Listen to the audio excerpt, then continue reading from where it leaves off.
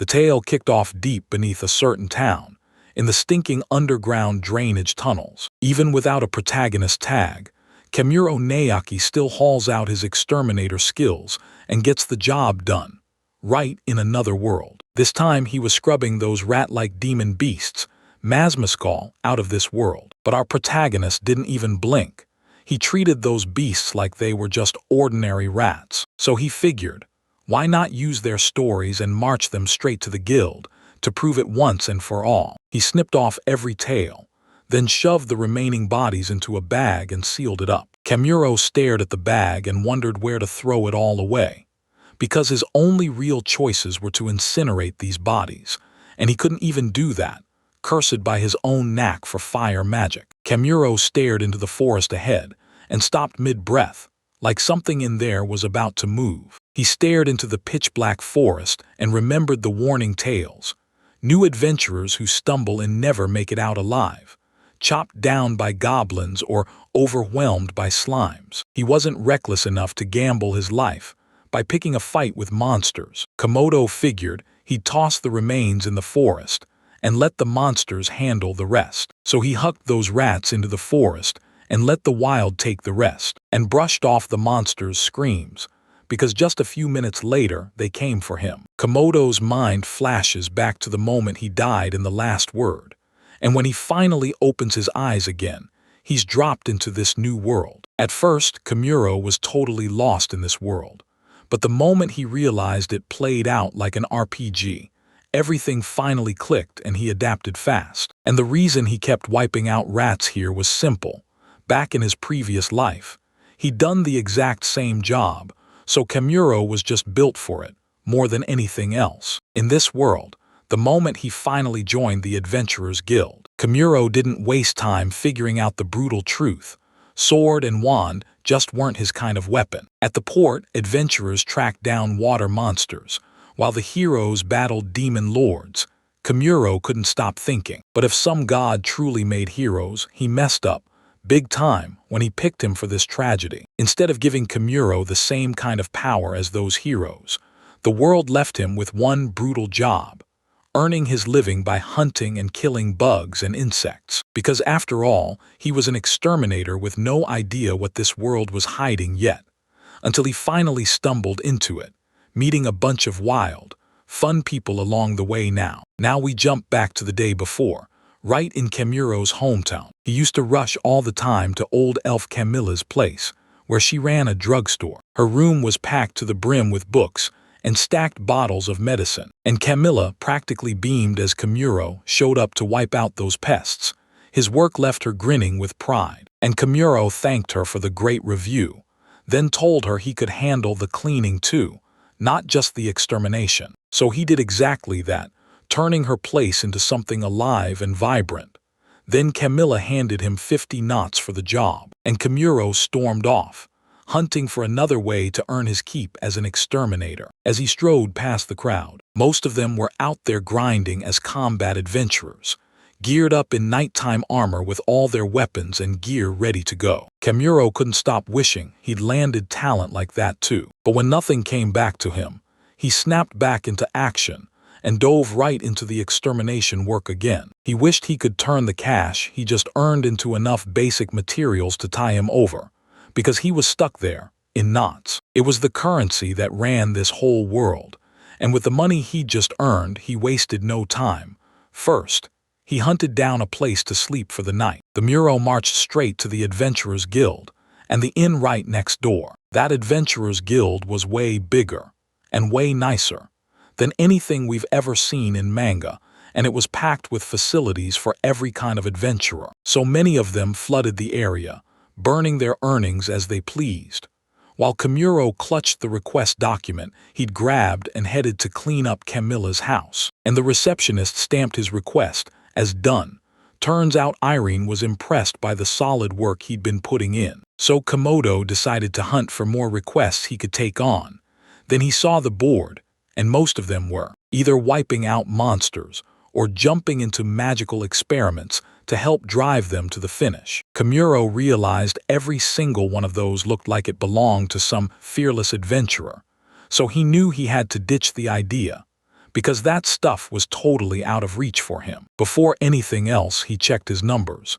He'd only got 50 knots right now, and if he burned 20 knots for the stay-in, he'd be left with just 30. Then he overheard some adventurers shouting at Irene, asking if she was really serious about sending them straight into the sewers. Irene said nobody else has jumped on that request in ages, so every time it comes up, the problem just keeps getting worse. The adventurers said they'd rather hunt slimes instead, because it fit their skills better, so they grabbed the job and stormed out. Irene was left there, staring off and letting out a heavy sigh as everything happened around her. Then Kimuro leaned in and asked her whether that kind of request was something even a total beginner could pull off. And when she finally tilted her gaze up at him, Irene's breath caught, because it was Komodo Naoki. She told him the request came straight from the governor's office.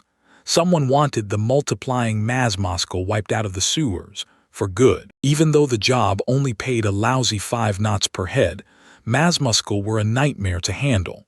Those quick, nimble fighters darted around like they owned the battlefield.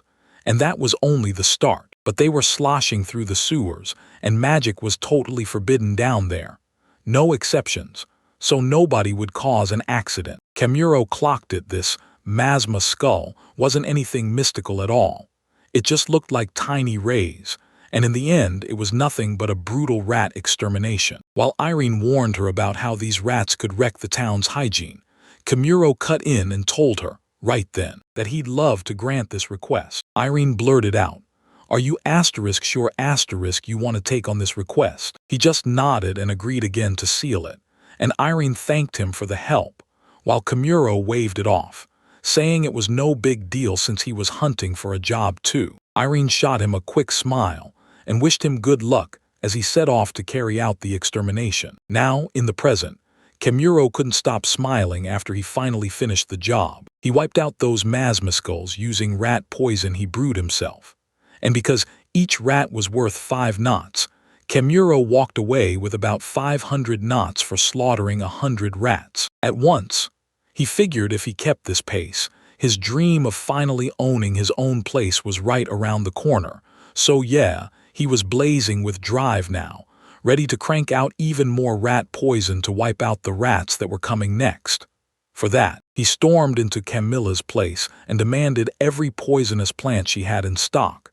Then she hit him with a price tag of 100 knots, way too steep for his wallet. So Kimuro leaned in and begged for a discount. Then he turned around and shot her a look toward her place. Then Camilla threw him an offer, come over and clean her place every so often, and she'd sell him those exact items for 10 knots right now.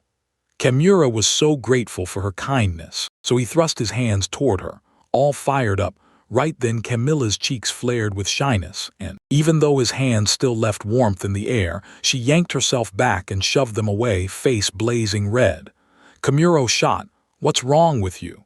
And Camilla snapped, "It's nothing," then told him to go, insisting his job here was done. Then Komodo handed over the payment, and hauled in every last ingredient he needed to cook up rat poison. Then he bolted to the market, grabbing wheat flour and honey from the grocery stall. On his way, Kimuro stumbled into a shop that was selling monster meat. So he marched up to the shop owner and asked for spoiled monsters, blood, and fats for Kimuro. And the stench hit like a punch.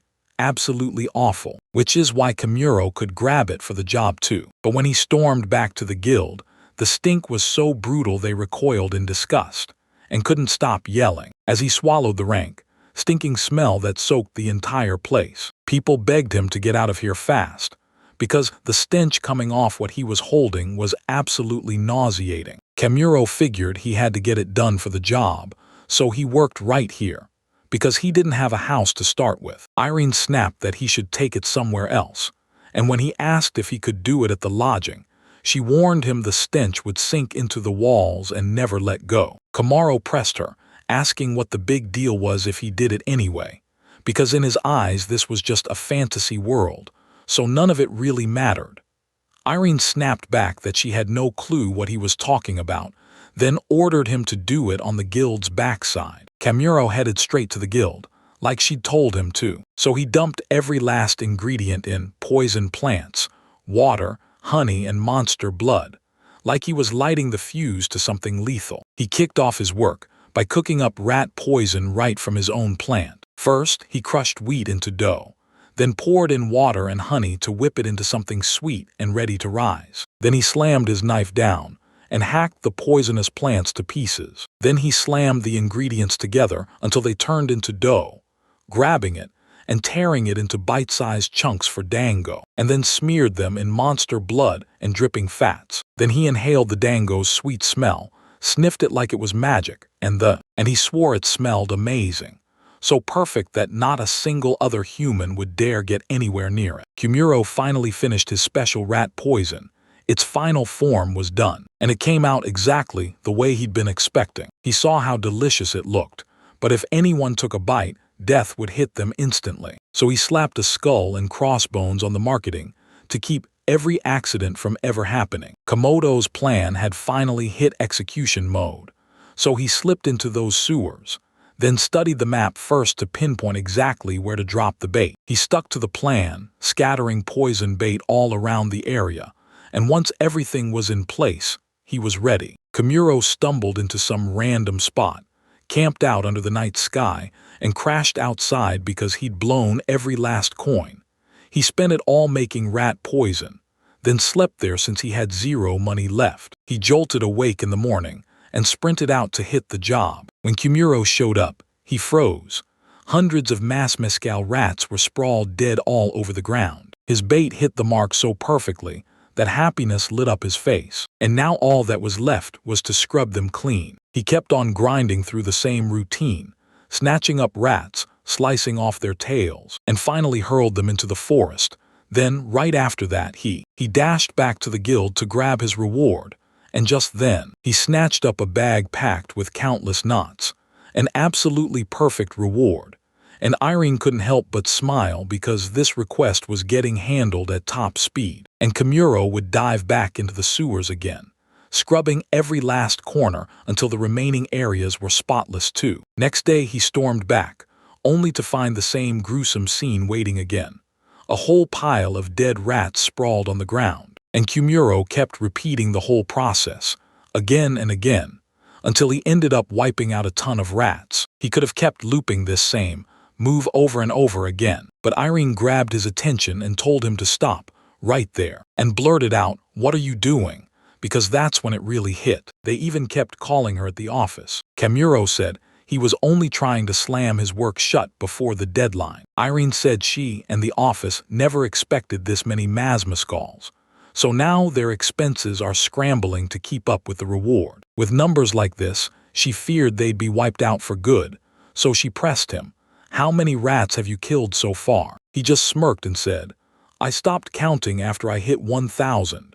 And Irene's jaw dropped at the sheer number of payments he had to make. While Komodo insisted he was just doing his job like always, you could tell he was taking all of it personally. Irene couldn't believe how normal this was for him. Komodo stopped him and swept into the office first, postponing the sewer cleaning for later. Then out of nowhere, Irene jerked in shock by the guild door blasts open with a loud crash. Yup, Kumuro was the one who smashed it in. He snagged everyone's attention the second he stepped up, because that guild gate was built so huge, only a full-on disaster could crack it. Definitely not some rookie. Irene had a sinking feeling. She was finally starting to piece it all together. So she begged Kumuro to whip out the adventurous card. But Kumuro barely even glanced at his own card. So Irene had to snap him back to reality. This was the card he got the day he first joined the guild, and Kumuro pulled it out and shoved it into Irene's hands. And when it all actually happened, her jaw dropped, because her wild hopes finally became reality. She told Kumuro that when people level up out of nowhere, they'll accidentally smash things because they don't realize how strong they've become. Still, even then, Kumuro's power shot up way too fast. He'd already hit level 38 as an adventurer, and that kind of growth was basically unheard of. Right, just a few days ago, he was only level 2. Kumuro told her he was only dumping dead masmascals, ones that had already swallowed poison, into the forest. So yeah, those monsters probably gorged on them too, And that might be exactly why it all happened. Still, that lightning-fast growth didn't make sense from just that alone. Meanwhile, Kemuro looked a bit rattled by how wildly fired up this beast woman Irene was. Irene then snapped, "Keep it quiet about your leveling method, because once word hits the streets, it'll spark a massive riot." Kemuro asked her if level 38 was high, and she shot back that the real issue wasn't the number. It was that levels only climb when you grind every single day, training both your body and your mind. Kemuro basically played the cheat code, but she still warned him. According to the legend, the hero who defeated the Demon King, right on the dot at 55. So yeah, Kemuro's level was climbing to that height in a totally insane way. Kemuro stared in shock, so there were levels too. That made it feel like he was suddenly dropped into an RPG, and Irene looked at him like, "Seriously, you're not even getting what I'm saying." Still, even when she told him his level was something truly special, it didn't stir a single weird feeling in him. He swore he'd keep going from here, on his own schedule at his own pace. And later, they kept hearing that Irene couldn't stop staring at just how weird his personality was. Komodo headed straight to Camilla's place to get an answer from her about something important. But there was a young, beautiful elf there, and when someone suddenly showed up while she was still in her young form, her whole body jerked with a startled gasp. Now I'm gonna rewind Kemuro's life, because after he died, he got shoved into this world, and things are about to change fast. He longed to keep living exactly like before. He worked as an exterminator and cleaner, completely clueless about the terrifying mess awaiting him the very next day on his new extermination. That night, like always, Kemuro sat down and scribbled in his journal. And today he threw in what he'd just learned, stuffing his notes with fresh memories so he wouldn't forget a single thing. He wrote that wiping out those Masmascals had paid him well enough to breathe for a while. Then he begged Camilla to let him rent the empty second floor of her shop. He finally cracked the leveling up system and understood it inside out, plus skills. Then, right then, a girl named Sarah burst into his room, and Kemuro looked like he'd already crossed paths with her earlier. But he couldn't figure out why she suddenly started stripping down to her underwear right in front of him. And Kemuro felt his nerves spike as Sarah pushed closer with mind-melting thoughts blasting through her head. Kemuro begged her to wait, but she bulldozed past it. She was determined to spend the night with him, exactly her way, because Sarah was a slave who threw her life at Kemuro, because he saved her, and now her heart and body are his, period. Kemuro was fighting to keep himself in check against those overwhelming, heavenly curves, and just when he thought he couldn't handle more, Sarah told him to do whatever he wanted with her. Kemuro blurted out, nerves on fire, asking if she was really serious about it. Sarah decided to prove it the moment action mattered, while Kemuro couldn't shake the feeling that the world still had secrets he hadn't even discovered yet. And he figured Sarah was doing it because some master had her trapped as a slave. The look in her eyes said she had zero trouble with this. But right now, we're about to learn exactly how Komodo ended up trapped in this mess, starting from the very beginning of today. The day kicked off with Kemuro taking on a brutal job. He had to face a swarm of spirits and ghosts head-on. Kemuro didn't think he'd be able to wipe them out too, until he sprayed them with a top-tier recovery potion, and it worked insanely well, and somehow he pulled it off. He wiped out the ghosts in the guild and finished the job. Irene thanked him again and again, because these ghosts weren't just lurking.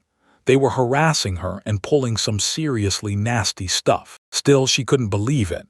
He actually pulled off those top-tier potions, even though they're insanely expensive. Komodo shot back that the potion and the spray were made by his own hands, straight from him. He honed his pharmaceutical and compounding skills until he could craft a potion so high quality it felt unstoppable. And on top of that, he unlocked a detection skill. A map lit up on the screen, showing where every living thing was, and how deadly the threat felt in his area. He pulled it off because he finally cracked how this world actually works. And just like that, the world's power finally starts working.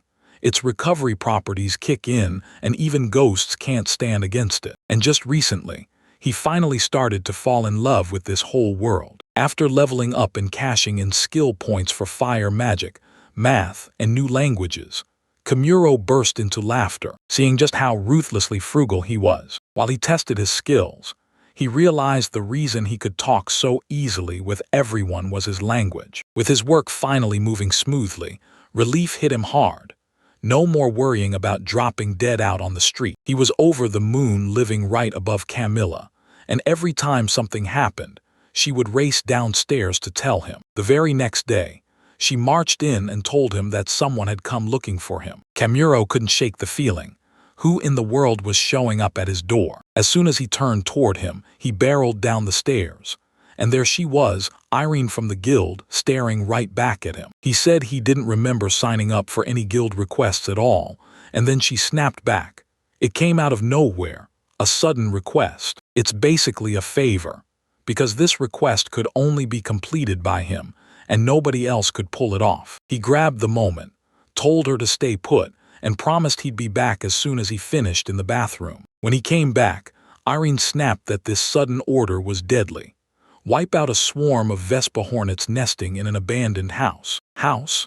Komodo snapped back to it. Those bee-like monsters were real, like the ones he'd read about in Camilla's encyclopedia. And Irene nodded, saying, "Yep, that's exactly it." Camilla felt proud. She'd saved him and he'd learned while staying with her. So right now, she was just in her adorable moment. That young girl from before and the old lady Camilla were the exact same person. Camilla just swapped forms. She stayed young off the clock. Then when she opened the store, she snapped into her old lady look to run things. All because she thought some old lady hawking medicine would boost sales. And when he heard that, he couldn't stop laughing. So yeah, that's where we'll leave it for now. Irene looked at Kimuro and demanded to know if he'd take the job. Then pushed him for the real reason they picked him, since he didn't want anyone to label him a handyman. And because he actually valued his life, he refused to gamble with dangerous work.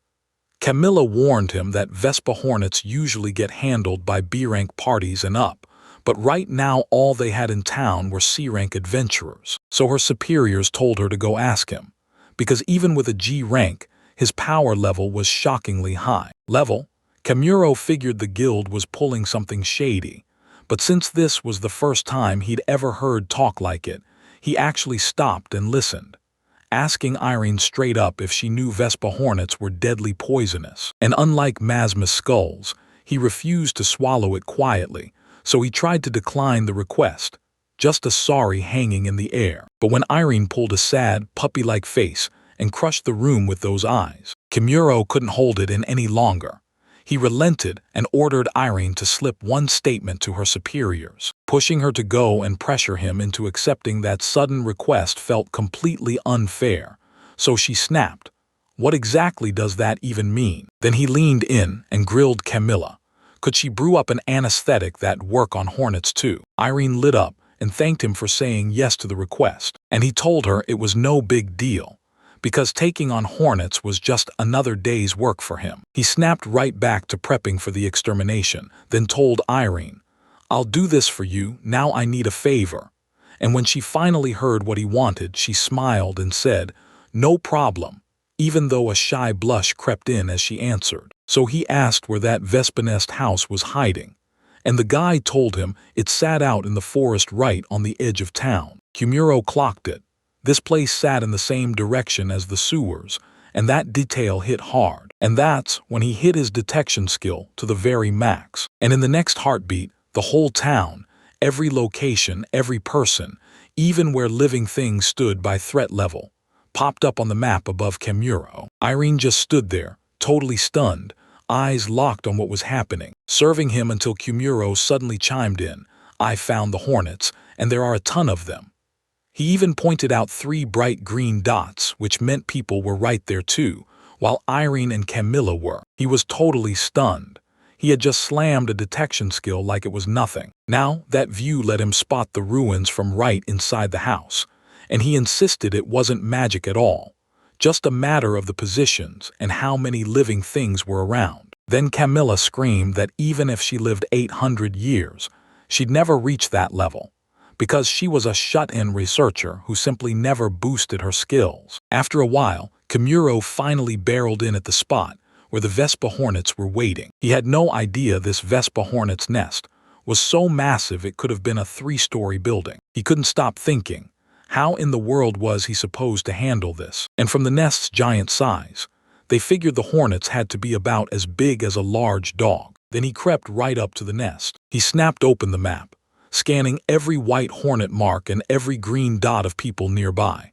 And as he traced it all, he started to think. I couldn't stop thinking, what if those people showed up here? They might have a way to take down the hornets. So he made his move and slipped behind the building first, and from there, he took a cautious breath, swept his eyes over every corner, and only then stepped inside. Right there, he stumbled upon a hidden basement, and when he snapped his eyes straight up the stairs, he spotted the trail and knew it was going straight to the building's darkest depths. Right when he got there, a man sprawled on the ground, knife in hand, called out to him like he had all the time in the world. He claimed he could swap the shifts because he figured his accomplice was the one to blame. But the moment Kemuro greeted him, the guy snapped, "Who the hell are you?" Kemuro couldn't wrap his head around it.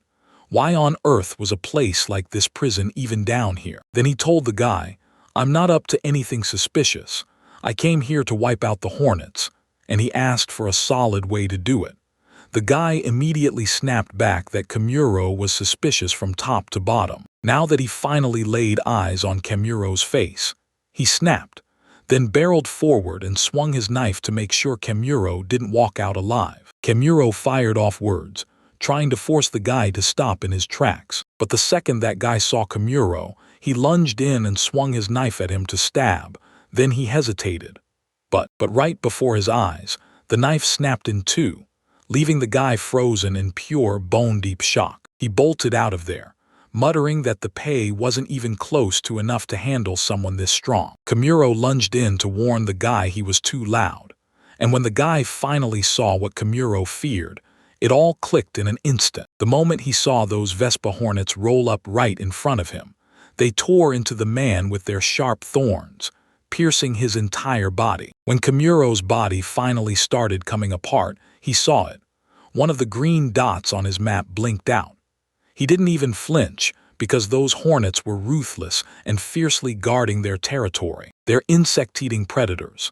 Sometimes they herd their prey into a tight rolling sphere, hauling it back to feed their young and make their numbers grow. Kemuro snapped into action, blasting his fire skill to light up the pitch-black room. And that's when he spotted an old beastman with a young girl, both locked up right inside the prison. He figured he could crack the prison door's hinge, so he twisted his way in and slipped inside. The prisoners sat there, shoulders slumped and heads hanging low. Kemuro realized that even with the prison door sitting wide open in front of them, these two never even tried to slip out. The old beastman grumbled that he was sure they'd already been left behind. As the other young girl choked up, saying they had no families and were thrown away, Kemuro's mind flashed back to it. Irene finally confirmed it.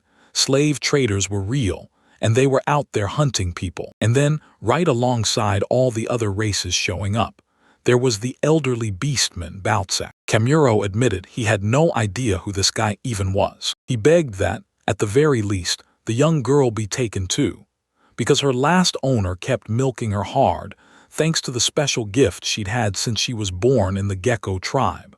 And that scumbag even chained her fate by casting a petrification spell on her. Once he was done with her, the young girl snapped, "I want you to leave me here." Kemuro only wanted to keep his job, so he pushed back hard, told them he couldn't just abandon them, and begged them to come out. Suddenly, the young girl burst out of nowhere and screamed at the top of her lungs to Kemuro, "Don't touch me." And he kept his hand just out of reach of her. Komodo could tell she had her own reasons buried under insecurity. While Komodo blurted that the people who shoved them in here seemed friendly, at first, until the moment they finally showed their real colors. Kemuro was way too innocent to fall for their fake intentions and get trapped in their scheme, so she snapped into distrust, convinced every human would end up betraying her, because that was the only ending she was willing to believe in. Kemuro could tell whatever she'd been through left her absolutely wrecked, so he panicked, grabbed his healing potion, and sprayed it onto her like he had to save her right now. The girl snapped at him to stay back,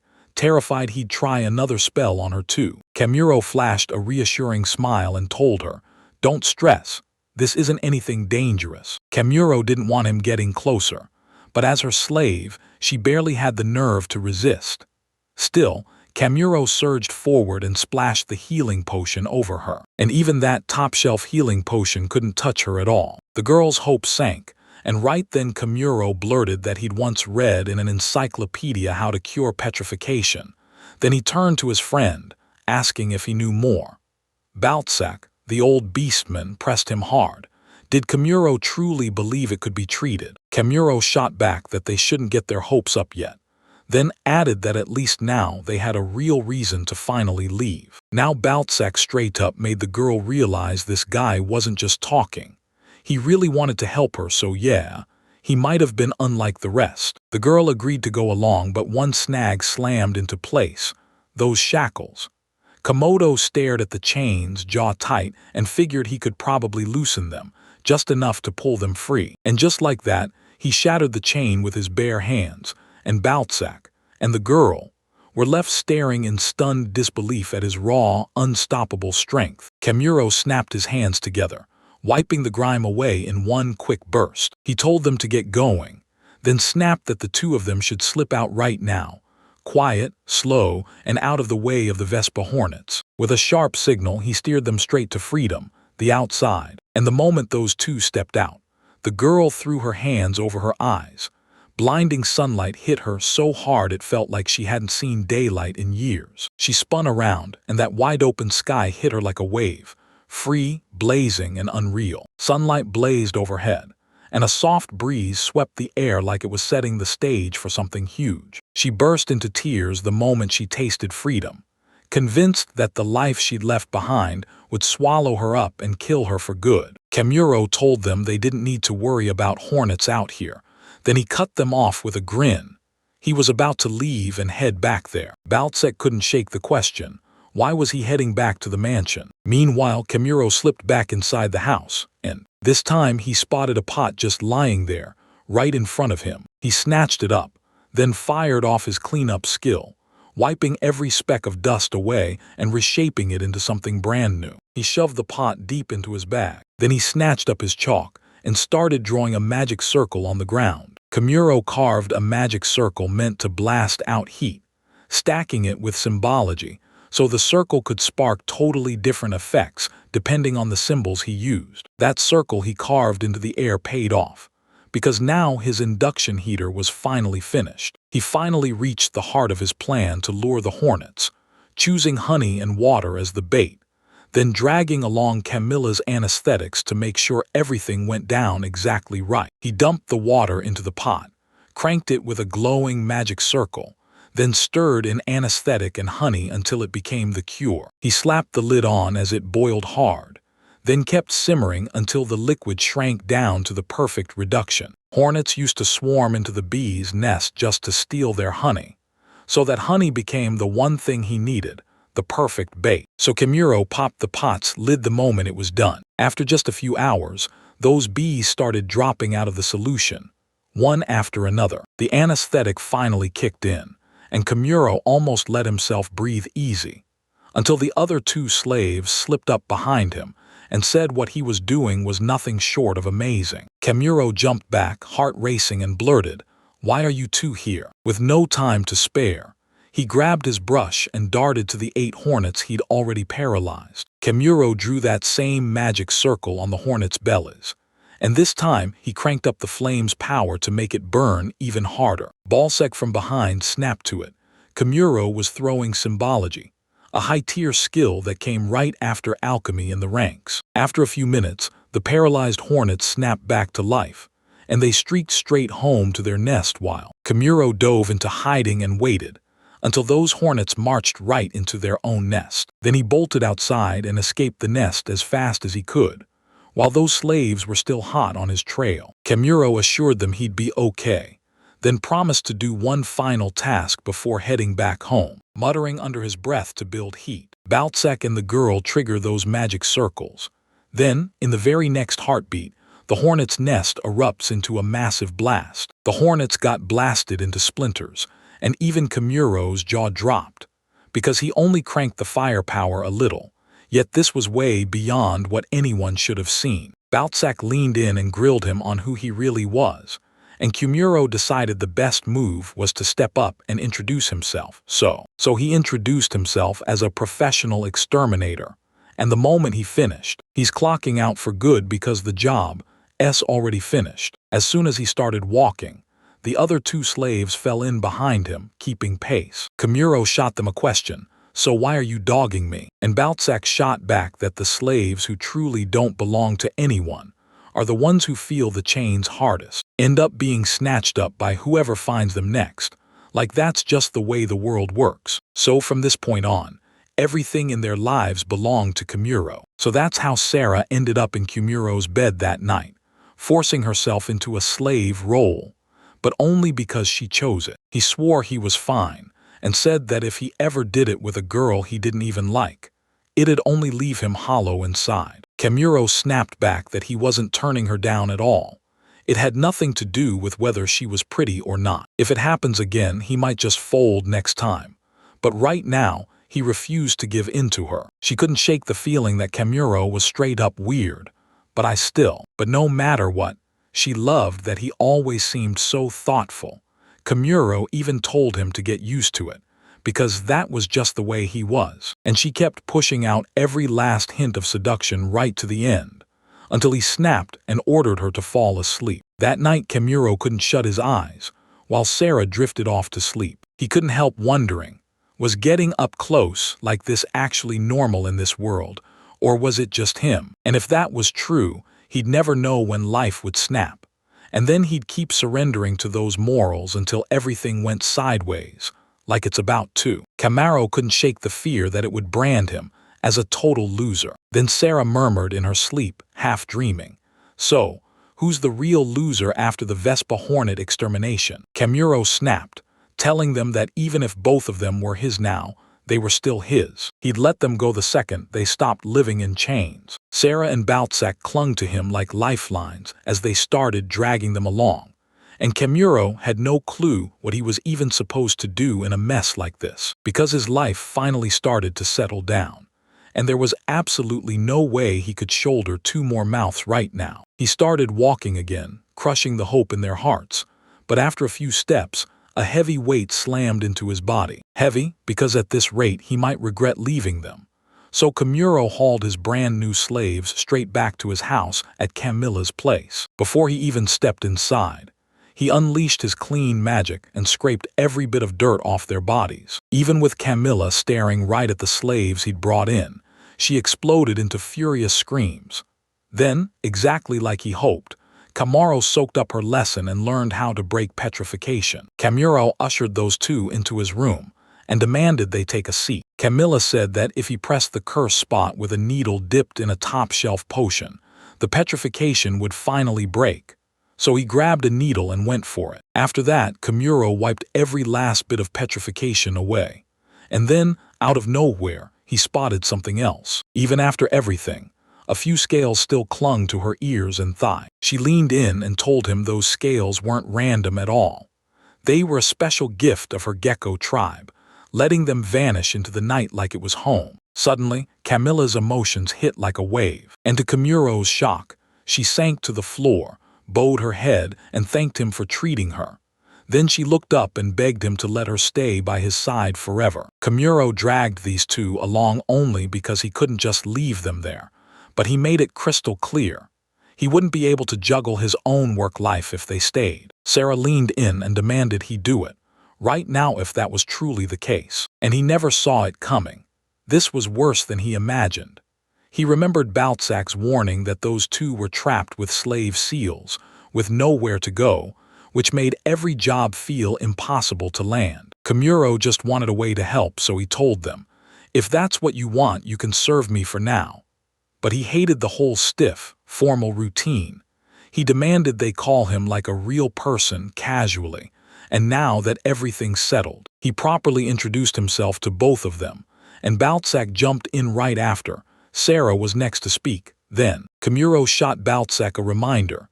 Back then, it was formal on asterisk your asterisk end, remember?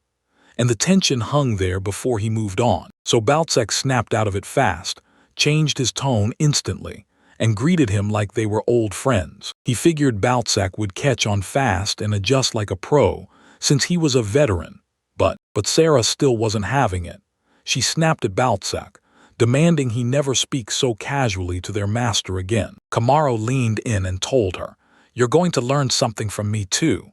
And there was no way she could refuse. Sarah shot back, "Okay," like it was the sharpest answer in the world. She told them she didn't know how long she'd be gone, but for now, she'd stay under his care, and Kamuro snapped that it was time to hit the shops. Shopping time hit, and the three of them hit the market streets too, bouncing from stall to stall like kids in a candy store. Right there, Kamuro marched his slaves straight into a clothes shop, and he got them a fresh set that fit perfectly, because the old ones were all torn up and tattered. Tattered as they were, Baltzek and Sira burst out loud, yelling they could never wear clothes so great for slaves like them. Then Kamuro cut in fast, telling them to stop, because those were just second-hand clothes. He told them, "Let me know right away. If there's anything else you want, I need to hear it." They could finally talk to him. Baltzek listened to every word, grabbed something for himself, and Sarah immediately snapped at him for acting so careless again. Kamuro waved it off and told her it was totally fine, then leaned in and asked if she wanted anything too. Sarah puffed her cheeks and insisted she was fine, then warned that people would totally roast Kamuro if he started spoiling his slave. Kamuro decided there was no way she'd ever break free from servitude. Then his eyes caught sight of a stack of pretty hair ribbons made just for girls, and tell Sarah to step in close for a moment. He slipped a ribbon into her hair, grinned, and told her it looked absolutely perfect on her. She just couldn't swallow something like that, but Kamaro wished she wouldn't have been so stiff about it, so he told her, "If you don't like it, just toss it anywhere." Sarah couldn't stop herself. She kept it close because, for her, it felt real. Then she caught him talking about where to eat before they finally called it, and headed home. She snapped again that servants weren't supposed to eat with their master, and once more he told her to just loosen up. Kamuro and Baltzek charged ahead to grab food, and he shot Sarah a quick heads up. They were leaving right now. She hurried after them, and for once, the day stayed calm and peaceful. Next day, Komodo was at home. Then Baltzek hauled him out of sleep, telling him Irene from the guild had arrived to see him. Kamuro couldn't stop staring. What on earth could she want here right now? When he finally went downstairs, everyone was already seated, and Irene couldn't help but send her mourning his way. He clocked it right away. Sarah looked weirdly rattled, glaring at Irene like she'd just found out something big. He leaned in and asked Baltzek under his breath what was happening, and Baltzek snapped back that Sarah was in a foul mood because she just found out that Irene and he had a date promise. Irene said she was thrilled those two slaves were doing well, until the Sarah show came crashing in, acting all strange just because she couldn't stop crushing on Kamuro. He admitted that kind of future felt seriously scary for her. Then he leaned in and told Irene their date was still 3 days away, so he insisted she had time to finally admit she was here, asking for another favor, to gather the leftovers from the cemetery by the ruins where the nest sat. And when Irene told him the government needed every trace gone, his mind snapped into place and he told her, if that was truly the plan, he'd rather hand the job to Baltzek and Sarah. Sarah's appraisal skill could seal the deal, and Baltzek's sharp nose could sniff out what others miss. So when the recommendation came through, they were totally shocked. Then Irene shot them a question. Could a slave really pull that off? Sarah swallowed hard and admitted, yeah, she could manage something like that. But I had to corner Kamuro and make sure he really meant it, because slaves were supposed to stay right by their master's side. And he leaned in and told her, I've got something else to handle with Irene first. After that, everything's fine. He shoved those two out the door to start working, and Sarah was absolutely buzzing to get it done. After that, Komodo leaned in and told Irene, we can talk, come on, let's walk. When she heard him offer her a date in exchange for that favor, shock hit her, and she demanded to know exactly what he wanted her to do. He said it was because she seemed like she actually knew the ropes, and he wanted to soak up everything about this world. Irene blinked in shock when she realized he didn't know a thing, and after she signed, she leaned in and told him, "This world is called Sarasofia, and the surface of your planet is a half-sphere, cut off right at the edge of this place." Kemuro caught a wild glimpse of what Earth might be like. Only this time it was sliced clean in half lengthwise. Halfway into it, they reached Cubenia, the town so cut off from the mainland that people called it the abandoned land. No wars raged here, so it felt peaceful, but news from the outside took forever to get in. That was all she really knew about this place. And that was all it took, just that, and he was completely done for. Kemuro couldn't shake the question, what the outside world looked like beyond those walls. In his past life, he had TV and smartphones at his fingertips, so every bit of info was instantly within reach. And he didn't miss those gadgets or that lifestyle one bit. He just couldn't shake the urge to learn what the outside world was really like. He couldn't stop wondering what else was out there, and exactly where his footsteps were headed, because if he didn't find out, it would feel just like what Baltzek and Sarah went through, caged in a cell with no way out. As he strode along, he couldn't stop thinking, was the God who dropped him here watching him this very second? Now he stared at those two from the far side of the cell, just like before. He just stared up at the sky, hanging there like he couldn't stop wondering. Imagine how massive this world would feel if that God was still watching it right now. Because just look at it, but then he snapped out of it fast, before the thoughts could spiral, and Irene asked him too if something was wrong. He just shook it off and told her it was nothing. He begged her to tell him if any good jobs were out there, and she shook her head, said it'd be nearly impossible, since they weren't adventurers, and the fact that they were slaves would scare off any employer brave enough to try. Then it hit her. Maybe they really did have a job they could take after all. As soon as Kemuro stepped back into his home, Sarah and Camilla tore into the door to greet him, and somehow she was gripping a towel like it mattered more than anything. When he pressed her for the truth, she snapped back that they already had plans to go to bathe, because there was no time for surprises. Together, they hit the road for the public bathhouse. Then Sarah stepped in and showed her the way straight to the bathhouse. Kemuro froze when he realized she actually knew more about town than he expected, and she just shrugged. "I looked into it," she said, "so I could be helpful to you." When he finally got there, he spotted a massive chimney on the public bath and figured it must have been built with. Sarah leaned in and told him, "Magic. This place was built by someone 2,000 years ago." Komodo was caught completely off guard when he heard that someone, meant to be another worlder. Then he blurted out, asking for more details about that other worlder, and Sarah shook her head. Nothing much was known except for his name. Kemuro tried to picture it and realized it probably wasn't some special hero at all.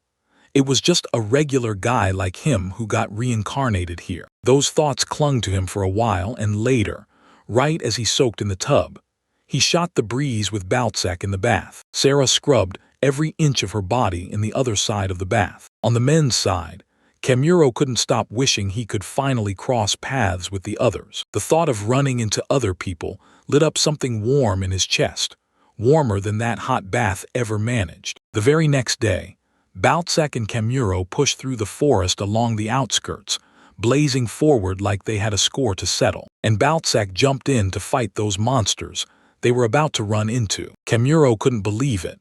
Baltzek was way sharper in combat than he expected, so he beefed up his sword with symbology. And Baltzek couldn't believe how brutal the blade was now, because it used to be dull as hell when he snagged it for cheap. Kemuro was the one who powered it up. He asked Baltzek if he could make it even stronger, and Baltzek snapped back that this level was polite, because if it got any stronger, the blade might crank itself up into artifact tier gear territory, and Baltzek was grateful. "I'm grateful, and I'm truly sorry to drop such a sudden request on you like this." Kemuro shrugged and insisted it was perfect timing, and deep down, this wasn't random at all, because he'd already made a huge decision a long time ago. And besides, Baltzek never believed a slave like him could ever land a job as a gravekeeper, until Kemuro pointed the guild his way. Kemuro said Irene told him the last gravekeeper got killed by a swarm of Vespa hornets. Minutes later, Baltzek pressed him hard. "Did you talk to Sarah about the decision Kemuro made?" But he held his tongue, waiting for the perfect moment, because the second he told her, she'd explode and turn it into a full-on scene. He grinned, suddenly sure Sarah is grinding herself to the bone at the guild right this second. Sarah didn't just dream it. She actually joined the Adventurers Guild, and now her training is about to kick off any second. Kamuro told her she could learn tons of skills here, real training that would genuinely help her out. He leaned in and told her, "I've lived this test firsthand, and I learned I'm no good with either blade or wand." After Sarah burst out that she'd give her all in training to become his sword someday, you could see her determination blazing straight from her eyes. Kamuro couldn't stop smiling about it. Balzac warned Kamuro that her love for him was way deeper than the usual master and servant bond, and if he tossed her aside now, her mistrust would only grow teeth. So Kamuro refused to let her end up feeling that way. But he still craved going solo, because doing it his way felt a whole lot easier. Year passed and Balzac could feel it. Kamuro had already locked in his decision. Soon, Sarah shot him a troublesome look, and when he told Balzac not to say stuff like that, they pushed forward down the road. Then they threw themselves into finishing the goblin extermination request. Turns out it was the sudden demand Balzac had just dropped on them, because he was desperate to team up with Kamuro on that quest. Kamuro told him, "Whenever you finish a job, don't leave empty-handed, grab a proof like with goblins." And then he shrugged like, "Just take the ears, they're right there and easy." Then they stuffed the bags with goblin ears and hurried right back to the guild. Irene was rattled the moment she saw those overstuffed bags of goblin ears, and the guild's money problems hit her fast, because killing them wasn't the easy part on her end at all. She pressed him for the number. Then he admitted his detection skill led him straight into a cave packed with goblins, and together they wiped out a total of 636. Irene blurted, "Just 5 goblins, that's more than plenty." After that, as they pushed on, he asked her straight up if there was any issue with hunting even more, and Irene smiled, saying it was honestly a good thing that he'd taken down so many. But the deal came with a sweet payout. Your rewards skyrocketed with every goblin you wiped out. And just like last time, Komodo realized the guilds couldn't cough up that kind of money. Kamuro mulled it over for a second, then turned to Irene and asked her for a favor. And as soon as he finished telling her everything, Balzac leaned in and told him. Sarah was back from wherever she'd been. Training, still, she was running on fumes, utterly drained. She clearly pushed herself way harder than she ever thought she would. He ordered her to start cleaning up with the health potions.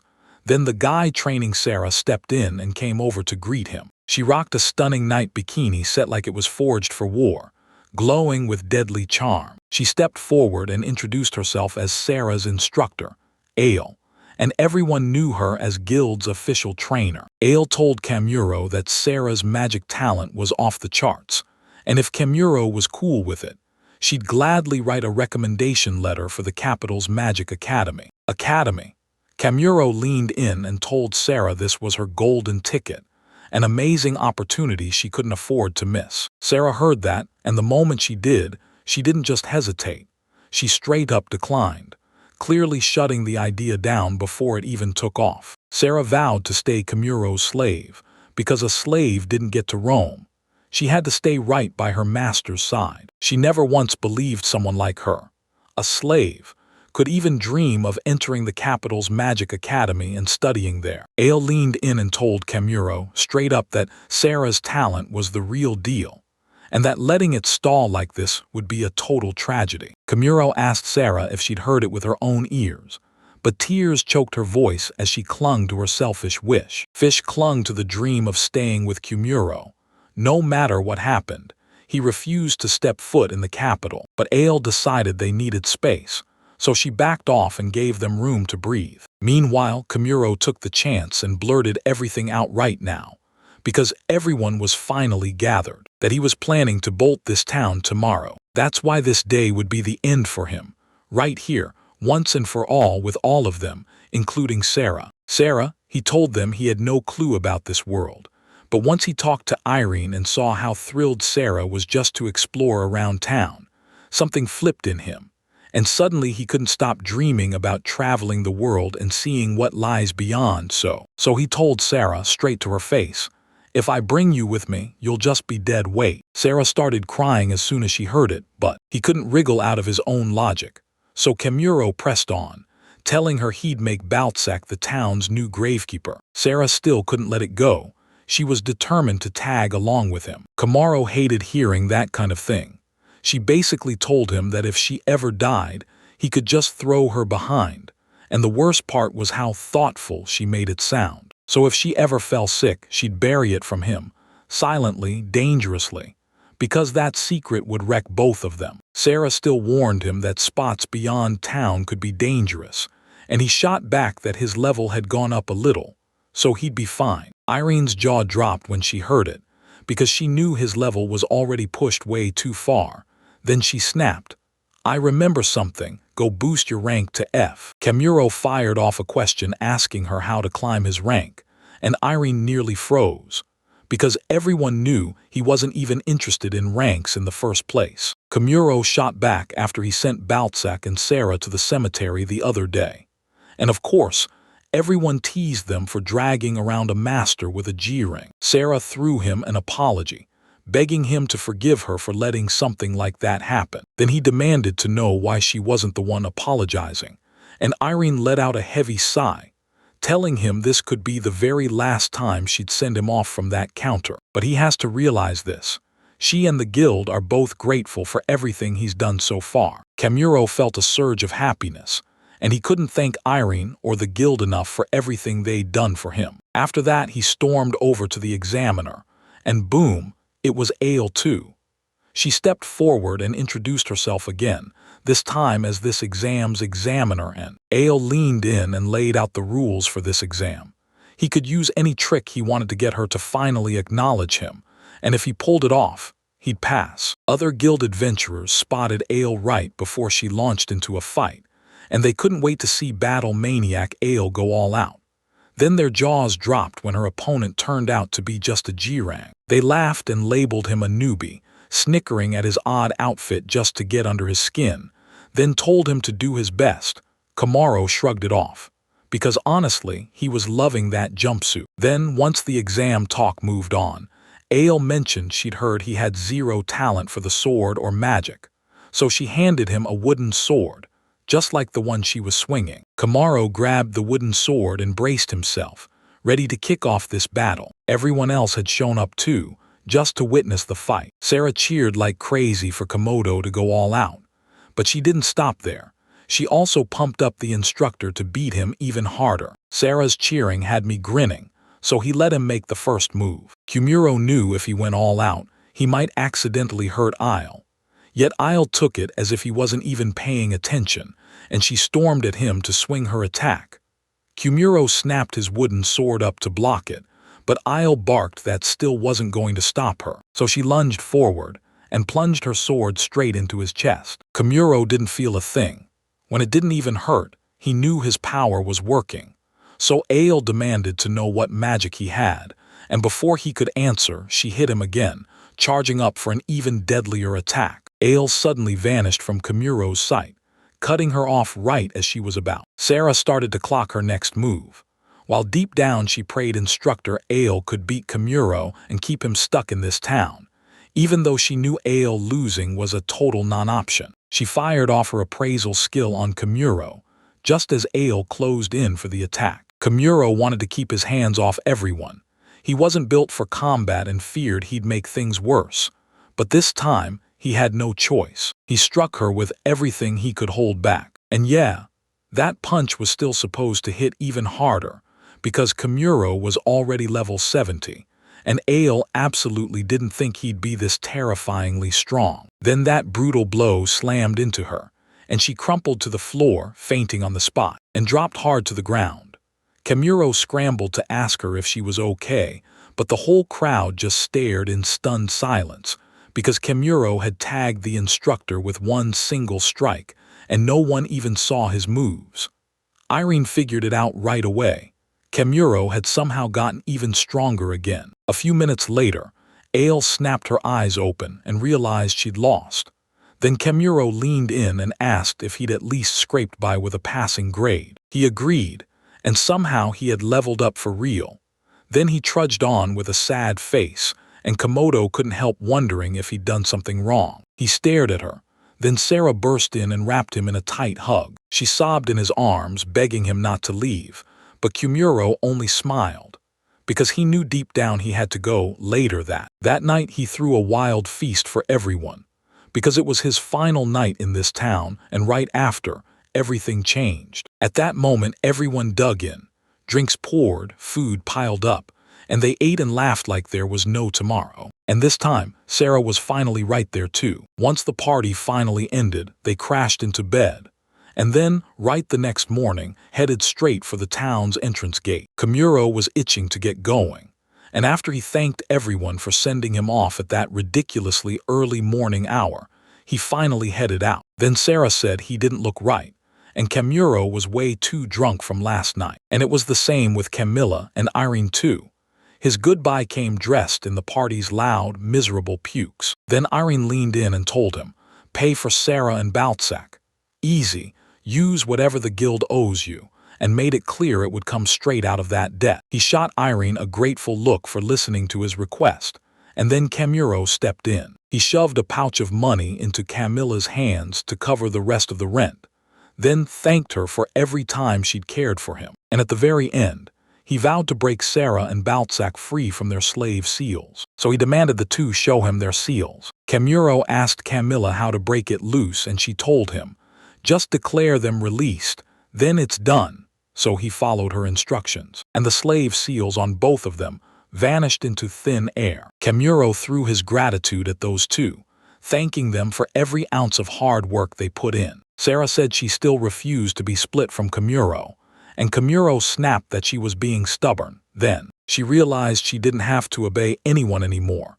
Now, she could decide who she'd follow. Komodo warned her that if she did it, he'd shut her out for good, because he also wanted the freedom to walk away whenever he pleased. He shook her up, made her panic like crazy, but it was obvious he was just playing. Then he calmly told her he couldn't handle the weight of someone else's life. He leaned in and told Sarah about the idiom he loved, how you should treat every encounter like gold, because once it's gone, it never comes back. It means you might never know when that moment with your friends, or anyone you care about, will be the last one, so you'd better hold those encounters close while you still can. He was all in on that lifestyle, so he asked Sarah to respect his wishes without question. Camilla leaned in and demanded, "Do you even remember why I blew up the day you brought those two slaves?" And he said his idiom might actually point to something bigger, something that ties right into it. From her side, it looked just like what other slave traders do: throw their slaves away the second trouble hits. If he wanted to be alone, he should have let them go before anything else. Komuro's stomach sank the moment it hit him. He should have handled that way sooner. So we couldn't help but yell at Camilla for being brutally sharp at a time like this. Irene told him it normally takes 7 years to graduate from the magical academy, but if Sarah skips grades, she could pull it off in just 2. Komuro snapped at Irene not to blurt stuff like that, and right then Sarah blasted out that she'd get stronger no matter what, because when the time came, she'd join him. Komodo realized there was no stopping it anymore, so he let out a heavy sigh, headed straight for what he'd planned all along, and handed Sarah and Balzac each a pouch. He told them it was a communication bag stitched with a magic circle, and once you had it, you could reach each other from any distance, because he'd built the whole thing for true emergencies. Then Sarah's eyes went glassy, her emotions hit like a wave, and she promised she'd ping him every 5 minutes, but he snapped back right away that it'd be annoying. Komuro warned her that if she ever abused it, he'd yank it away. With that settled, everything was locked in for the farewell. So he pushed a little farther down the road, then said goodbye, every last one of them, to everyone. Saying goodbye to him wasn't easy, and yet there was no way they could stop themselves. So they sent him off grinning, filling the air with cheers like nothing bad could ever happen. As soon as Komuro stepped into motion, he kept sprinting until his communication bag finally crackled with a call. And yeah, it was Sarah behind it. Komuro finally trudged forward, covering enough ground that he was soon well out of sight from where it all started. He didn't look back even once. He just barreled forward, straight down his path. Sometimes those merchants' carriages would roll up to him and ask for his help to ride along, but he'd shut it down every time, because he'd rather walk than be carried. He loved going solo, setting his own pace, and honestly, he swore that was the best way to do it. But while Kimuro pushed onward, his detection skill suddenly started screaming that something was wrong. He felt something unseen creeping right behind him, so he snapped a tiny magic circle with runes into place and rigged an ivy trap to snare it. Before long, a voice snapped from behind him, proof the trap had finally sprung. And when he went to check up, he never saw it coming. Ale, the instructor, was tailing him, and she was trapped tight in vines. He kept asking why she was hanging around after tailing him, and she shot back that she'd already quit the guild and was out here as nothing but an adventurer now. Komodo leaned in and demanded what she wanted from him, and she shot back. It's obvious. She demanded a rematch with the man who dropped her in a single blow, swearing she was a legend and a famous warrior. She tried to finish her sentence, but the vines cinched down harder around her, so hard she had to plead with Kimuro to rip them off. He told her straight up he wasn't chasing any duels, saying the magic would fade on its own, just hang in there for a bit. Then she snapped, "So you're really a demon, or are you just cold like this on purpose?" He shot back that strength meant nothing to him. His levels just skyrocketed, all because of the kind of job he did. She didn't have a clue what he did for a living, until he grinned and said, "I'm just your friendly neighborhood pest exterminator." She couldn't wrap her head around it. This pest exterminator was insanely strong, and she realized he wasn't just fixing bugs. He was talking about monster extermination. He told her to turn back, but Ale refused. She was done being a useful instructor when she could finally hunt the thing she'd been itching to understand. After that, she learned Kimuro's next stop wasn't far at all. It was the nearby town of Oslo, and offered to guide him there like an unwanted, yet unstoppable partner. He pressed her again. Why was she tailing someone like him?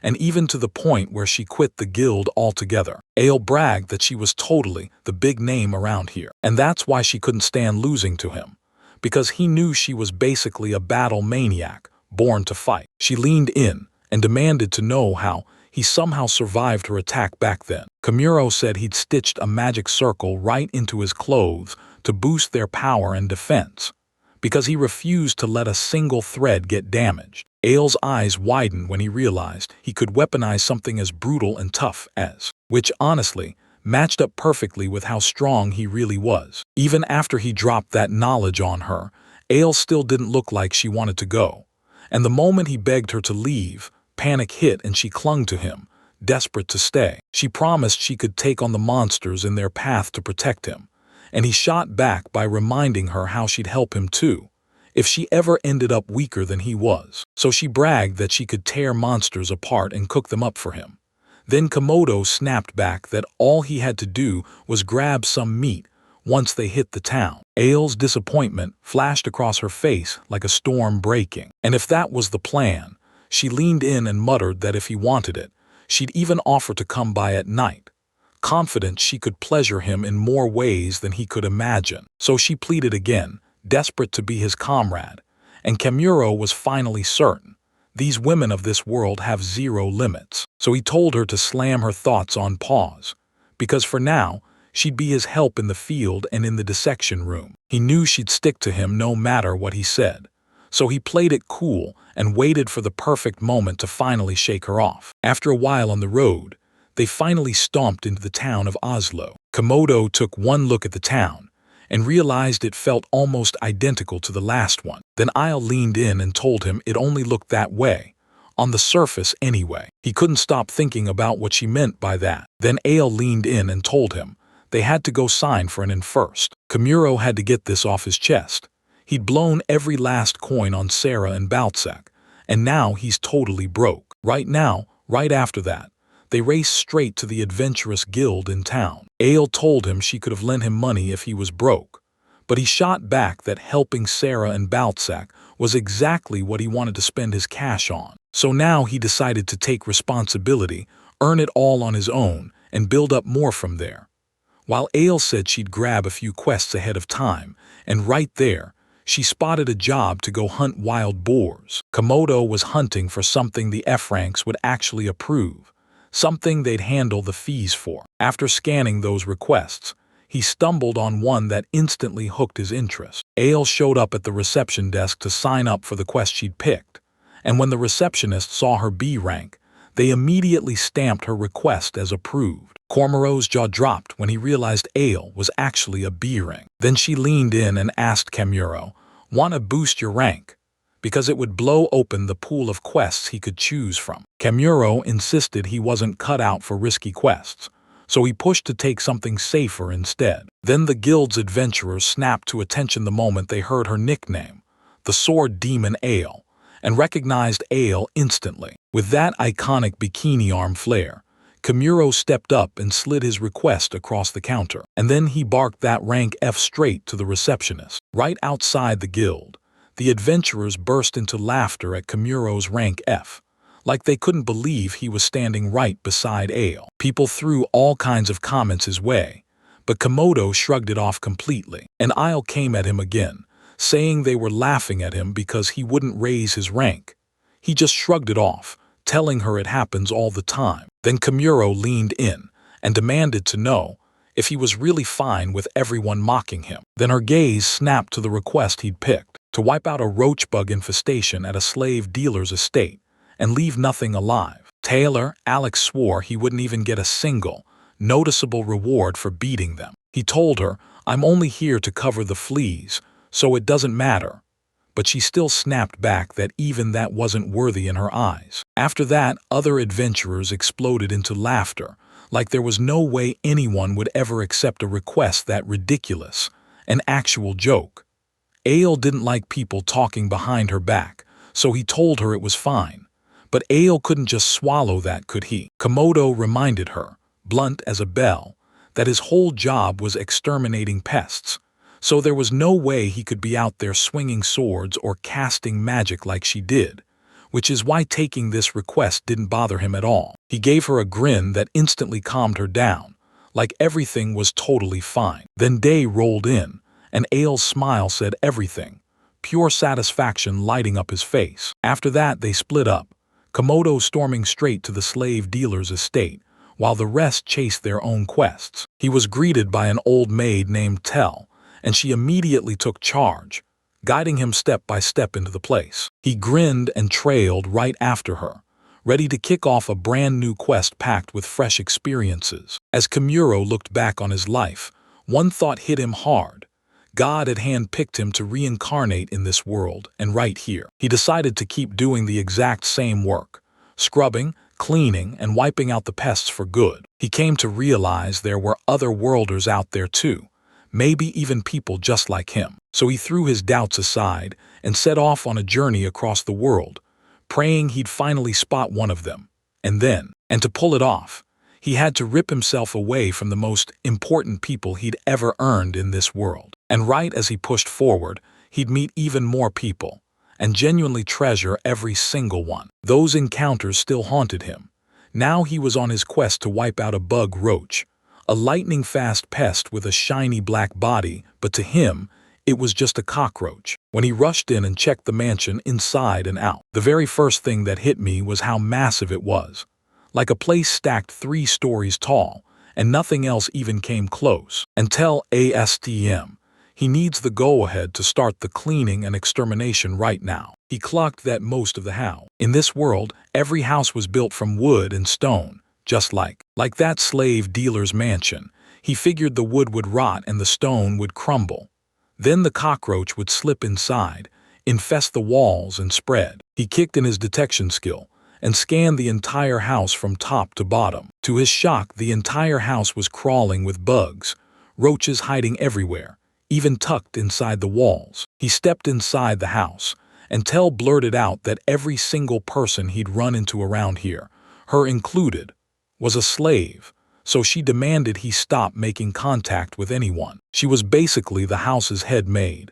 Everyone came to her for answers, and somehow she made sure every task got handled. Then she rushed to her busy master, called him a couple of times, and when he finally answered, she demanded, "What is it?" But when Tell told him the cleaner was on the way, he just brushed it off, saying he was tied up, and pushed the job onto Tell. She obeyed her master, even as he scratched his head, baffled that their slaves hadn't been selling at all lately. Kamuro clocked that Tell's face didn't twitch even after that shocking command, which proved just how dignified she truly was. Now he was itching to kick off his quest and dive in head first. After staring at it for a while, he hurried back to the guild, and there in the guild's dining hall, Ale was waiting. They dug into their quests, and Kamaro hurried back early to map out a plan for how they'd finish this one. She clocked his bag overflowing, and her battle brain instantly figured it was packed with spoils from the war. She snatched the bag without a word, tore it open,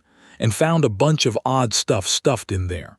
Leftovers from a glue trap meant to catch tiny pests. And then the rest of the adventurers lost it, screaming at the sight of those filthy, weird things charging in after them. Ile shot Kamuro with blame for not clearing out the mess on the dinner seat.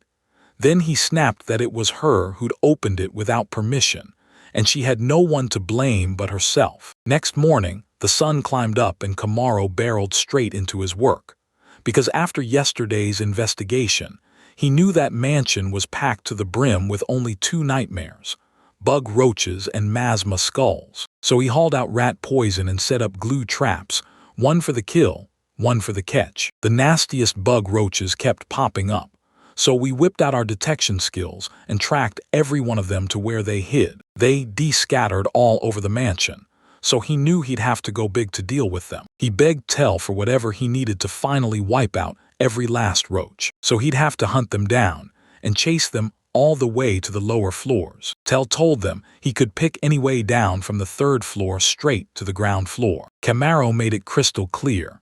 He'd have to scrub it clean all the way down to the source, all the way to the roots, and that meant the basement. She started by telling him there was no basement here, but the moment he said that, he'd be going straight against what her master demanded. She nodded and promised to lead him straight to the basement door, the only way forward. The basement stretched into darkness, packed with prisons and slaves chained all around. She warned him to watch every step, stay back from the slaves, or a sudden attack could hit the moment he gets too close. Kamuro could feel it. She was right to worry, because those slaves weren't something you could just mistreat. They were prized property for a slave dealer, so that's why telling him about the basement was exactly what he tried to dodge. So if anyone tried to sneak in here, the slave dealer would clock them in a heartbeat, and his instincts screamed to be extra careful from this moment on. After that, they stormed straight into the lowest room, where the air reeked of sweat and excrement, and it was the kind of place roaches swarm without fail. He spotted just one sealed prison cell, fully shut in on all sides, and asked Hell if he could use that room. Hell didn't mind at all, but he warned him to his face that the slave inside was from the wolf tribe, and that temper could explode at any moment. Kamuro figured he'd be fine, so he strode into the prison, and the darkness swallowed him whole. That wolfman slave snapped in rage at whoever dared enter, so the man just said he'd need the room for a minute, and if he didn't, he'd deal with the slave. Then the wolfman lunged and attacked Kamuro. Just like she warned him, Komodo still shrugged her off with a flick of his hand, then sparked a bit of fire magic to soothe that slave, and promised Tell he'd hand the wolfman a healing potion later. But not yet. He wouldn't let him step out of that room. Next, he demanded to know if she'd done everything he told her before, and she nodded back, swearing it was finished exactly the way he wanted. The plan was set. Lock up every door and window for the next few hours, and anyone cooking at the time had to get out fast, while shutting down every stove. She pressed him for the truth. Would this really speed up the extermination or not? He just blurted out, "What's the next step?" and demanded he be allowed to take the slaves out of here. But that plan couldn't happen, so Komodo had to do it his way for now, and then he stared straight at her. Like he couldn't stand for her to stay, he warned her straight up.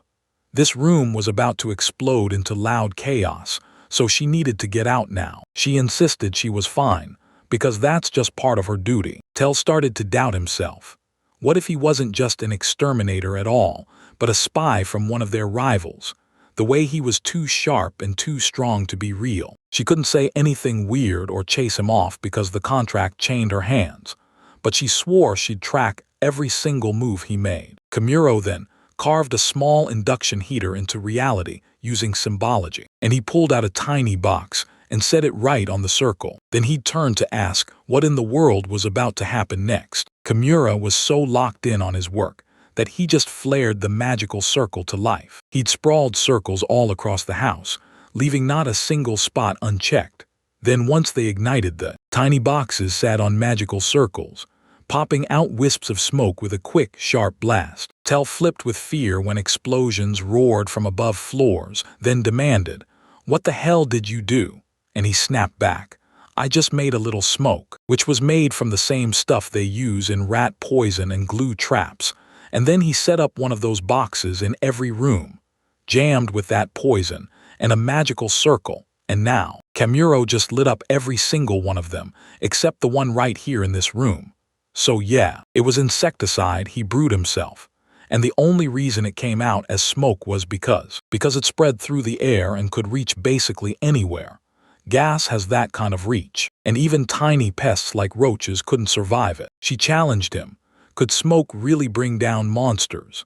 And before she could say more, he snapped and told Tell to shove a cloth over her mouth fast. He told her he could have done it any time, but he needed hard proof of the extermination, something he could show the guild to make her finally get what he was trying to pull off right here. He leaned in and demanded to know. If the whole house was blazing with flames, what would she do except for that one room? Tell said she'd sprint with everything she had and rush to that one room to evacuate. Then it hits her, bam. She finally realizes Kamuro's main plan was all about to trap every last bug roach in this house and make them swarm into the room they were in right then. Roaches flooded into the room in a blink, and before anyone could react, thousands of them swarmed everywhere, filling the whole place. Kamuro snapped into action, using his detection skill, and saw that. Now the roach bugs have all swarmed into the basement, so we burned through the final ignite, right to the end, and it wiped them all out in a single, brutal strike. He tried to reassure everyone that this smoke was harmless in tiny doses, but he warned that too much of it could turn dangerous fast. He shot Tell a quick glance, asking if she was okay, but to his shock, Tell totally fainted right there, standing upright, and he knew he had to pick her up and carry her out of here before it got any worse. Then the very next morning, Kimuro bolted out early from his carriage and gave thanks. Early, eager, and ready to move. He thanked the carriage driver for hauling him and his friends along, and the driver waved it off, saying he'd be heading to the next town anyway. Meanwhile, Ale kept bursting into laughter at him, insisting he couldn't be just a regular guy. And her laughter wasn't random. It was all because of what happened with Kamuro. From a third-person view, it looked like an adventurer vanished for a cleaning job, and then marched back with a maid in tow. Komodo shot back that there was nothing he could do. The dealer simply didn't have the cash to cover the job. He couldn't believe his eye when he saw how many bug roaches were crawling all over his house. So according to 2 knots per roach, the final payment came out to a whopping 2,000 knots. When the slave dealer saw that number, his mouth went shut, and he smiled politely and asked, like it was nothing, whether he happened to be interested in buying slaves. Komodo shot back, "Nah, I'm not built like that." Then Tell stepped forward and told Komodo, "Go get it for me." Kimura's eyes widened when Tell boldly offered herself like that. And that's how he wound up right where he is now. Because when he heard it from Tell, she told him she'd spent most of her life working as a maid in that mansion, so her skills were honestly top tier, which could end up helping him. Tell thanks to Tim for buying her, even if her body can't deliver those physical services anymore. He told her straight up that her old master feared the scandal would wreck his name, so Kamuro's hands weren't just tied. This guy was basically pushing her into his arms. Then Isle stepped forward to claim she was his companion, but Kamuro cut her off fast, saying she wasn't his at all. She couldn't hold it in anymore. She burst into tears, and he told her to keep her distance after she asked if she wasn't good enough for him. But she flipped the script at night and brought him some seriously good stuff instead. Kamuro was barely holding it together, because even Ale's scent alone was enough to light a fire under him. Now she lowered her head and promised, From this day on, I'm under your care. He begged her to open up to him, but she shut him down. She wasn't about to be that blunt with her master. Their journey kept rolling and Ale leaned in. Kamuro, what's your plan from here? And yeah, their time in Oslo was brutally short. He said they only went there to lock down the living expenses. And now he couldn't stop himself. He was itching to push deeper into the world and keep exploring. Tell him this. If that's really the case, then he needs to catch a boat in the next town. Because the moment Ale heard boats, his excitement shot through the roof, so she practically burst with excitement, agreed on the spot, and couldn't wait for what came next. Kamuro praised Tell's work, and Tell felt proud to be trusted and usefully by his side. He told her again to ease up, and as Ale burst into laughter, Kamuro struggled to get words out to the senior. Suddenly, dozens of wyverns erupted from the clouds above them, screeching as the skies turned into a death trap. Then the moment cut off mid-storm. Carriages ringed the place as Kamuro, and Tell stared in shock, trying to figure out what that roaring noise was pounding from outside. The carriage driver screamed that wyverns were swarming all around them, and he slammed the brakes the second he said it. I'll rip the carriage apart fast and hunt these wyverns down. Everyone feared them because they were known as bloodthirsty beasts burst from the sky to strike their prey, then die in the attack. The wyverns were so furious that you had to drop one of them just to reach B rank, so, with this many closing in, it had to be deadly. Kamuro leaned out of the carriage, and on one side, they spotted other merchant carriages there too, besides theirs. And on the far side Ale was out there fighting wyverns all on her own, and he asked if she needed help, but Ale laughed it off, saying these lizards were no big deal, because she was a total battle maniac through and through. After that, his stomach growled like it was begging for a fight. She spun around to ask, straight up, if they could eat wyverns, and she swore their meat was supposed to be ridiculously tasty, so, once the last wyvern fell to the hunt, the carriages finally stopped, and then they tore into their meal. They threw it over the fire and cooked it up fast, so they'd have a mouth-watering lunch waiting. Everyone else lit up with joy, thrilled to finally sink their teeth into this rare wyvern meat. Kamuro even wanted to toss in some salt too, and it hit hard because this was Tails' first time watching how her master acts with other people. So she asked Ale if he was always like this, and Ale shot back if she meant his pure randomness. Then he added, since she'd only just met him, he was. Being around him was absolutely electrifying, like you couldn't help but stay hooked. She said that every time he shows up, it's like the whole world around him was already in on the plan. Tell finally started to clock what kind of lord she had. And then one of the carriage drivers snapped that wyverns had no business being around right now, because the red dragon had been hunting them for ages. Time dragged on, and Kamuro couldn't shake the thought. Was this red dragon one of those terrifying, massive beasts that could crush everything in sight? Then one of the carriage drivers leaned in and asked, so, you two are adventurers, right? Can you check out the red dragon's cave nearby? He went on to say it's been tearing through the nearby village, claiming lives again and again. Kamuro got hooked on this red dragon, so he nudged the other two and asked if they should go take a look after all. A sudden snap decision from him left Ale and Tell completely stunned, but he didn't give it a second thought. He went for it anyway, even as Ale screamed at him to stop. 2 days later, they finally rolled into Marina Port, the bustling port town that lay ahead of them, which became the gateway to this continent. It was bigger than any town Kamuro had seen so far, and it practically buzzed with life. Dozens of ships crowded the harbor, all docked tight like the whole sea had come to witness something big. Since he rolled in after dark, he barely had a second to check the guild. Then Anne, otherwise he wouldn't have been able to stay. Next morning, right at the very end, a feast-worthy breakfast sat on the table, all laid out and ready, courtesy of Tell. When he finally slid into the dining room, Ale and Tell were already there with a perfectly set breakfast, and they all greeted each other with bright, good morning energy. Ale already dug in and dared Komodo to taste. Then Komodo realized he hadn't gotten a bite of Tell's cooking yet.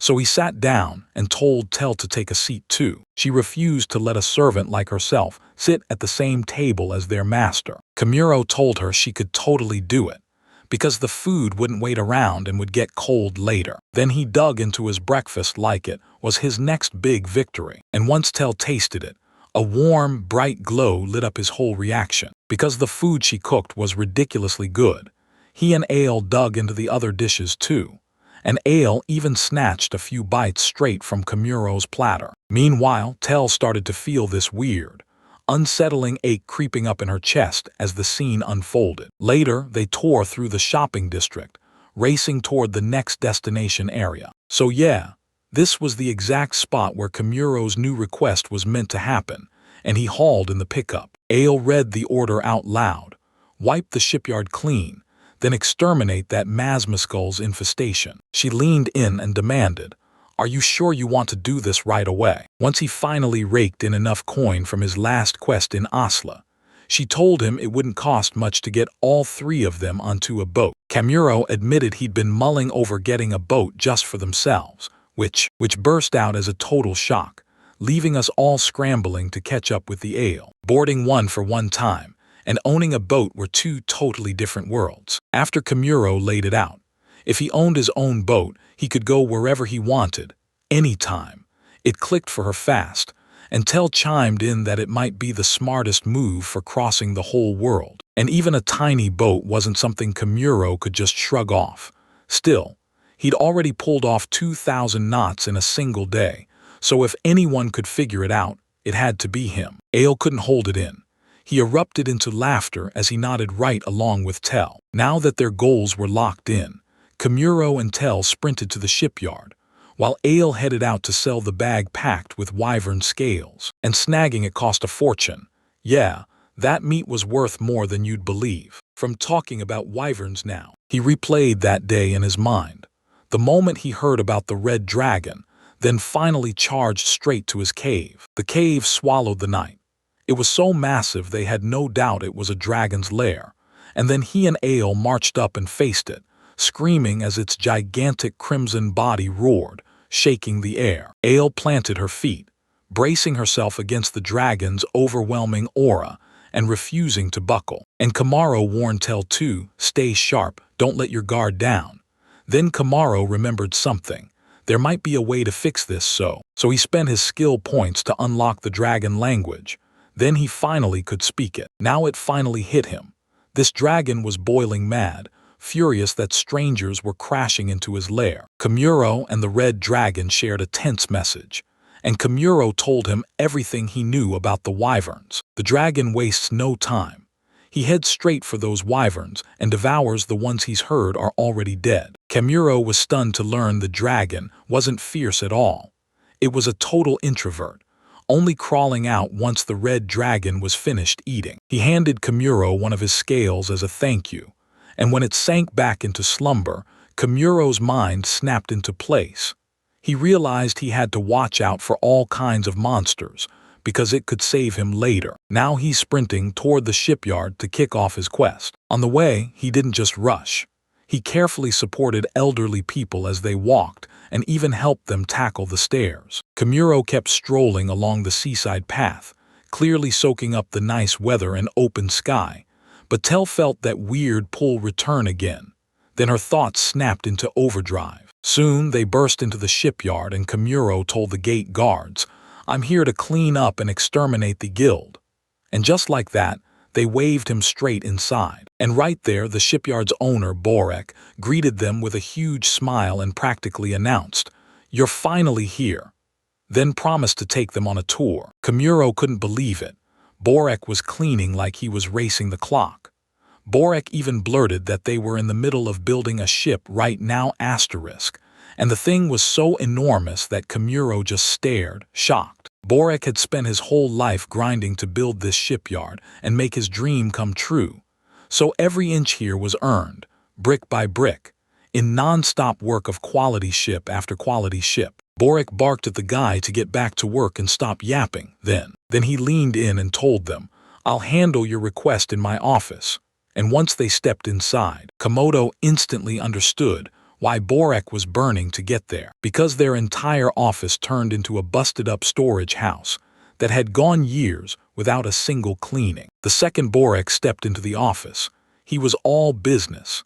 He demanded a moment and pushed forward right away, and Tell warned him that this job could turn out to be downright exhausting. Then, by pure accident, her hand brushed a cup, and it immediately started slipping out of her grip, about to crash to the floor. Tell couldn't move in time as the cup toppled, but Kimuro lunged in and snatched it before it could shatter. Tell tried to thank him for cleaning up her mess, but then Borek burst out, screaming at everyone to be extremely careful right here, because every single thing in this room mattered, like it had been waiting for this moment. Kimuro shot Borek an apology and promised he'd be way more careful.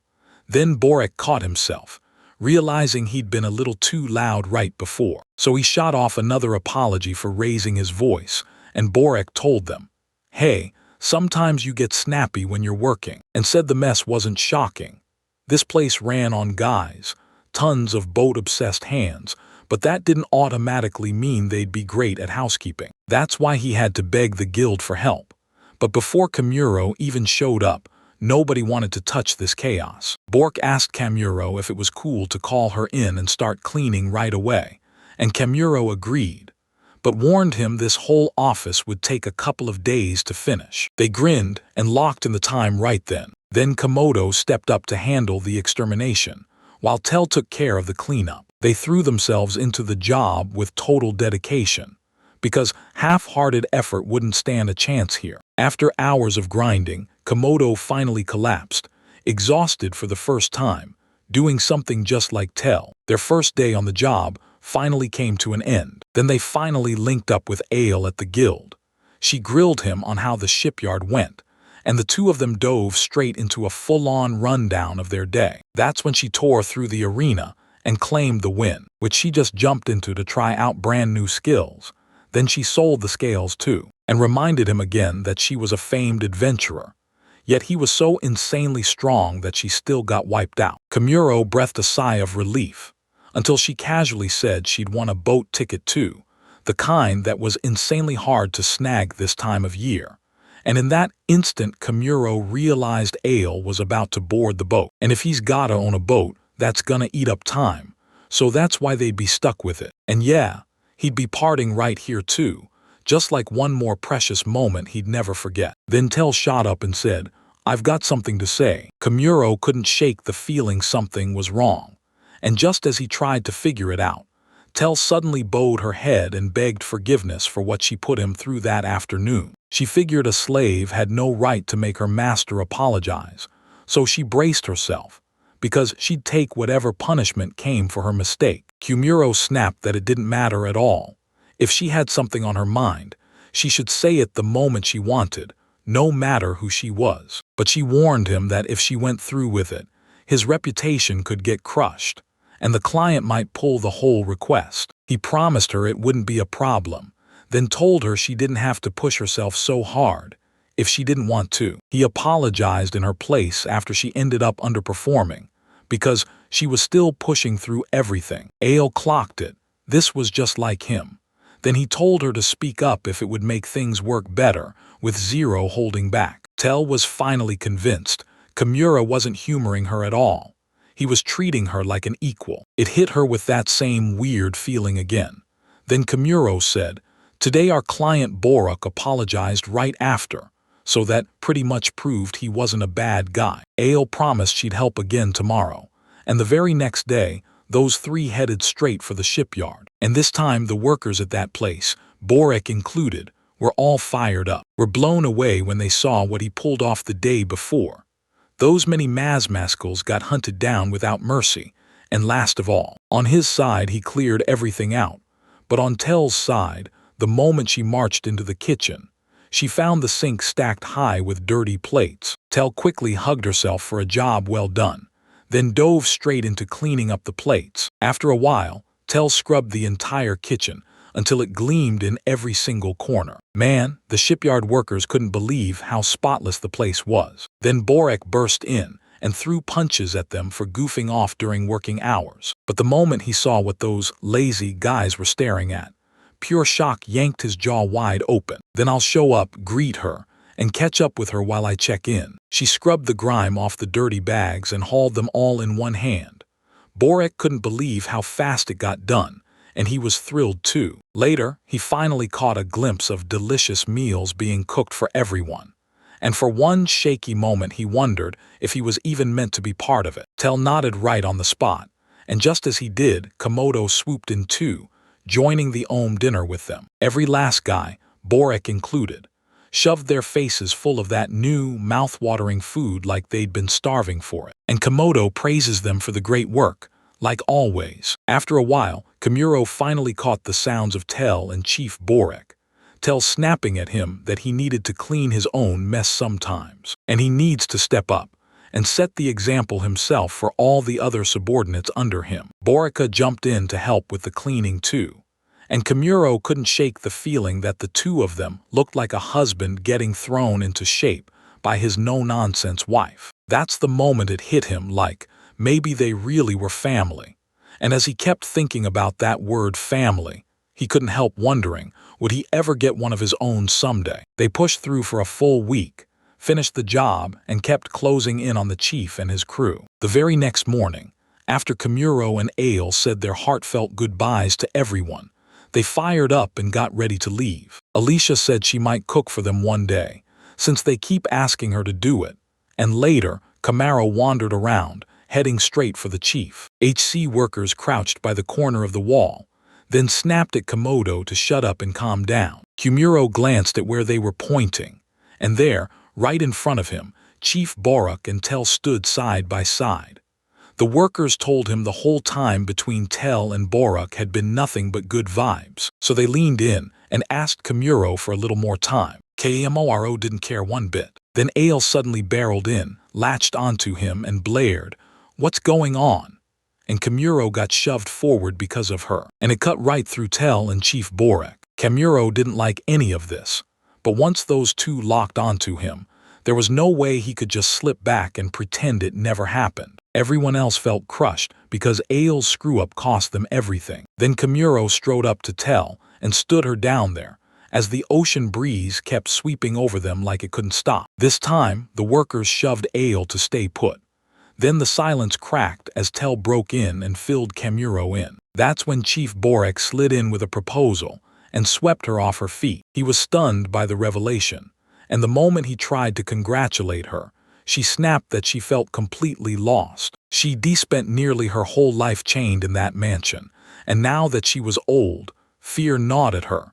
She didn't know if she could survive out in the world. She leaned in and asked if he still remembered her cooking the very first night they arrived there. It was her first time ever. She finally finished her prepared food, and before it could even cool, it was gone. And she even got praised for it.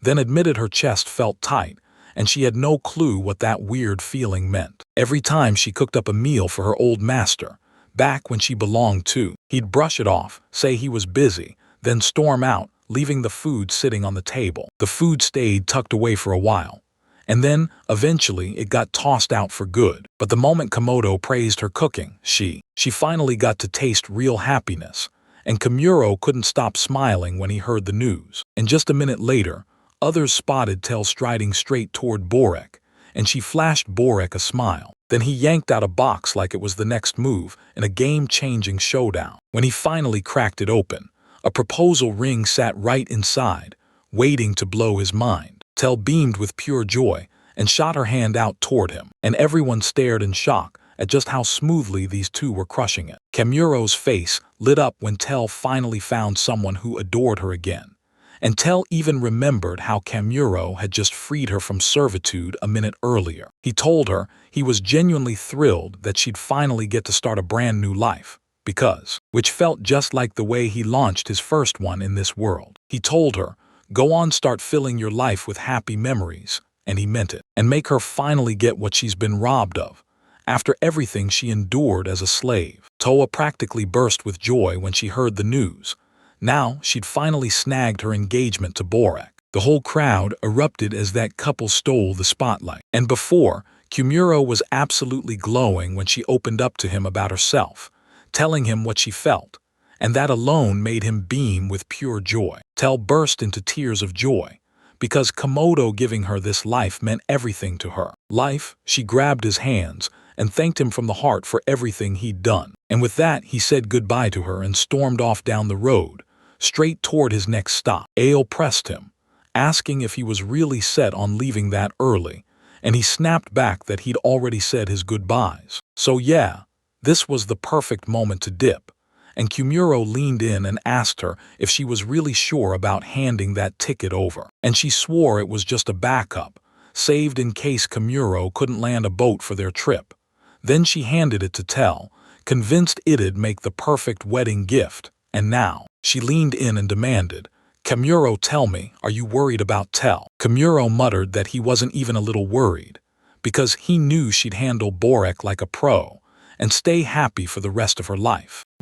Ale exhaled in relief the second he said it, and he stared in shock, because the chef's timing was so sharp that he couldn't miss it, right as the bait came flying. Then Ale started to worry.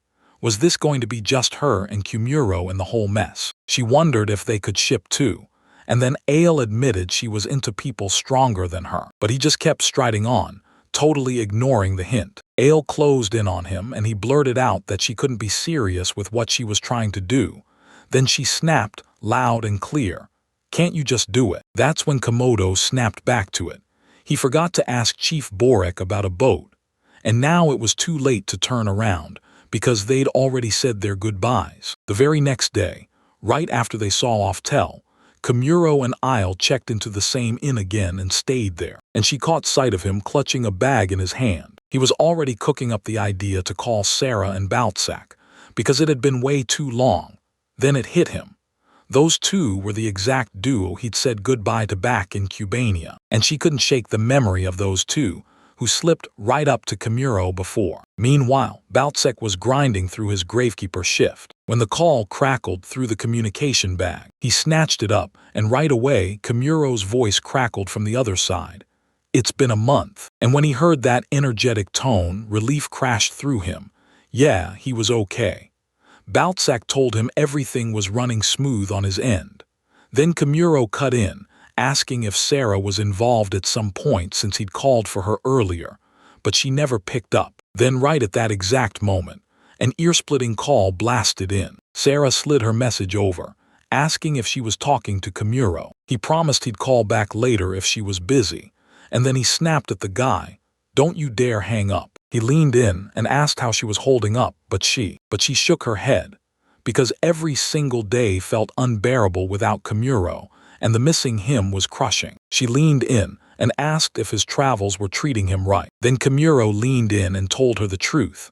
At first he'd been traveling solo, but somehow his group kept growing and growing. Sarah shot a quick question, "Is that companion a woman?" right away. That question rattled her nerves, and when he finally answered, it turned out the dude was a maid and a female warrior. Sarah's anxiety exploded, and she yelled at Kumuro to get away from them, because they might be trying to trick him. But Kumuro snapped back that the maid had left them the day before, which lit up her whole heart. She cheered like crazy for that one but bounced back to grill him about the other one. He said she might look familiar, since she used to be Sarah's instructor. Sarah paused for a heartbeat, then snapped, "Wait, I remember." Then Ale swaggered to Sarah, insisting she'd never be able to forget her, because it was Ale who had vouched for Sarah and sent her straight to the capital. Ale half expected someone to thank him, to say, "I appreciate you and mean it." But Sarah snapped that she was an exhibitionist instead. Ale hated being labeled that, so Kumuro quickly admitted it was kind of true. Sarah and Ale were grinding each other's patience down to the bone. Then Ale snapped into a grin and sparked an idea, pure devilish mischief in his smile. She began with a quiet whisper, then suddenly switched tactics, acting like Kumuro had just done something to her. Ale started making noises and blurting out stuff like Kumuro was making a move on her, and it instantly made Sarah feel sick with discomfort. And it all tipped over the edge when Ale started mimicking the sounds of being shaken by Kumuro. Sarah's thoughts hit the breaking point, and she started picturing Ale's life, until her mind couldn't take it anymore. So Kumuro was pulling seriously embarrassing moves on Ale, and Ale was making it crystal clear with absolutely zero restraint. Just those sounds. To make Sarah lose it even more, Ale kept yanking her around so badly it sounded like she was getting pushed everywhere, until she finally muttered, "Some snacks." Sarah couldn't stop acting like she owned the whole show, refusing to admit she wasn't alone. Then Kimuro snatched the call bag from her and demanded to know what the hell she thought she was doing. I forced a grin and told Sarah she could throw everything she had into studying while we waited. While she promised she'd take care of Kimuro, Sarah was one step away from dropping to the ground. And just like that, their transmission got yanked away and vanished. Kimuro snapped at her to stop teasing Sarah like that, and Ale fired back that it was payback for calling her an exhibitionist. Then she darted off to wash her face, and just like that, they were heading straight for breakfast. Ale also shot him a message, saying that if he truly wanted to do that, she was always braced for it. Kimuro's cheeks burned with shyness, and he snapped that he'd never gamble on a woman he didn't feel anything for. After that, Komodo kept getting calls from Sarah, and every single second later she was grilling him again and again, right up until the end. Komodo leaned in and asked Ale if she knew anyone who truly understood monsters. Then she pressed him like, "Why are you suddenly so curious?" He shot back, "I was just curious if anyone out there knows monsters up close and can help me with my research." Ale's like, "Yeah, there really are people out there called monster scholars." Then Kimuro leaned in and said he only knows about the Masma's calls right now. Vespa Hornet tears through the room while bug roaches scatter like they've seen a nightmare. And the red dragon, looming like a nightmare, and every single one was unlike the pests he'd faced before. And because they were about to cross the sea, new and even deadlier monsters could be lurking just ahead for them. So he decided it'd feel way safer to have a monster scholar right there with them. Ale leaned in and told me straight up, people were whispering about massive monsters living on the far side of the sea. Just the thought of dangerous monsters hiding in the shadows had her buzzing with thrill, which made Kimuro's gut twist with unease. She told him she knows a monster scholar who lives right here in this town, and asked if he'd want to meet her, but she warned she might be swamped with everything going on. Kimuro finally learns the monster scholar's name, Belsa, and discovers she's the former lord's daughter, the one who ruled these lands before everything changed. No wonder the whole town talks about her like she's a living celebrity. So he realized he'd have to get answers himself.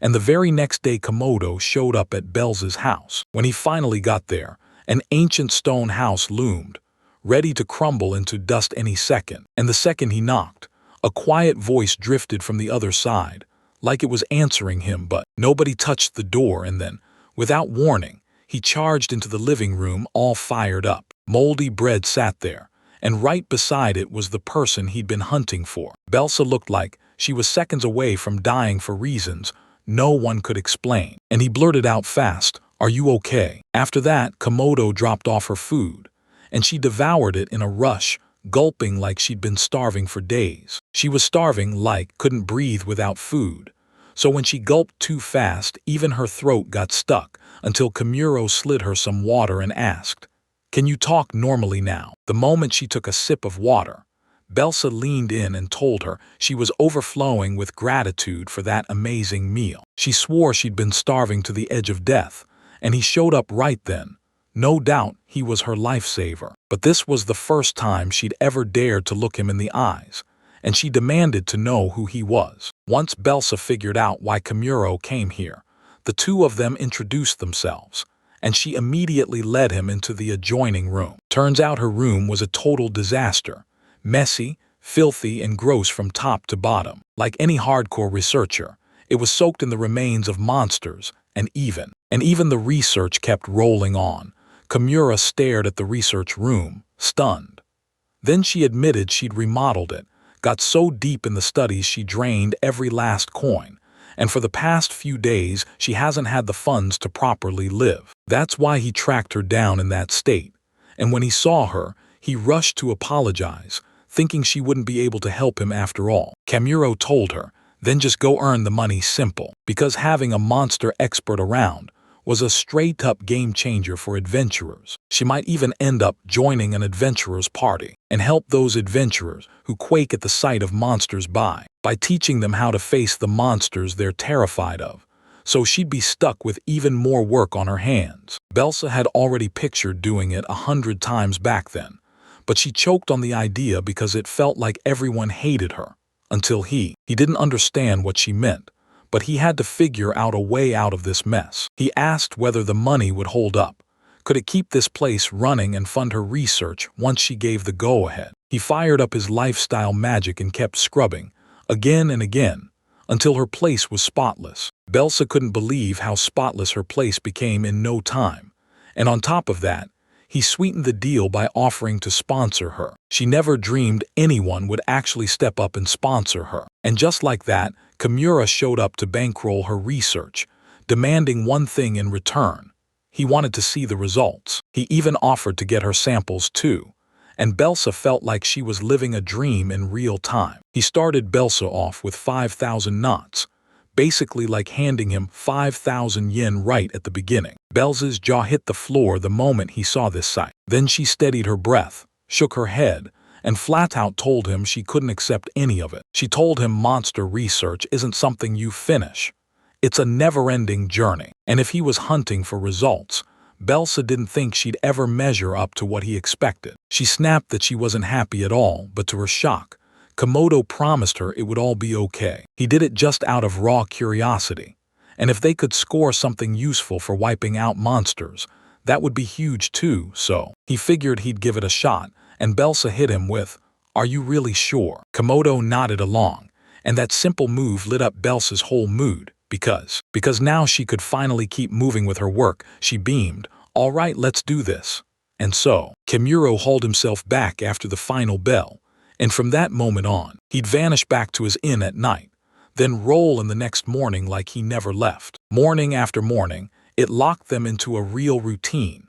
Belsa could dig into her research and run tests on monsters, while he supplied the specimens and handled the cooking duties too. He caught her doing research, and then lost the entire day to the obsession, while he managed to grab more specimens for her research. Belsa basked in how her research was going, and Komodo couldn't stop smiling seeing her actually enjoy herself. Then he shoved the whole moment aside, threw himself back into work, and started cooking up food for Belsa. While she buried herself in research and couldn't cook, he whipped up delicious meals, so good it turned into Belsa's everyday routine. After seeing her starve once, Kimura asked her, almost casually, what twisted her into a monster scholar, because he was still blown away by how perfectly she handled monster carcasses. She admitted that half the reason was simple.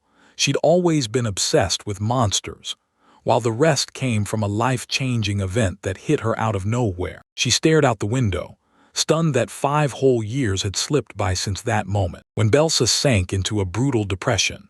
So numb and apathetic she'd just curl up in the corner, doing absolutely nothing at. Back then, someone pulled up to her and pushed her to claim her father's will, use it to secure her future, and help folks in town, too. Those words are the reason Belsa became who she is today. She told him, "My dad used to be the lord around here. Then after he retired, he picked a new one. Back then he was a lieutenant, and now he's the current lord." Komodo also remembers Ale telling him something like that back then, and he said the current lord feels like the real deal, so Belsa nodded and agreed.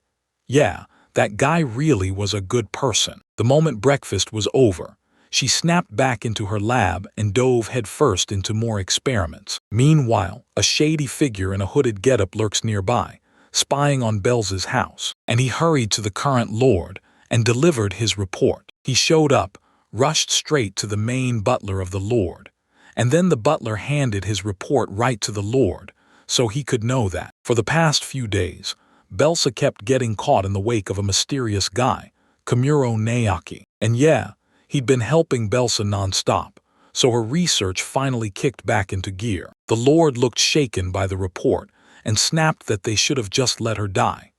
Then he grabbed the butler and demanded he bring Kimura and the rest of the family. And Belsa snapped the words to him, right then and there. The butler pressed for instructions on her research, but the lord snapped back that he didn't care about it, and so they planned to hit her at night, torch her whole house, and wipe out every piece of her research. Yeah, and he doesn't even care. And then night rolled in, right when I was about. And that night, the area around Belsa's house erupted in flames. Then the very next morning, Kamuro was sleeping like a baby when Ale suddenly crashed through the door like a storm, barging in without warning, stormed into his room, and yanked him awake with an urgent shake. She demanded to know why she was stirring up trouble this early in the morning, then asked what she meant after she told him about Belsa's house. His sleep shattered, and Komodo bolted straight for Belsa's house. But right as he headed out, he stumbled into a terrifying sight. Soldiers leveled their swords straight at him and hurling accusations at Komodo, branding him a traitor to the kingdom. The soldiers swore that if he just stayed out of it, everything would have gone their way. They weren't just trying to burn Belsa's house. They were planning to kidnap her, and Kamuro couldn't stop himself from wondering what his interference was supposed to mean to these guys. But the moment Belsa got snatched away, he didn't have a second to spare. So he shot his hand out and grabbed the sword aimed right at him. To the soldier's shock, Kamuro only nudged him with the point of his sword, and the man dropped to the ground, frozen and powerless. Kamuro shot them a cold look and told them, straight up, to start explaining everything to him. Then they bolted through town, sprinting straight toward Belsa's house. And right there, they stared in shock as a massive crowd gathered outside Belsa's house, blocking the way. Kamuro pushed through the crowd, hunting down just how out of control things had gotten. And as soon as he showed up, they realized it wasn't just bad. It was even worse than they'd ever imagined. Belsa's house was all but erased. Only a few stone walls still stood. Everything got smashed into ash, and the people there grabbed Kamuro and demanded, "Are you Bel's friend?" Kamuro nodded, and he said yes. They told him that after tearing through the wreckage, Belsa wasn't anywhere to be found. And then someone else jumped in, saying he'd seen a group the night before, speeding around like they had no time, while he watched Belsa get snatched away by the butler. Kamuro demanded, "So who are you really?" And they snapped back that this butler was the Lord's own personal man, and once a feared arena champion. They swore he was unstoppable, and that nobody could stop him from snatching Belsa. So after you hear that, come on, you've got to react right away. Komodo remembered Belsa warning him that this whole town hated her, and now he was totally thrown off.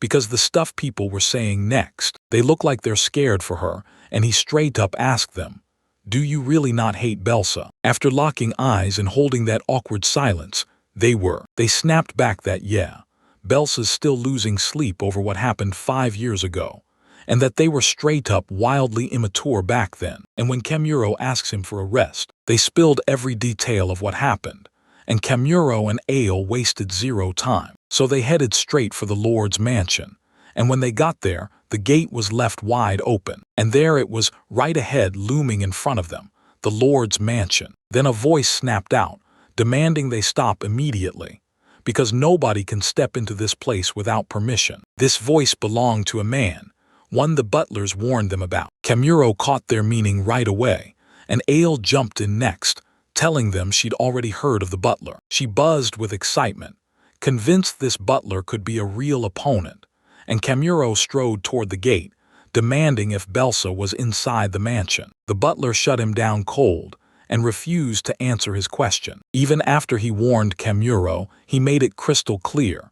If he set foot on these grounds without permission, they'd treat him like a trespasser, and Butler would spot the truth and cut Kamuro down himself. Komodo saw that the gate was left wide open even after they'd been warned to stay out, and he instantly clocked the butler was baiting them on purpose. Kamuro's rage started to flare up the moment he locked eyes with that guy. Dude, he just pushed in right away to see it with his own eyes. Kamuro slipped through the gate, and the butler whipped out his. He snatched daggers and hurled them straight at Kamuro. As those daggers closed in on Kamuro, he didn't even blink, because Ale, his powerhouse ally, stood right beside him. She snapped those daggers aside with her sword, then declared she'd handle that butler while he pushed forward. Komodo shot her a quick thank you, slipped past the butler, and headed straight into the mansion. The butler scoffed at Kamuro, saying his lack of reaction proved he was weak to the daggers. Then he realized only this girl might be trouble, so he finally stepped aside and let him through. And the moment Kamuro reached the house gate, he snapped on his detection skill. He sharpened his focus and realized the mansion was packed. There were tons of people inside, and he couldn't help but hesitate. We could tell they were full-on lying. So we bided our time and waited for the intruders to show up. While two people were trapped inside that back room, most likely Belsa and the Lord, he stormed into the mansion to hunt down those first intruders firsthand. While the butler was fighting Ale head-on, the butler leaned in and told Ale that Kamuro wouldn't come back alive. They'd been glued to Belsa the whole time, so they knew Kamuro and Ale would show up, and that's when the butler warned them. Tons of ruffians were already packed inside the mansion, who could be tearing into Kamuro this very second. I laughed it off and told the butler straight up. Letting Komodo slip inside proved they never had a shot. This was the first time she'd ever seen Kamuro go this hard. So right now, not a single soul on this planet could stop Kamuro. With the ruffians sprawled out in defeat, Kamuro snapped into motion and slipped into the back room to reach the Lord, who was holding Belsa hostage. The second he stepped into the room, the Lord hurling a fireball caught him completely off guard. The attack landed clean, but Kamuro walked away totally untouched. So when the Lord watched his strike fail, his shock hit him hard. Kamuro let out a breath of relief because his clothes were perfectly fine. Then, right after that, he rushed up to Belsa and demanded to know if she was really okay. Once she was sure she was okay, she stared him down and demanded to know why he'd come here risking his life. She told him about the fire at her house, and by the time she snapped back into consciousness, she found herself here, while the Lord stared at her with rage and pure disgust. And Komodo suddenly realized he never told Belsa a single thing. Kamuro instantly clocked it. This Lord never planned to spare either Belsa or Kamuro from the very start, because if even one of them survived, the truth of his filthy crimes would blow up in the public eye. The attendants Lord Gook sent him told the same story, but he snapped, beat them up, and grabbed every answer he wanted. No, Komodo blurted it straight to Belsa's face, warning them that this guy wasn't who they believed him to be, and he was pulling the strings behind it all, shoving the former Lord into retirement while exploiting her when she was at her most vulnerable. Belsa listened to all of it with her eyes wide, and Kamuro finally told her the truth. This kind Lord wasn't being generous at all. He was laying the groundwork for his own play. Belsa roared at the Lord, demanding he confirm if that claim was real. And Gook had nothing to defend himself with. He just stared at Kamuro, who stood there cool as ice. Feeling boxed in, Gook screamed the whole truth. 5 years back, when lava from the nearby mountain roared down into the town, it wiped out lives and tore everything apart. And that's exactly what the Lord back then did. Back when it hurt the most, Belsa's father didn't just care. He poured his own money in to rebuild everything and help the people recover from the damage. One day, the caravans hauling valuable supplies to the people got slammed by an attack, and suddenly those people had to go without. No deliveries, no food, nothing. Because of that one incident, they lost trust in Bel's father, so he was forced to step down. And that's how Gook took over as the next Lord. And that's why the people's rage didn't stop at the former Lord. It slammed into his daughter, Belsa, and the attacks on her kept getting sharper and sharper. Belsa turned to Lord Gook and demanded to know why he wouldn't back her back then, even if he was the one who ordered her to become a monster scholar. Gook shot back that his monster scholar pitch was nothing but a mask. He only wanted Belsa to die somehow, and there'd be no way to tie it back to him. That's why he pushed her toward becoming a monster scholar, because he was betting he might end up dying one day just chasing after specimens, and do everything he can to dodge suspicion from everyone else. He pulled all of this because Belsa was the old Lord's daughter, and Gook feared she'd one day claw her way into his seat. So he even rigged her world, starving her to death. But out of nowhere, a stranger stepped in and backed her up. So Gook blew up in pure fury and finally decided to make a move himself. Belsa got slammed, one brutal, painful truth after another, like reality itself wouldn't let up. She stumbled again, and despair swallowed her whole. Kamuro caught sight of her from behind and refused to leave her there, so he called Gyuki a coward, the one who'd been waiting 5 long years for Belsa's death. Then Belsa muttered through clenched teeth that she was done being here and wanted out. So Kamuro hauled her out of there and right when she was saved, Gook snapped, "This isn't over," because refusing him would count as treason, and the whole kingdom would storm after them, including the elites being groomed at the Magic Academy in the capital, Komodo. He said, "Come after me anytime you want, I'm free," like he was daring the next move. That slammed into Gauke like a total shock. Komodo suddenly understood.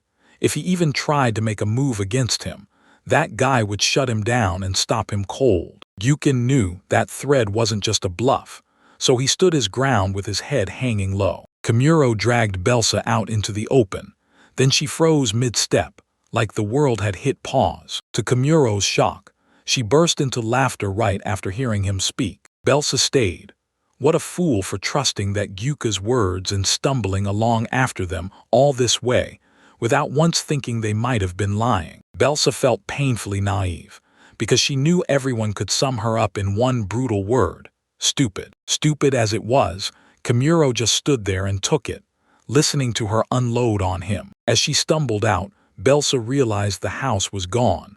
Her research went up with it too, and in that moment she had absolutely nothing left. She broke down in tears, because once everything was gone, she had nothing left. Kimuro closed the distance to her, stared at the problem like it had him trapped, and then reached out his hand anyway. Kamaro heard her say she could come with him. Belsa snapped out of her sobs, almost reached for his hand, then her fingers just wouldn't catch, and Kamaro knew that weird, familiar pull in his chest, and he leaned in close, daring her to admit if she was scared to trust someone all over again, or if she was already bracing for the next betrayal, because Belsa couldn't ignore that dread. Then Kimuro finally snapped back like, "If that's true, say it, because I'm listening." Then she had no choice. She'd have to step up, do it herself, and decide exactly what came next. He leaned in and told her, "I've got my own situation." And that's why he only just started his life in this world recently. Right at the start, he had nothing, yet somehow he still scraped through. By then, Ale had already beaten the butler, and he was one of the comrades he'd picked up along the road. Sure, he had to leave plenty of people behind, but none of it ever left him regretting a thing, because. So he made every call on his own, then he leaned in and asked Belsa if she wanted to try it. Her eyes lit up the moment hope hit her. And right after that, Belsa lifted her head and immediately nodded yes, no hesitation, to team up with Kamuro. He couldn't stop smiling, because a brand new ally just had his back. And just a week later, they finally rolled up to the port, right where Chief Borek was waiting, handed him a tiny boat, and had his workers put it in perfect shape, had everything set and ready to go, with zero trouble, while the townspeople were busy regretting the anger they'd thrown at it. Once the plans were locked in, Komodo got a heartfelt goodbye from everyone at the shipyard, and he thanked every single person for making his time there so enjoyable. And just like that, they climbed aboard the boat and launched straight for their next destination. Everybody cheered for them and wished them a safe trip. Just a few days later, when Kimuro finally washed up on that island, he just couldn't imagine it getting safer at all. How were they even supposed to keep moving on this island with monsters bigger than the ones they faced before? After they tore through the ocean, they finally reached their next mission, an island wrapped in thick, unbroken forests. This island was bursting with life, stuffed with creatures everywhere you looked. Belsa nearly burst with excitement after spotting all these fresh monsters and animals, especially a wild boar that was bigger than anyone they'd ever seen before. Kimuro stared at it and muttered that it looked just as dangerous as its size, but Ale and Kimuro didn't bat an eye. Belsa even said an adult boar should top out at 2 meters, but these island monsters were way off the scale, and that weird gap made the whole thing unsettling. Kimuro told her to stay just as careful about her own life, and to keep her head locked on her research. But Belsa was the only one starting, and Ale was so hyped to dive into battle with those monsters that he could barely contain himself. Kamaro was the only one still acting like a person among all of them, so he stayed in control, until a massive horde of huge, monster-sized mammascales came charging at them, and Belsa was still throwing tantrums like he'd wandered into the zoo. He told Ale he'd be testing his brand new rat poison spray, and she begged to join the hunt too, Belsa just stared in shock, because she could tell these two were seriously strong. And then everything. As they pushed ahead, Kamuro let out a heavy sigh, then finally pounced on the chance to test the rat poison on Masma's galls. He snapped around and asked if any beasts were still lurking nearby. Then Ale grinned and said she'd wipe them all out. Belsa started sensing something was way off around here, like the place itself was warping these monsters. So Kamuro guessed the island was evolving on its own, because like water snakes and land snakes, they both evolved to match where they live. Belsa admitted it still felt unreal watching monsters evolve like that, then paused as if something else was about to come next. If those monsters were going to strike and kill one of their own, the others would usually panic, scatter, and bolt for the nearest exit. But that wasn't happening here, because she saw that the moment Ale took one down, they barreled toward them nonstop, like some unseen hand had them on a leash. Based on Belsa's deductions, she couldn't shake the feeling that someone was steering their every move. She also noticed something chilling. Every single monster was crawling in from the very same direction. Kamuro couldn't believe his eyes once he realized those monster scholars see the world in a totally different way than normal people. But she wasn't just thrilled. She couldn't wait to track down where these monsters were born, because that might crack the real secret of this island. Kamuro was over the moon watching Belsa finally drop the horrors of her past life and light up with a joy brighter than ever. Even so, this part of her world was deadly too. Yet she dashed out on pure impulse, chasing whatever she wanted while ignoring every warning about danger. Right when she surged forward, Kamuro lunged in from behind and snared her. She assumed he was trying to make her do something, but Kamuro only wanted to warn her that it was dangerous, so he'd go in front and handle it first. Kamuro was hustling to keep these two maniacs alive, and to keep Belsa from going off the rails, so he snapped that she better tread carefully, or he'd haul her right back to the port. The three kept pushing deeper into the island, carving their own path through it as they went, line by line. They stumbled right into a colossal snake that reared up like it owned the jungle. One clean slash from Ale's sword was all it took to drop the snake, and as they kept mowing down the ordinary monsters, Komodo couldn't shake the feeling he was creeping through a half-dungeon, half-forest, until their eyes locked onto a house sitting right in the heart of this monster island. Kamuro decided to move in for a closer look, and the second he did, he realized they were completely surrounded. His detection skill clocked it fast, about 10 of them, and if anyone had to bet, they'd be archers through and through. Mysterious attackers loosed their arrows straight at Kamuro and the others. The moment the marks went down, they fired almost instantly. One of their arrows was about to slam into Belsa, so Kamuro threw himself in front of her, bulletproof, even from the start, and the attackers froze, completely thrown off. Kamuro told Ale to handle it, and he warned her they could tag her from long range.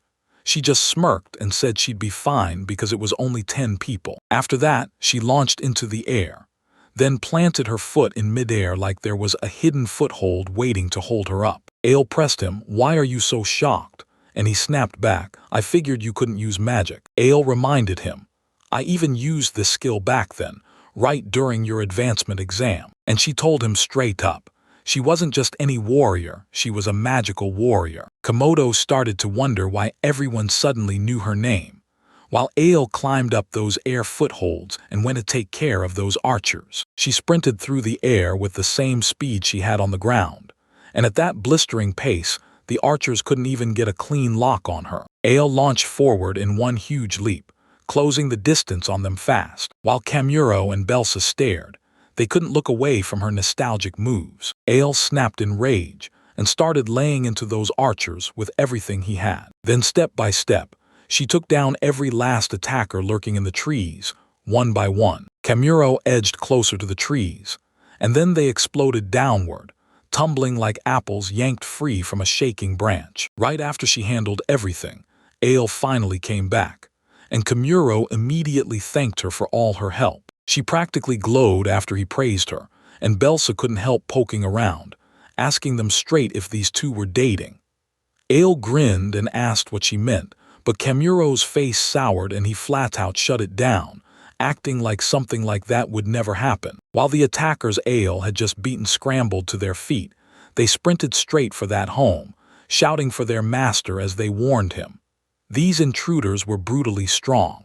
Couldn't figure out what was happening, so Kimuro grabbed their attention and followed them straight into the backyard. Belsa fired a question at him, asking if those guys were ghost stories, meaning monsters in disguise, and Kimuro couldn't wait to find out how they were even able to wield human weapons. He slipped into the backyard, peeked through the windows, and there it was, just a totally normal house inside. Kimuro even spotted a calendar sitting there in the house, and he couldn't shake the feeling that something was off. It didn't look like it belonged in this world.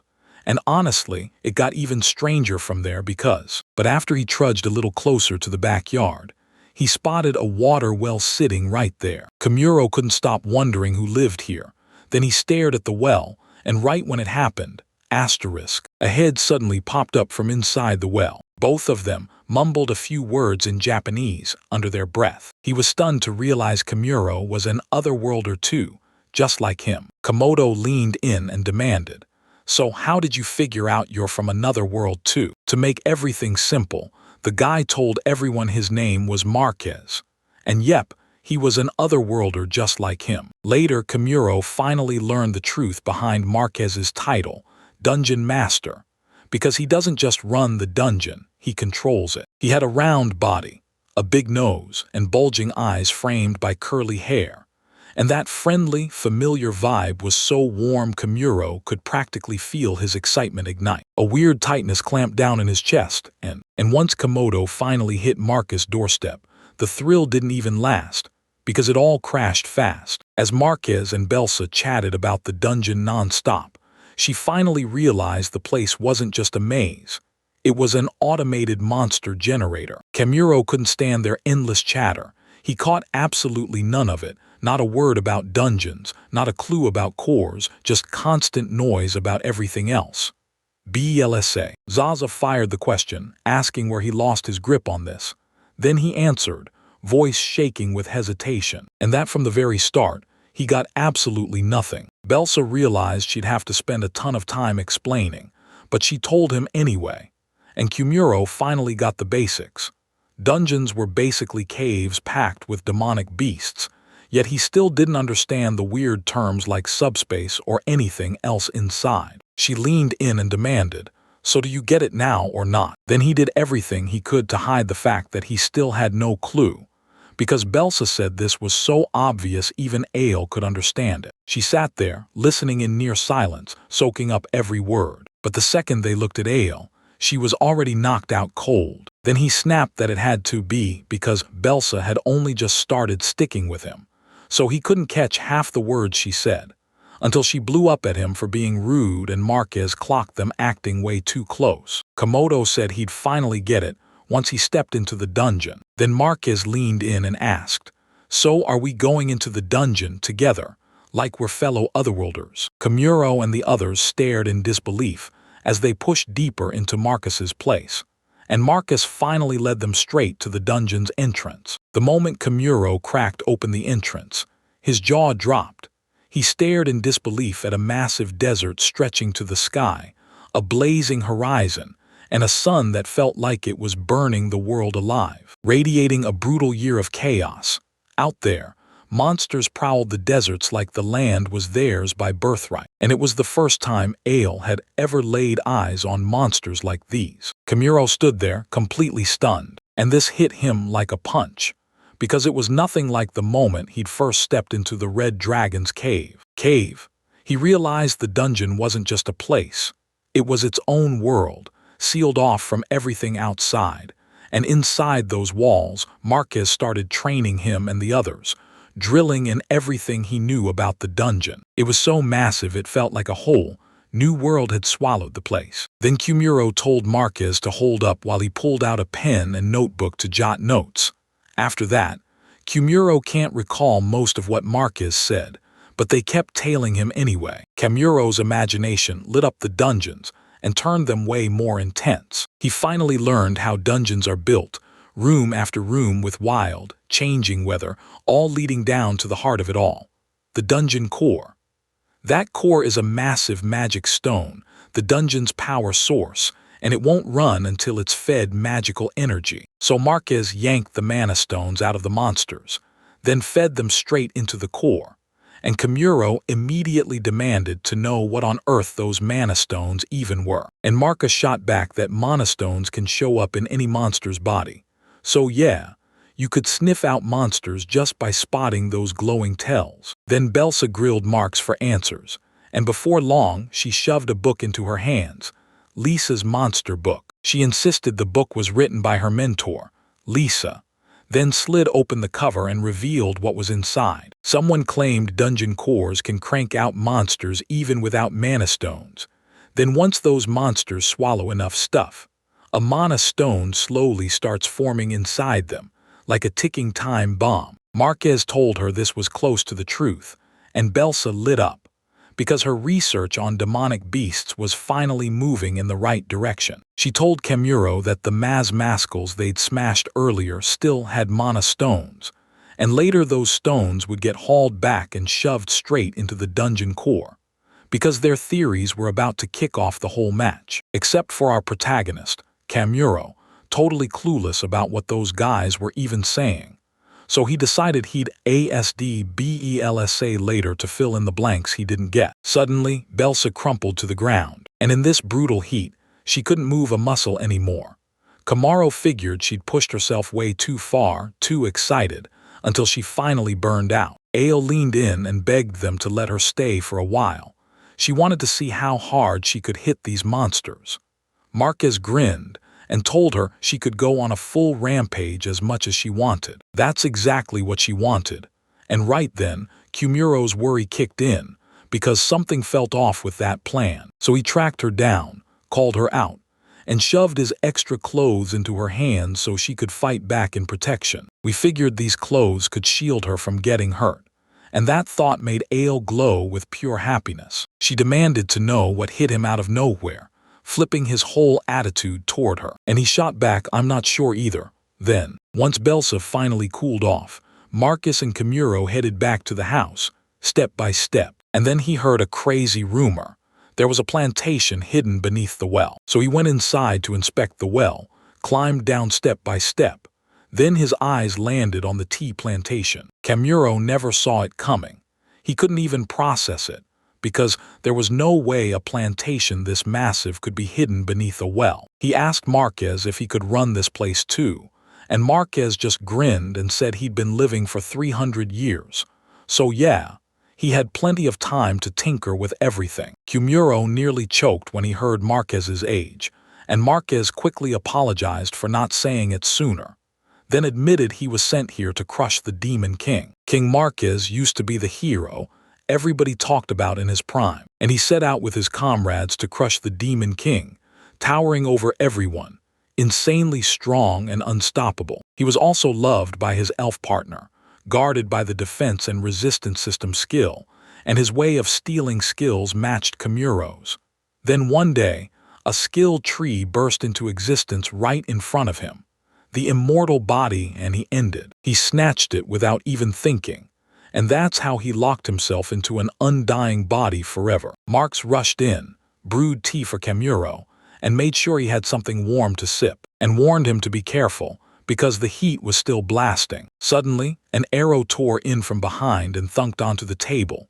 Kamuro jolted hard and sent his tea spilling everywhere. Those same ghosts knocked their bows and loosed another arrow straight at him. This time, the arrow slammed right into Marquez's head, and the ghosts suddenly felt sick with guilt that it was him who took the hit. Then Marquez snapped at them, insisting Kamuro wasn't an invader at all. He was his guest. They dropped their apologies to his feet, right away, and Kamuro watched closely as Marquez proved he was truly immortal. Then Marquez barked at the ghosts to brew Kamuro some tea as an apology, and they obeyed instantly. Turns out the tea Kamuro tasted was awful. So awful it felt like those ghosts were trying to turn him into one of them too, and Marcus immediately realized he never should have asked Geist Tyler for it. Because their brewing skills were so awful, Komodo finally learned these ghosts were called Jays Tyler, some of the smartest, highest-ranked spirits out there. while Mark still brushed them off as useless. Marcus snapped at the ghost, demanding it vanish back to its place, right now, and they obeyed his command like he owned their souls. Kamuro even said those ghosts were crazy clingy to Marquez. Mark shot back that they were just evil ghosts, so useless they couldn't even brew a decent cup of tea. Komodo suddenly felt like destiny was calling, riding on that soft breeze in the air. Later, after their talks, Marquez finally got the truth from Kamuro. He'd been dropped into this world with zero clue what his role was, so that's why he kept roaming the globe while hunting, exterminating. Marquez hated a little, because her story made him look like the one who was summoned 300 years ago to subjugate the Demon King. And back then, he was still so young that the pain could hit him hard. But now, when he looked back, those days were hands down the brightest, most dazzling moments of his entire life. They stared up at the sky together, and Kamuro couldn't help grinning as he said, "Man, his youth is going perfectly." Marquez felt a warm rush after hearing that and nodded hard, because every single person lived through their own youth, sooner or later. For him, that youth was long gone. Yet somehow, he could still see those memories like they were right in front of him. Kamuro snapped that he sounded like some cranky old man, and Marquez couldn't argue a single word. Then Marcus leaned in and spoke to Kamuro, and to Kamuro's shock, Marcus warned him, "Don't you ever let skill or status fool you again, no matter if it costs you your level." He looked Kamuro in the eye and said it straight. His skill and status went to his head, and now arrogance runs his life. And then it hit him hard when he finally lost his companion. Marquez made Kamuro learn that strength isn't the most important thing. It was all about the strength in his heart. This was where he had to harden up and finally explain it. He leaned into Kamuro and demanded to know what would happen if someone yanked the dungeon core straight out. He snapped back that if it came to that, the dungeon would collapse and gulp down everything inside. Marquez blurted out that it had been so long since he'd lived for it that he straight up forgot who he was really taking that skill for. And in that moment, he even lost sight of how vital that heart was. But now, he finally got the chance to spill it to another fellow from the other world. He warned him that if a nasty premonition hit out of nowhere, he better cling to every word Marquez just said. At the same time, Geist Tyler burst in, shouting at the top of his lungs to summon their master, and he demanded to know why they were making such a ruckus this time. Right then, they told him the snow foxes had exploded in number down in the lower parts. Then Marquez hit on an idea and leaned in to ask Kamuro if he'd be willing to take on that extermination request. Kamuro didn't hesitate. He agreed to take on the request. Then he bolted back to Marquez's house and geared up for the extermination. Ale couldn't help asking why he was heading to the midwinter zone. He told them the request Marcus sent him, then asked if those two wanted in too. Belsa just shook her head and said she'd pass. And forget freezing to death. She'd rather huddle up with a stack of books and dive in. Ale, the ultimate battle lover, agreed to tag along too. And when he asked if she was really heading to that even colder zone in that outfit, she just shrugged and said it would somehow be fine. Kamuro blew up and declared it a total no-go. And watching them rush into action, getting everything ready, Marquez remembered how he and his crew used to get ready for every monster hunt. These three looked just like that, almost down to the details. He got lost in those memories, sinking into deep thought. Then Komodo kept shouting Marquez's name over and over, and asked if they could swing by for a bit before they went out for the extermination job, because they still needed a few things to get ready. Marquez shrugged it off and even said he'd gladly welcome him for as long as he wanted, 100 years or way more. So Kamuro froze, shocked he wouldn't stay that long, and then Marquez waved everyone off and dashed to the farms, ready to cook up today's meal with a bright grin. Kamuro smiled when Marquez finally looked happy with him, and the moment the clock struck, he dove into his dungeon work. They stormed into the forest, hunting down a bear with everything they had. An ale tore into its skin, then Kamuro snapped into action, using his skills to craft the bear hide into a real dress for her. Meanwhile, Belsa was locked in at her study table, while Marquez leaned on the ghost's guidance, cooking up the best meal he could with everyone pitching in. Everyone. Then the ghosts swarmed to gather ingredients and stayed hard at work, building toward one huge, mouth-watering feast. Marquez personally kept an eye on them and jumped into the kitchen himself to make sure everything was handled right. Then Kimuro marched up to Marquez and hit him with the big idea. Everything was set, so it was time to go now, and Marquez confirmed it again, that the midwinter area was buried under the mushroom zone, and that's why the magical energy pulled from mushrooms became a jackpot, because all kinds of animals hunted it down. Animals and monsters tore into them, and their remains fueled a brutal environmental cycle. After the cycle wrapped up, Kimuro and Ale slipped into their winter outfits and got ready to go. And Marquez was blown away by how wildly creative they were at crafting winter clothes right here. Ale had to admit, these things were so warm they barely even feel real. And Kimuro broke down why those coats keep you warm, and hide your human scent too. Then he shoved all that giant fur into a tiny bag, which was magically upgraded to hold way more than its tiny outward size ever could. Marquez said it wouldn't be weird at all if a war erupted over this bag, because it's the real deal, an artifact-class item. He was relieved it was Kimuro holding it, and now Kimuro and the crew were finally gearing up to storm the winter area, where a brutal, bone-chilling blizzard smashed into them before they even had a chance to react. Kimuro still couldn't get over it. Snow piled so high around him that it reached clear down past his knees, and the dungeons here were nothing short of incredible. And the blizzard tore through his sight, and his field of vision shrank to nothing. Soon they spotted a snow fox, and it matched the descriptions to a T, and Kimuro told Ale to slice it off. Then the second she charged the snow fox, the whole situation flipped in the most unexpected way. That same night, he cooked up the food and slammed the finished meal onto the table, and the bottles were already drained.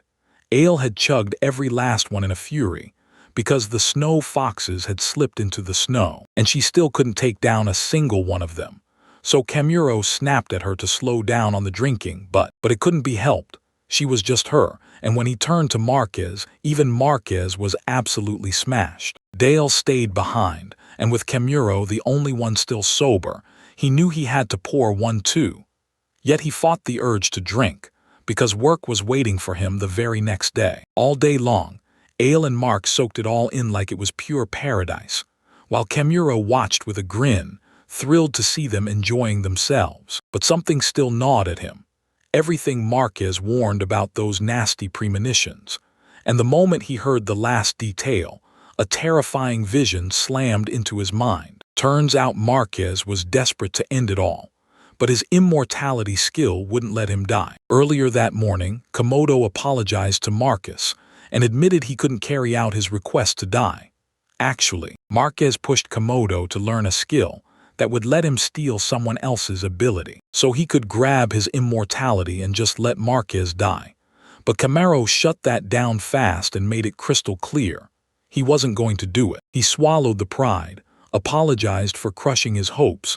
Then it was back to the present after that feast. Marcus and Ale were out cold, fast asleep like nothing in the world could wake them. Kimuro let out a breath of relief, smoothed things over with Marcus, and then grinned as he hurried outside for a walk. Then, far off in the distance, something caught his eye, so he fired up his detection magic to find out exactly who it was. He clocked them instantly, the ghosts, and thanked them for all the grueling work they'd done to set that feast up. First, the ghost swooped down and asked if he needed anything else, and he just grinned, because he only called them out to see them appear. Then it hit him. He needed a place to rest, and he hurried up to the ghosts, asking if they'd come with him to the tea plantation. After a few tense moments, they were all parked on the tea plantation, and Kimuro brewed a fresh cup of tea for himself. Then his eyes went on high alert, like something just clicked. He stared up at the sky, and when the ghosts heard him say the shape they were hunting was called an elf, everything clicked, so he couldn't stop himself. Curiosity burned in his chest as he blurted out the question, "Why did all this happen?" The ghosts chimed back, saying their master insisted. He loved elves most of all, calling them the most beautiful and kind-hearted souls he'd ever known. That wasn't even the whole story.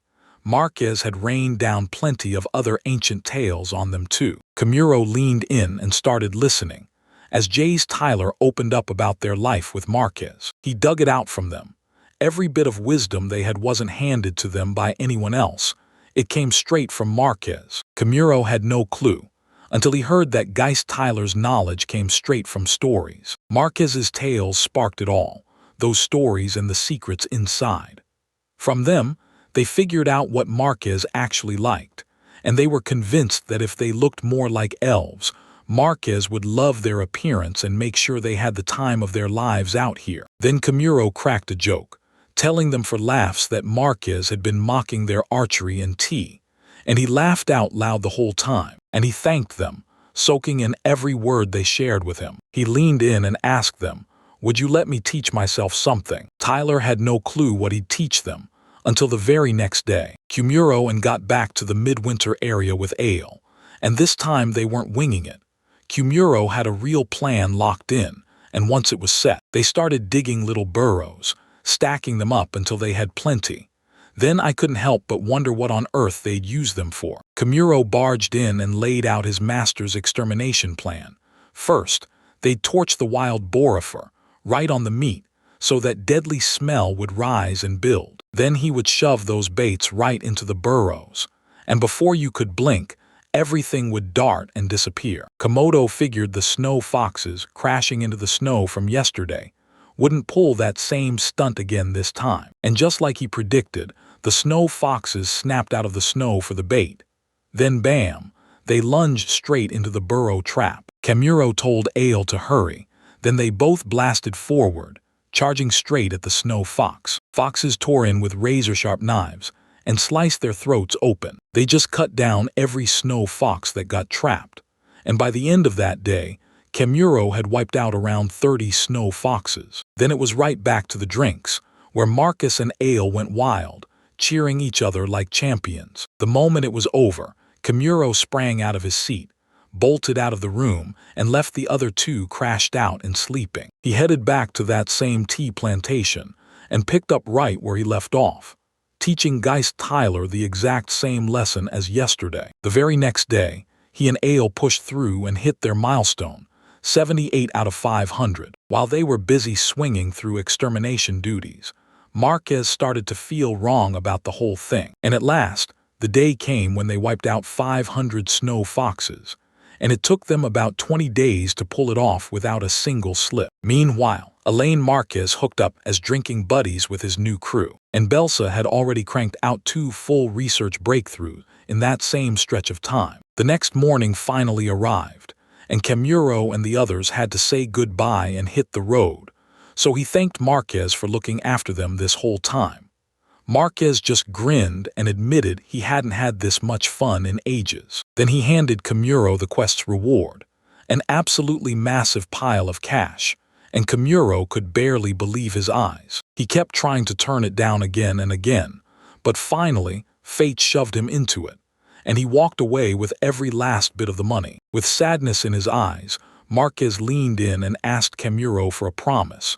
If he ever stumbled on an elf village, he had to track down a girl named Linya. He said that when elves die, their souls rocket back to their hometown world tree and get reborn there. Kimuro couldn't help wondering if this elf girl was somehow connected to the one Mark's been carrying in his party. So he agreed to it, promised he'd give it everything he had. And Kimuro couldn't shake the feeling that ever since he and Mark started spending time together, a cold distance had been quietly growing between them. Marquez waved him away with a smug grin meant for strangers, and he stormed forward, unable to explain it to his 300-year-old senior, who demanded he erase himself from existence. He couldn't stop thinking, why would there even be a goodbye for an encounter so once-in-a-lifetime that it felt unreal? They headed for their boat, and Ale and Belsa were grinning the whole way, but Kimuro just couldn't bring himself to feel it. And when Ale pressed him, asking what was wrong, he clenched his fist and sprinted back toward Marcus. He sprinted up to him, wheezing hard, and shouted "Marquez" at the top of his lungs. Marcus stared at Komodo like, "Why are you here?" And then they dropped down together in the tea plantation and sat side by side for Marquez to finally hear what Kimuro had to say. When they sat together in the plantation again, it dragged Marquez back to that first time. Tea, smiles, everything perfect. But since Marquez made that strange request, the air between them has turned awkward and tense. Komodo swallowed his pride and apologized to Marquez, admitting he'd slipped away because things got painfully awkward. And Marquez couldn't shake the feeling that this was exactly what was going on. They smiled at first, but then Marquez's face twisted, because the moment he remembered Kamuro's reply, it hit him. His skills were meant for his job, so Marquez couldn't be saved the way he'd hoped. Marquez realized Kamuro was being kind to him, but all he could do was confess the truth. He just wanted to bolt from a life that felt stuck, hollow, and dead the whole time. He told Kamuro that when he finally crawled out of the wreckage after the fight, several months had already gone by. Marquez had already watched his friends vanish by then. Then, when he returned to town, he heard the Demon King had been crushed, taken down by another brave hero. That's when it hit him. Living forever mattered more than keeping a body intact, so he dove into researching dungeons. But as the days dragged on, a heavy sadness started swallowing him whole, and his fire, his passion, his drive, just slowly crumbled away. And all that was left behind was unending loneliness. Marcus felt like one step toward the outside world could trigger something huge. But the fire in him was gone, and he couldn't find the will to move. Then he yelled for Kamuro, calling out to him and lower. He dropped his head and apologized, because he tried to dump a burden on him that wasn't his to carry. Marquez finally realized the brutal truth. He'd basically painted himself as a murderer, and it crushed him. He couldn't help feeling awful for them. Komodo heard the apology, shut his eyes for a second, then told Marquez to let him teach him something after. After a bit, Kamuro finally stumbled back to Isle and Belsa, and when he caught up, he blurted out a heartfelt sorry for making them wait. Meanwhile, Marcus stared up at the sky, lost in thought, then shouted at Geist Tyler that eavesdropping was a nasty habit, only for Jay's Tyler looked like he had a plan. Soon they poured tea, handed it to Marquez, and told him to try it. At first he hesitated, not sure he wanted to drink it, but he did. And then after that tea hit his lips. Suddenly the taste hit him like something was off. Something felt wrong. And Marquez got the message. Komodo had been drilling them every single night on how to brew the perfect tea so their master would light up with joy. Marquez was blown away by that, and then Kamuro's words hit him like a sudden memory. When he told Marcus that Jay's Tyler looked like an elf, because of the old stories he'd used to feed them, his whole voice lit up the room. He told them the first time they caught Marquez smiling was when they transformed into elves, and the joy on his face was so intense they swore they'd never want to switch back. Kamuro told the elf that elves had empathy just like him, so if he could reach out and talk to them then. So yeah, Marcus wasn't alone after all, because he still had comrades standing with him. And even though the comrades he'd lost were gone, Jay's Tyler still showed up for him. Marcus nearly choked on how insane it sounded.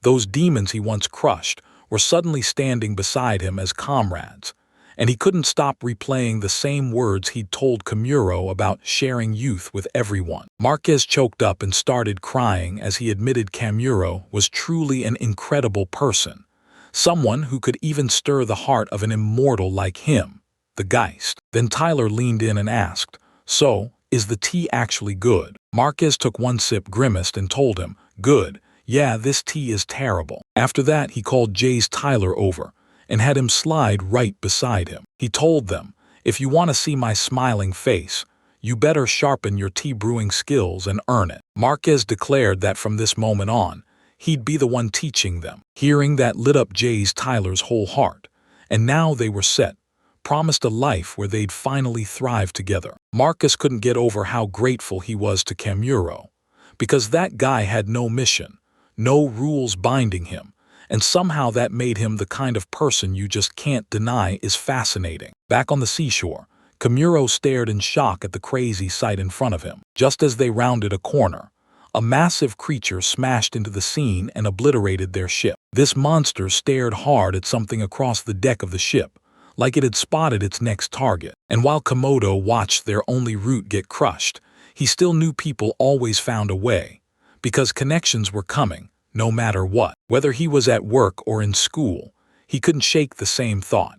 Even a monster with human-level brains like Jay's Tyler was bound to form bonds just like everyone else. Komuro couldn't stop thinking, what kind of link could he possibly have with this troublemaking dragon? Ale snapped, asking if he was okay, because he looked totally lost in his own thoughts, and Komuro admitted he didn't even know what he was thinking either. After that disaster, the beast that tore their ship apart stepped in and said, "I'm a 600-year-old dragon," and then made it sound effortless, like hauling a bean-sized ship was nothing at all. Komuro finally realized the truth. She wasn't just any girl at all. She was the water dragon. He tracked them all the way to this spot, following the sweet scent of his lover, the red dragon. But Komuro couldn't hold it in. He blurted out in pure shock, "What the hell are you going to do about our ship?" The water dragon kept digging inside their ship, its massive shadow swallowing the sea below, and Ale turned to Komuro like, "So what do we do now?" Then the dragon roared at them, demanding to know how they somehow carried her darling red dragon scent in their bodies. Komodo suddenly clocked it. She wasn't just liking the red dragon. She was head over heels in love. Then he leaned in and told her about the mana stone he'd scored from the red dragon, right after he finished the story of wyverns tearing through the humans, which snapped him awake, and somehow dragged a red dragon out of its slumber, and it immediately flew off to hunt and devour some wyverns until, after a while, he met up with the red dragon, and Komuro admitted that he'd rather just crash and sleep than go running around exploring. Everywhere he turned, Red Dragon answered right back, no matter where he went, and it instantly whipped up chaos in the streets. Komuro told him he might finally get a shot at talking to the adventurers, but the Red Dragon just wasn't convinced, until Komuro said, "Hey, I'm one of them too." And that's exactly how he ended up getting the Man of Stone from the Red Dragon. A dragon flew with one job: to tell the Red Dragon exactly where Komuro was, no matter where he hid. The Red Dragon seemed relieved to finally have a human friend, and Komuro thought, if that's true, then he handed a single communication bag straight to the Red Dragon, so they could talk to it no matter how far apart they were. The Red Dragon agreed it was the perfect setup to have. Komuro told Red Dragon, "I don't need the Mana Stone, take it back." But Red Dragon shot back, "Nope, you're keeping it, so every dragon out there will spot you." In the end, Komuro gave in and agreed. He dashed off a hopeful note to the Red Dragon, praying he'd get a chance to meet it outside. Now we're in the present. Komuro watches everything flip as the water dragon ferries him and the others straight into a town. She tore through the water at insane speed, living up to every bit of her name, and Ak and Belsa were loving every second of the ride, while Water Dragon beamed with joy, just dying to meet the Red Dragon and lay eggs with him soon. Komuro couldn't help noticing how wildly talkative she was for a dragon. The Water Dragon dropped a wild hunch about where the Red Dragon might be hiding, and she was done waiting. She wanted to snag him red-handed the moment he went to that place. When Komuro heard that the Red Dragon was cheating, she couldn't believe it, especially with all those girls out there just trying to have fun. Then it clicked, yeah, that had to be it, because the Red Dragon had been locking himself away for centuries. But then, Komuro figured a quick ride straight to Dragon Town was the perfect shortcut. He couldn't wait to see it too, especially with the Water Dragon, who was crushed that he'd broken his ship. Komuro remembered the dragons from his old life, movie ones that looked terrifying. But the Water Dragon right in front of him felt surprisingly friendly. It got so intense he started wondering if love was on the table, and even if laying eggs was next. So Ale finally leaned in and asked Komuro what the heck he was thinking. She started thinking. Then he pulled back as she got way too close, forcing him to check her for danger. Komuro couldn't stop himself. She looked so stunning that he turned jittery just staring at her soft skin and her cherished places. While Belsa misunderstood the whole situation too, she started loosening her clothes right along with him. Then Komuro barked at both of them to stop, because he'd been sleeping like trash, and Belsa let out a huge breath of relief when she saw he was okay. Then Komuro felt it in his bones. He had to make those two understand that he was a man too. Those two figured something was off, so they pressed him to explain it quickly to his friends. But Kamaro tried to dodge the whole thing. The real problem wasn't some random flaw. It was his overwhelming sexual desire. And for a bunch of reasons, he just couldn't make it quiet. Ale and Belsa weren't scared for nothing. They were terrified something was about to go wrong with Kamuro. He couldn't stop wondering if he should finally tell Ile about it. She'd said he could ask for anything anytime, and the whole thing was leaving him speechless. Everything about it made him crack up hard, because even dragons fell in love. Yet when it came to him, misery hit so bad it felt like his head was splitting, and he couldn't shake it. If the water dragon was telling the truth, then the red dragon had to be nothing more than a shameless fake. But no matter which way it went, he was still stuck there, rubbing the back of his neck, craving something, anything, to finally happen to him. Kamuro somehow steadied himself, clenched his fist, and bet every last hope on that story, thinking he could reach the town fast, with girls waiting there. So Komodo shouted at the water dragon and warned her that if the red dragon was cheating on her, then both of them were about to slap him with a lesson. Then the water dragon leaned in, said Kamuro was genuinely kind, so she cranked up the speed, barreling toward town even faster than before. As soon as they rolled into the dragon's town, the place felt like it was alive and watching them. The town sprawled everywhere, packed with houses, and wrapped in towering mountains as far as the eye could see. When Kamuro and the other two stepped into town, they froze, because they absolutely didn't expect a place this calm. But the real shock hit harder. This water dragon didn't just change. She transformed into a stunning human, and her volatile personality made it even wilder. Kamuro's jaw hung wide open as he stared in disbelief, wondering how every woman in this world could walk around naked with zero shame. Komodo clutched hands with the water dragon. Then they rushed out together to hunt the red dragon. Both of them sprinted like their lives depended on it, blowing past Belsa and Ale, who chased after them at their own pace. Then, later on, they ripped up to the black dragon's house. Kamuro burst through the door like a cannon blast, shouting that the red dragon should have shown up here by now. He heard a voice call out, and whoever it belonged to instantly knew Kamuro, the same adventurer who had woken him up from that deep slumber. Kamuro didn't get it at first, until he realized this guy was the real red dragon, gripping dragon girls like trophies, laughing as they squirmed, and then he swung the spotlight onto Kamuro, telling the terrified girls, "He's my friend," and Kamuro seethed with jealousy watching that bastard flirt and play around with women. Then he rushed to the red dragon and spilled that he'd run into real trouble because of the mana stone you gave him. But one person wanted no part of his chit-chat.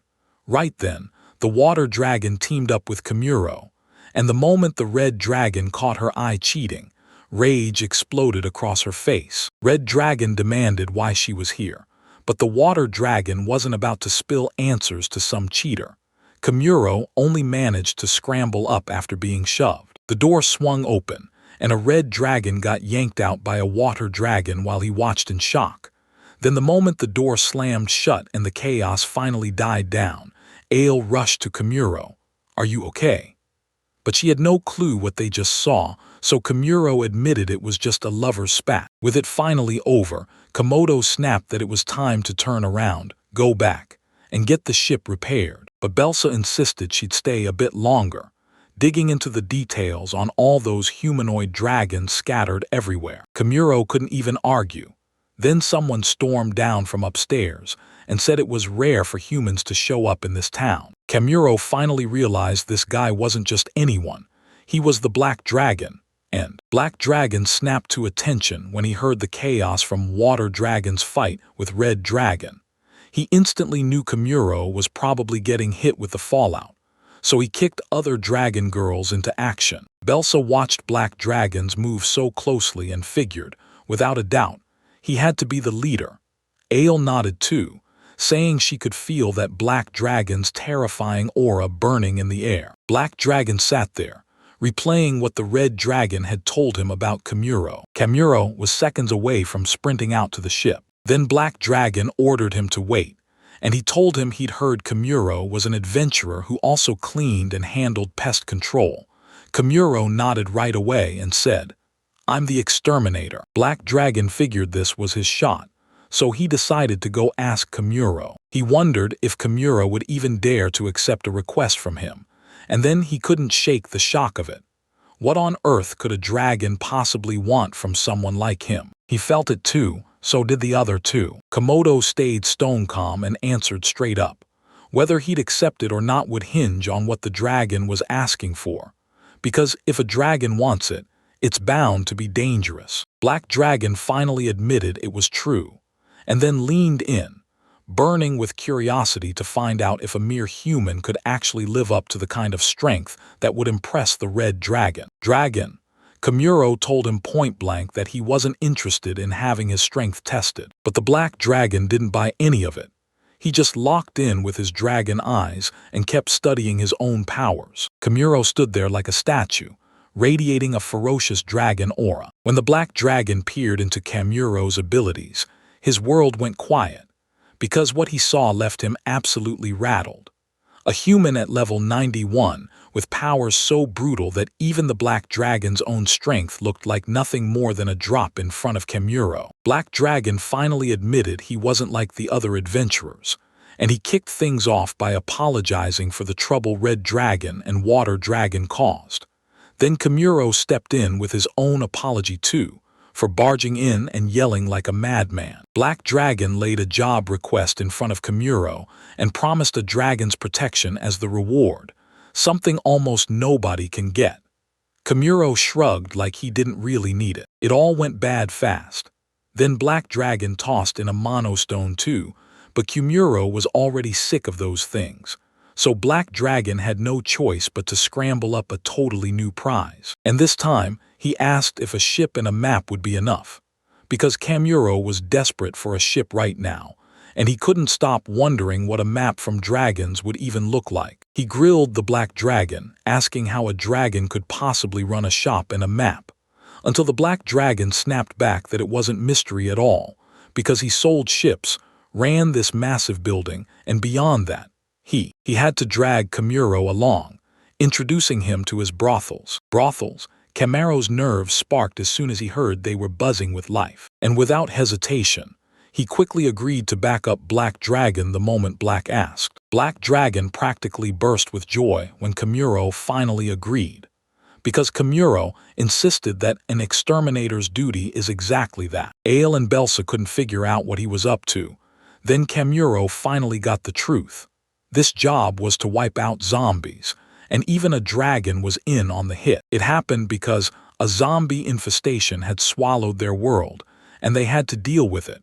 Once Kamuro got the full details, he nodded and jumped right into it, then passed all the job details to Ale and Belsa. They told him the dragon that had to be wiped out was hiding inside a cave on the edge of town, but that cave entrance was shut tight, like someone sealed it to trap the poisonous fog inside. He told them he'd be going solo this time, because earlier, when he was chatting with the Black Dragon, he said their enemy was a dragon zombie. He leaned in and basically dared him, saying it'd be way easier if he just did it himself, since he was high level and could end it in one clean breath. Black Dragon stayed put.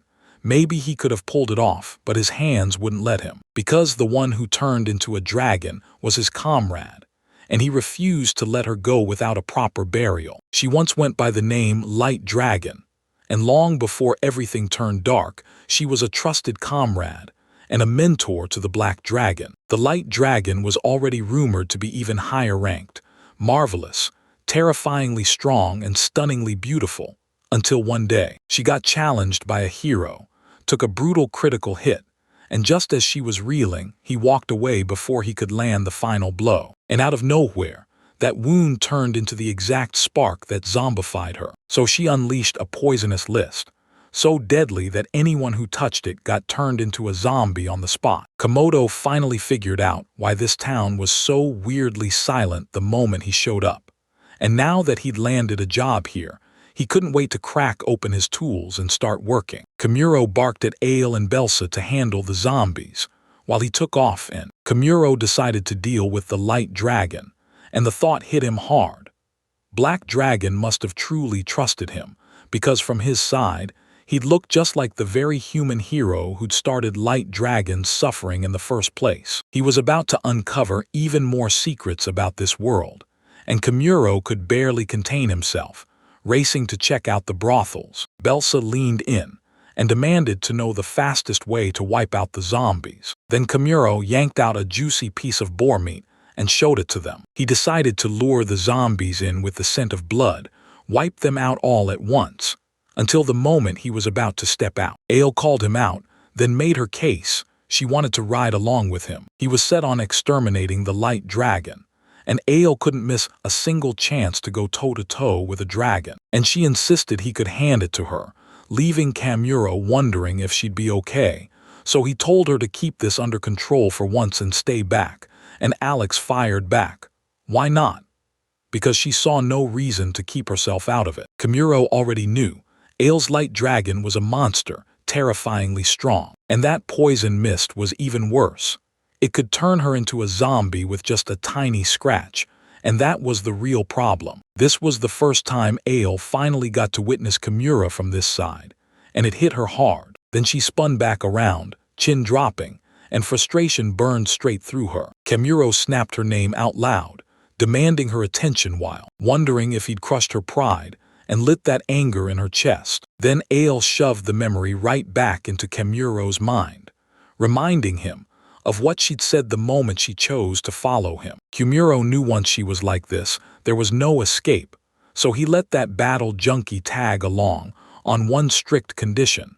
She had to fall into his lead this time. Ale practically beamed, and then Kimuro kept talking to Belsa, claiming his healing items could shred zombie tissue, so he offered to teach her ahead of time how to make and use them, as Ale handed her a job-perfect outfit, because if she wore her usual clothes on this mission, it would have been suicide. Once every prep was done, Kimuro shot out before sunrise, heading straight for the cave, and the second they arrived, Black Dragon handed them every last piece of info they needed. Morrow just learned the cave entrance was jammed shut, so nobody could escape that zombie Light Dragon inside. Black Dragon asked if Kimuro wanted him to clear the blocked entrance, but Kimuro shook his head, because clearing it wouldn't be a good idea. Good, he warned that if the poison mist got out that way, the wind would carry it far and wide. So he told Black Dragon, "Hand it to me from here on," and soon Kimuro had a plan flashing through his mind. Kimuro shoved everyone through and led them straight to the cave's top, then handed a cursed mask to Ale and Black Dragon, enchanted to stop them from inhaling a single speck of poison mist. Then he leaned in and asked Ale if she could hack off the dragon zombie's neck, and Ale agreed to give it a shot. She was thrilled she'd tagged along. Then Kimuro snapped into action and decided to start by cleaning up the area, hauling off. He stared straight at the Black Dragon and pressed him, asking if he was truly okay with all of this. Black Dragons declared it. Dragons didn't want power for fun, they wanted one thing, a stable world. Even the Light Dragons are begging for death right now. Kimuro drags his finger across the ground and starts carving a circle, finishes it, then snaps to Eol. The zombie dragon is waiting right beneath that circle, and he was seconds away from blowing everything sky high. Once Ale confirmed she was ready, Kimuro burst up through the surface with a thunderous explosion. Back in town, Belsa cracked a plan and used the meat to drag zombies right in. And then she spotted the explosion from up on the mountain. Belsa instantly knew Kimuro had kicked off his work. While she was racing to the finish, scrubbing and cleansing zombies, she stared in shock. More zombies than she'd ever imagined. And now she's freaking out, wondering if those healing items will actually be enough to keep her alive. Back in the cave, Ale and Kimuro burst inside with a thunderous blast, and they were hit with this overwhelming wave of purple must right away. Yet even so, they could make out a massive shadow roaming at the very center, and it was insanely huge. Nothing like the moment he met that red dragon, when Kimuro instantly sensed the attacks coming. Ale snapped into action, seizing the initiative before anyone else could. So she lunged forward and carved a vicious slash across the dragon's neck. The zombie dragon shrieked in agony, but the blade still hadn't finished the job. It never fully cut through its neck, so it managed to snap an attack in Kamuro's direction.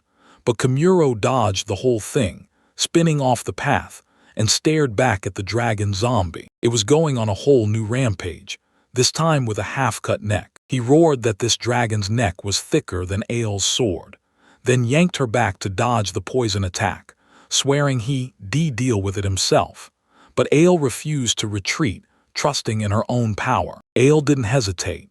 She barreled straight at the dragon, using her flying steps to stride right through the air, and Kamuro instantly caught on to her trick. Then Ael fully snapped into warrior mode, and slammed consecutive cuts straight into the dragon zombie's neck, until it finally got sliced clean away from the rest of the body. The dragon's head crashed down. Kamuro felt a crushing wave of poison mist hit the moment they wiped out the light dragon, and he figured it was finally over. So he immediately moved in with his cleansing items, cleared every trace of the mess, and Kamuro handed the magic stone he'd ripped from the light dragon's corpse straight to the black dragon. Dragon realized Kamuro was thinking of him when he handed it over like a cherished souvenir. Komodo nodded, cut it there, and shut the black dragon in for some private time. The black dragon was crushed after losing the light dragon, and with a heart full of grief, he unleashed a deafening roar as he mourned his fallen enemy. Black Dragon snapped into his true dragon form, massive wings exploding outward as Kamuro watched it all unfold right in front of him. He watched the black dragon vanish to give Light Dragon's manstone the proper burial. Then Kamuro shut his eyes, breathed out, and said, "All right, now we move." Then Ael snapped his name out loud, grilling him to see if she'd pulled off looking like a real comrade. She deconvinced herself that Kamuro looked at her like she was nothing but dead weight. So Kamuro's eyes widened when he heard it, and he immediately blurted, "Wait, what's going on here?" Ael told him she'd thought he was truly worried about her when he handed her those tough, sturdy clothes in Marquez's dungeon. So in that dungeon, she suddenly feared Komodo was treating her like dead weight, something that dragged him down. So Ael refused to slow him and told him, loud and clear, to steer away from danger in his path. Kamuro realized he'd totally misread her, so he stepped in and made it crystal clear. He'd never, not once, seen Ael as a burden, he said. He finally admitted the truth. He wasn't thinking about anyone else at all, he was scared for himself. And to her shock, Kamuro even told her a little about where he used to live.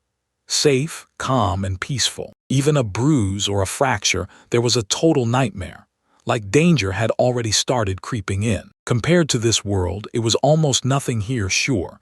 An adventurer could stroll off and get cut down by a goblin, but that was the simple talk of the place. And if Ael ever met that fate, it would scar him for life. So instead of saying it was for her, Kamuro shot back that it was for him, claiming he just wanted to keep her out of danger, then apologized as soon as he sensed her pride getting bruised. As Ael finally clocked it, she'd been wrong about him. She clenched her fists and snapped that Kamuro was an idiot. Yet he still worried about her, even when she didn't ask. Kamuro's answer hit her like a jolt. She couldn't help but grin because she'd been totally wrong, and it was so him. But Kamuro froze because he'd been sure she was mad at him the day before. Ael snapped back that she was only frustrated, and she'd been convinced Kamuro saw her as a partner who didn't measure up. She burst out laughing, finally snapping into the truth. She'd misunderstood everything. But hey, enough about that. I've got to make one thing crystal clear to Kamuro. Kamuro realized she wasn't fighting because of anyone else. She was in it with her own will. And even if she died, that burden was hers alone, so Kamuro had nothing to fear. Kamuro finally got it. He knew exactly what she wanted, and once everything clicked into place, he told them it was time to come back. And Kamuro was instantly relieved. Having someone dependable like her beside him felt like a lifeline. On the way, she snapped at him and called him a worry ward. Kamuro grinned wider than ever now that the confusion was finally cleared. And Ael was totally loving it. Back home, Komodo wasted no time and asked Belsa how it went. Then she just pointed straight out toward the sea, to show what was left of the zombies. Kamuro's eyes went wide when he saw them sinking and drowning in the sea. The sea swallowed them because that meat was all it took to bait the zombies. Belsa admitted she'd run out of medicine, so she shoved the zombies toward the waves, and they drowned like they were made for it. Kamuro grinned that their job was finally done. And then, the next, he told Black Dragon they'd be out of there soon, then thanked Black Dragon, the water dragon, and everyone who'd helped him. While Black Dragon returned that same gratitude to him, right there, he offered them a ride straight to the nearest town. After that, Kamuro got paid in full. Black Dragon handed him both a map and a ship. He met a Black Dragon and sealed the deal with a handshake. Then dragon blessings surged through him, pushing him onward no matter what. With everything handled, he was ready to bolt, while the water dragon took charge and ferried him away. They tore off to their next stop, and Kamuro and the others couldn't stop smiling at that speedy ride on the water.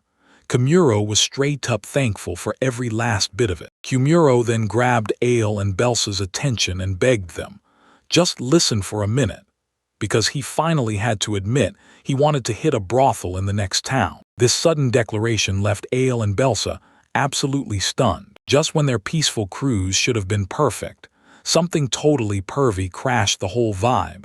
Yet Kamuro couldn't stop himself, because he'd been holding it in for ages. Belsa knew her words made sense, and once she figured he was the kind of guy she felt safe around, she didn't hesitate to step in and lend a hand, because he pulled her out of that dark place and she was honestly grateful. Nail felt the exact same way and she told Kamuro, "Yeah, I'll help too." And just like that, boom, Kamuro got completely swamped as the two of them clung to him like he was the only thing holding them up. He tried to stop himself, saying it didn't feel right to mess with them, but once those two were totally into it, they kept grinding on each other on the ship for 2 straight days. And just as they reached the next stop, a water dragon swooped in, tore across the sky, and sent them off at the port town of Flora. He stepped into yet another brand new world. As Kamuro set out to explore the world, he found himself trapped in a jam-packed building crammed shoulder to shoulder. Buried in a sea of people,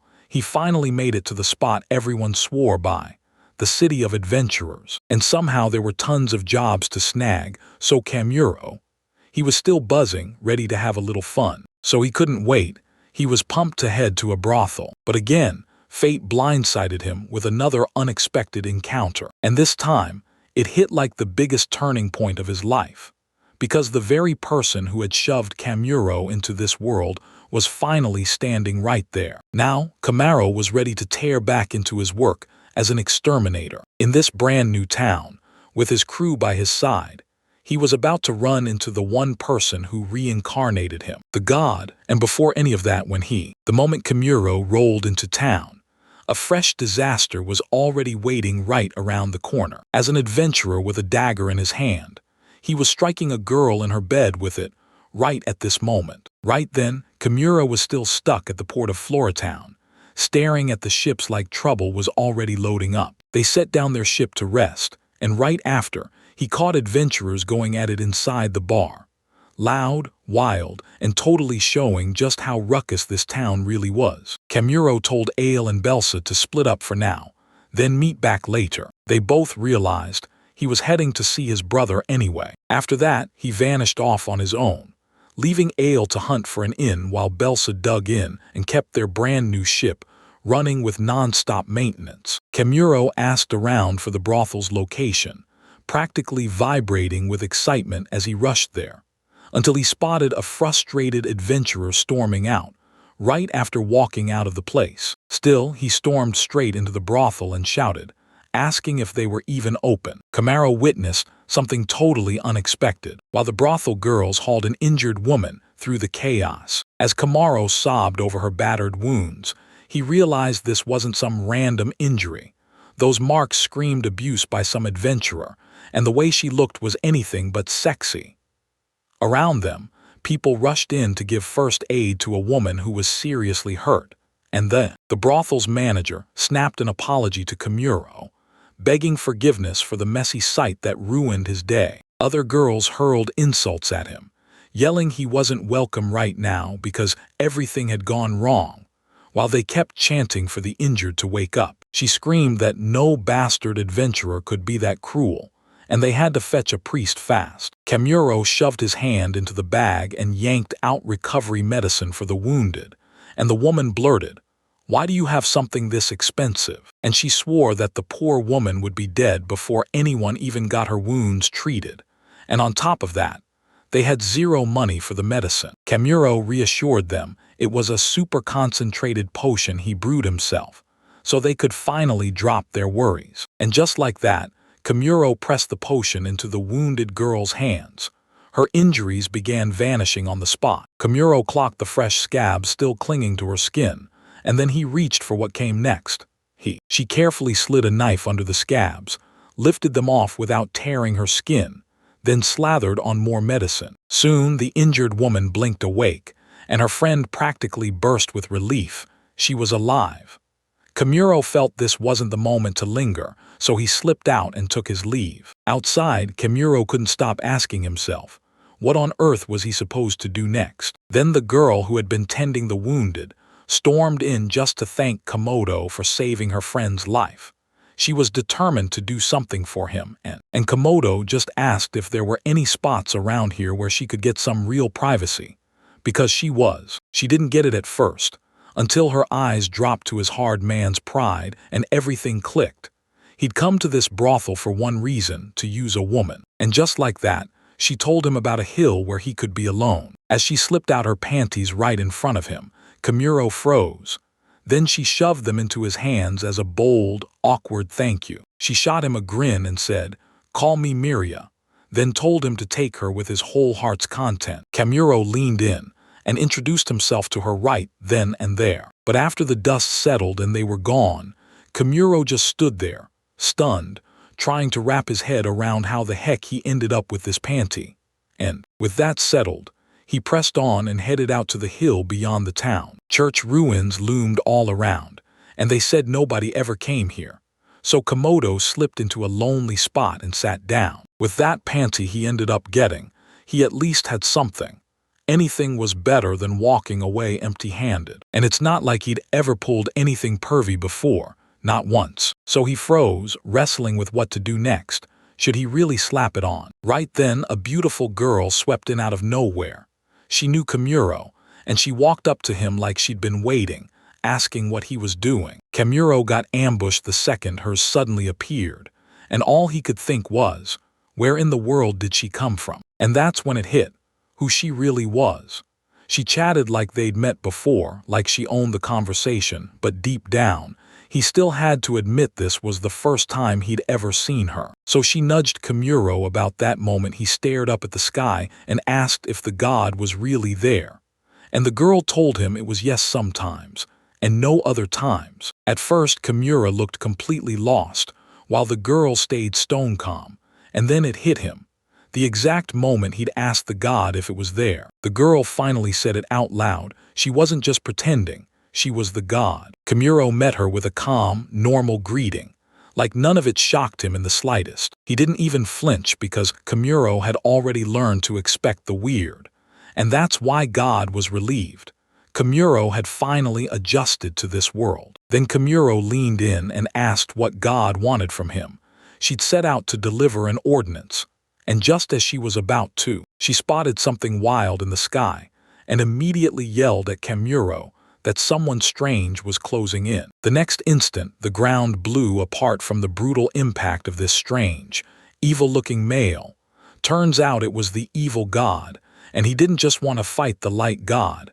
He wanted credit too. God stepped up to the evil one and demanded, "Why are you here?" And all of it left Kamuro completely baffled, because the evil god even claimed he had his own deal going with the other world, and it somehow had Kamuro written all over it. But out of pure curiosity, the first thing he asked Kamuro was what the heck he was holding in his hand. Kamuro shoved his panties in front of the evil god, and it freaked him out so bad he snapped at Kamuro, calling him a complete mess. Kamuro had no clue what was happening around him, and everything felt like a blur. And that's when he finally understood why God and the evil god were there for him.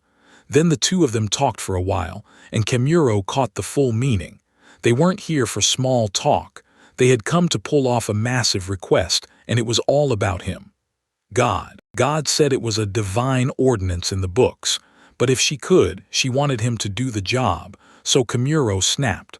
All right, what exactly does God want me to work on? God snapped back that she'd start from the ground up, showing him what was really going on this planet, and laying it all out plainly. She conjured up imaginary holograms out of thin air, and showed Komodo the entire planet, like it was a perfect hemisphere. This was the first time Kimuro actually got to see the planet, and then the god dropped the truth.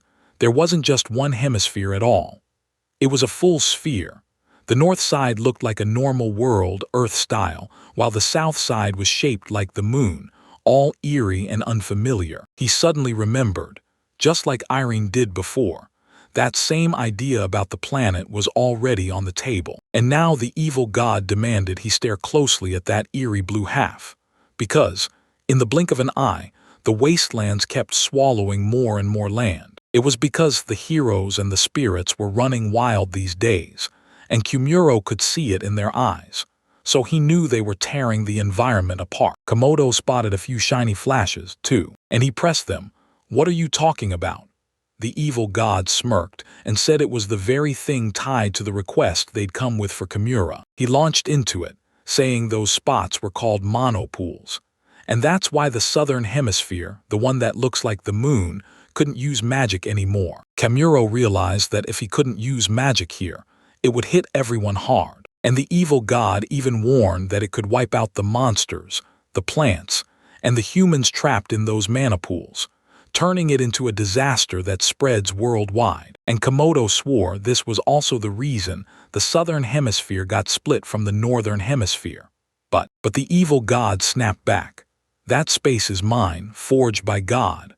Yet it never even listened to her, splitting the planet on its own, and she couldn't argue a word, because this disaster was all her own careless mistake. And with everything else tossed aside, the evil god declared he wanted Kimuro to wipe out that filthy monopoly of heavy mono-sucking creeps, and then spread it. Kimuro said this job was on a whole other level than every quest he'd done so far, and the evil god snapped back that there was no way he could pull it off alone. Kimuro's mind raced, hunting for every possible way to deal with it. Then he demanded, handle it, and turned right to the evil god, asking if there was any way to fix this, offering wild ideas like growing plants in the mana pool. So they'd either unleash that pollen from the trees to spread worldwide, or just let the slimes go wild, multiplying fast because they barely drink any magic and keep spreading it everywhere. But the evil god froze in shock, stunned by the audacity of this plan to unleash plants and monsters. So he shot straight up into the sky, ready to slam this plan into action. Right now, God could tell the evil one was at it again, fidgeting, restless, and up to something like always. Then Kimuro leaned in and demanded, "Why'd you bring up the hero and spirits before?" And God kicked things off by asking Kimuro what kind of hero image he had in his head. Then Kimuro shot back that the hero could be a top-tier powerhouse, strong, bursting with justice, genuinely kind, and the kind of person the king and the whole kingdom trust with their lives. God told him straight up, a hero isn't some title you get or power level you climb. Real heroes are blessed by the spirits who stand with them. She explained that when a spirit blesses an ordinary adventurer, their powers get a total upgrade. And suddenly they're not just survivors anymore, they're real heroes. Kimuro told her it'd be quicker if the god handled it herself, and she snapped back that she literally gave them a will when she created them. Yet they ignored her completely, just like the space. All right, story S wrapped up, and it's finally said and done. God looked Kimuro in the eye and demanded he carry out her order, wipe out the heroes. That was one gutsy demand she tossed at him, and God's answer came through, straight in detail. She just wanted him to wipe out the extra heroes scattered across the entire world. Kimuro straight up couldn't wrap his head around it. God was actually asking him to do this, because this request was basically asking him to go out and murder people. Tomorrow just couldn't bring himself to think about wiping out those heroes and spirits for real, clutching the weight of their whole lives on their shoulders. God declared he couldn't refuse God's command, and Kimuro immediately asked her what methods he should use to handle them. She said just killing or draining the spirit would stop them from ever being a hero. And Komodo swallowed that explanation like it was the only truth. It means God never wanted those people dead at all. So when she spotted Kemuro, she flashed that friendly, agreeable smile like nothing was wrong, as he fully accepted the request. Now, everything in this port town was about to flip upside down for Kemuro. He muttered to God that her request was a real headache, and it wasn't even finished yet. She leaned toward Kemuro and demanded to know if he had any real grasp of everything she'd told him. And he told me it felt totally random, like everything had been yanked off course at the last second. She figured that was exactly how the other worlders always ended up. Some kind of escape route, just waiting to be found. Kemuro finally pushed past the small talk, grabbed the spotlight, and told her straight up. He had a plan to pull off this request. Then he stormed back to the city's merchant guild and headed straight for the counter. He went and filled out an application to launch his very own cleaning and pest control business. Kemuro nodded and blurted out that he wanted to start a company so he could keep getting his requests done from here on out. Later, right at the end, Elaine Belsa pressed him hard. So you really built this company just to drown yourself in all that work? Komodo told them this would be the theme of their work, and once they got there, they'd be able to grab even more jobs right away. He'd cooked up this plan because it would burn so much time hunting heroes across the northern hemisphere. He thought, if I build a company and recruit more people, I can send them all over the place. Then we'll stitch together an information network that makes tracking the heroes way easier. At the Merchant Guild, they told him straight up that to kick off his own company, he'd need someone who'd already handled business in town. When Kimura stormed into the brothel on his own terms, they vouched for him, because the recovery medicine had to be paid back. He couldn't help but feel grateful for their help, and as he filled out the form, he replayed it in his head. Those two gods tossed him onto an extermination request, and now he'd have to handle it all while running this company like a survival act as the president. Kimura already knew the gods were calling his name, because he had to handle both heroes and spirits. But if he could, Kimura would bring the gods hard proof that spirits shouldn't waste their powers without reason, because he had to stop it somehow. Then it hit him. Maybe he'd have to use a real plan to take out the main hero. He looked up and caught Ale and Belsa chatting with bright, cheerful smiles. Kemuro couldn't stop wondering if taking on heroes was even safe, because they sure wouldn't just stand there and let him exterminate them like obedient targets, and that meant bloodshed could erupt at any moment. Kemuro couldn't stop second-guessing everything, who to team up with next and what to avoid from here on out. So Al stepped up and called him out. She told him straight up she'd be vice president, while Belsa would run his company as the head researcher. Kemuro stayed calm for a second, until it hit him that those two had already plotted to join his company too. Ale didn't waver. She promised they wouldn't split up here, and swore that staying with him would make her stronger. Belsa felt the same way, because she loved the life swirling around Kemuro. And then Kemuro snapped back to the moment they first joined. And it hit him. He needed manpower right now, and these two were the perfect picks. He was convinced they'd be fine, and when they chose to join, he stepped right in and accepted it. Ale wasted no time. She demanded 1 measly gold coin a month as her basic salary, and made it clear that Belsa would have to pay her expenses on top of that. Kemuro figured it was fine to let the price decision slide, because he had zero clue what anything in this world was even worth. 2 days later, the Merchant Guild finally pinged him. His application was approved, and the guild handed him a merchant certificate too, because anyone who wanted to trade had to have it. Komodo told Ale and Belsa too, declaring that the Komodo company was finally up and running. He was absolutely stunned.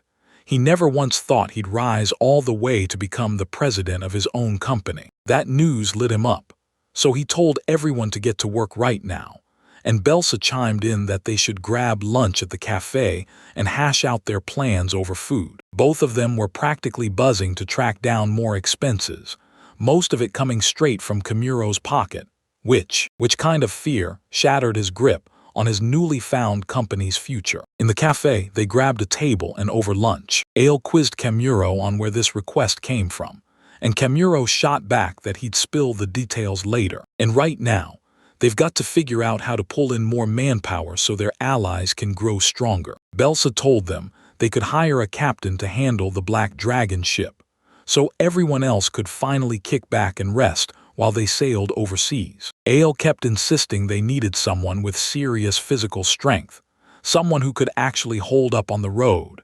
And right then, her former guild instructor was the one speaking, saying they could train together. Kemuro threw out his idea. He wanted a skilled tailor on the team, so every employee could get the exact same uniform he wears.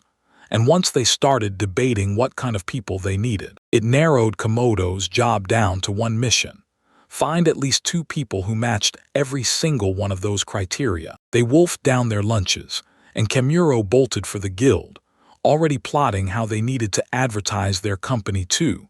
So he had Ale and Belsa head out to hunt for jobs, while he planned to post even more jobs for hire in the guild and hunt for quests to take on, until everything hit a snag. And it took. Kemuro and the guild spent a while hammering in every last detail, until the job notice was finally complete, and he slapped it up on the wall. The job poster was basically screaming, "We're hunting ship-handling experts. If you've got strong seeing skills, apply now." Right then, Ale showed up and wasted no time telling him about the mission she'd cooked up: wipe out mazmascles and crush the bug roaches. Kemuro gladly accepted the job and headed straight for the client's massive mansion, where an old lady waited on edge, praying the exterminators would finally show up. When they finally arrived, the old ladies guided them straight into the basement crawling with pests, and Kemuro dropped the extermination tools for both the mazmascals and the filthy bug roaches. After the day was done, he stormed back to the exact spot where a bunch of mazmascals and roaches were sprawled dead on the ground. He gathered them as hard proof that everything was about to be forced into submission, and the old lady beamed and thanked him for the amazing work he'd done. Kemuro cashed in his quest rewards from the guild, and the day ended in a whirlwind, chaotic for a moment, but absolutely worth it. When they finally made it back home, Belsa burst in like a warm welcome. Komodo leaned in and told her, "We crushed a ton of work today." As she asked how it was going on Belsa's side, Belsa snapped that they had a problem right now, and she was anything but calm. And Kemuro heard it from her. Right then, a guard barged in with the news that an intruder was slipping around their ship in the shipyard. Ale warned that the intruder could be zeroing in on their cargo. Kemuro swore his ship was tapped out, saying he'd stuffed everything into his bag, and Ale just burst out laughing like only a total idiot would even try to loot an empty ship. While Belsa stayed stuck in the same spot, Kemuro made a bold move. He headed over to pay a visit and told the other 2 to rest up for tomorrow. Kemuro bolted out the moment the chance hit, heading straight to the shipyard to sniff out what was going on. And as soon as he stepped in, he saw the shipyard already in full-blown chaos. The workers were in full panic, tearing around to hunt down the intruders lurking nearby. Kemuro slipped into the building, and the shipyard owner barked at everyone to let him through. He slammed the door shut fast, trapping the intruder before he could get away. The shipyard boss swallowed his pride and apologized to Kemuro for the mess. Then Kemuro snapped, "What's going on here?" The boss admitted it was a catfolk, and that they were somewhere inside right now. The workers kept losing track of the intruder, and soon they couldn't see him at all. But Kemuro clocked the intruder almost instantly and pounded on the shipyard crew, asking if he looked like a young boy in ragged clothes, only for the shipyard owner to stare in shock at how sharp Kemuro's eyes really were. And the intruder was seconds away from launching the final speedrun straight for the gate. Kemuro figured that intruder would slip away the moment nobody stopped him, so when the catfolk finally closed in, the intruder, "Right then," said. He shot back at you, but Kemuro just told him, "Hold it right here." He flicked the intruder with one finger, snap, and the intruder blasted meters away like he'd been launched. Kemuro realized he might have slammed the guy down, so he shouted at the shipyard owner. Then they tracked the intruder's info.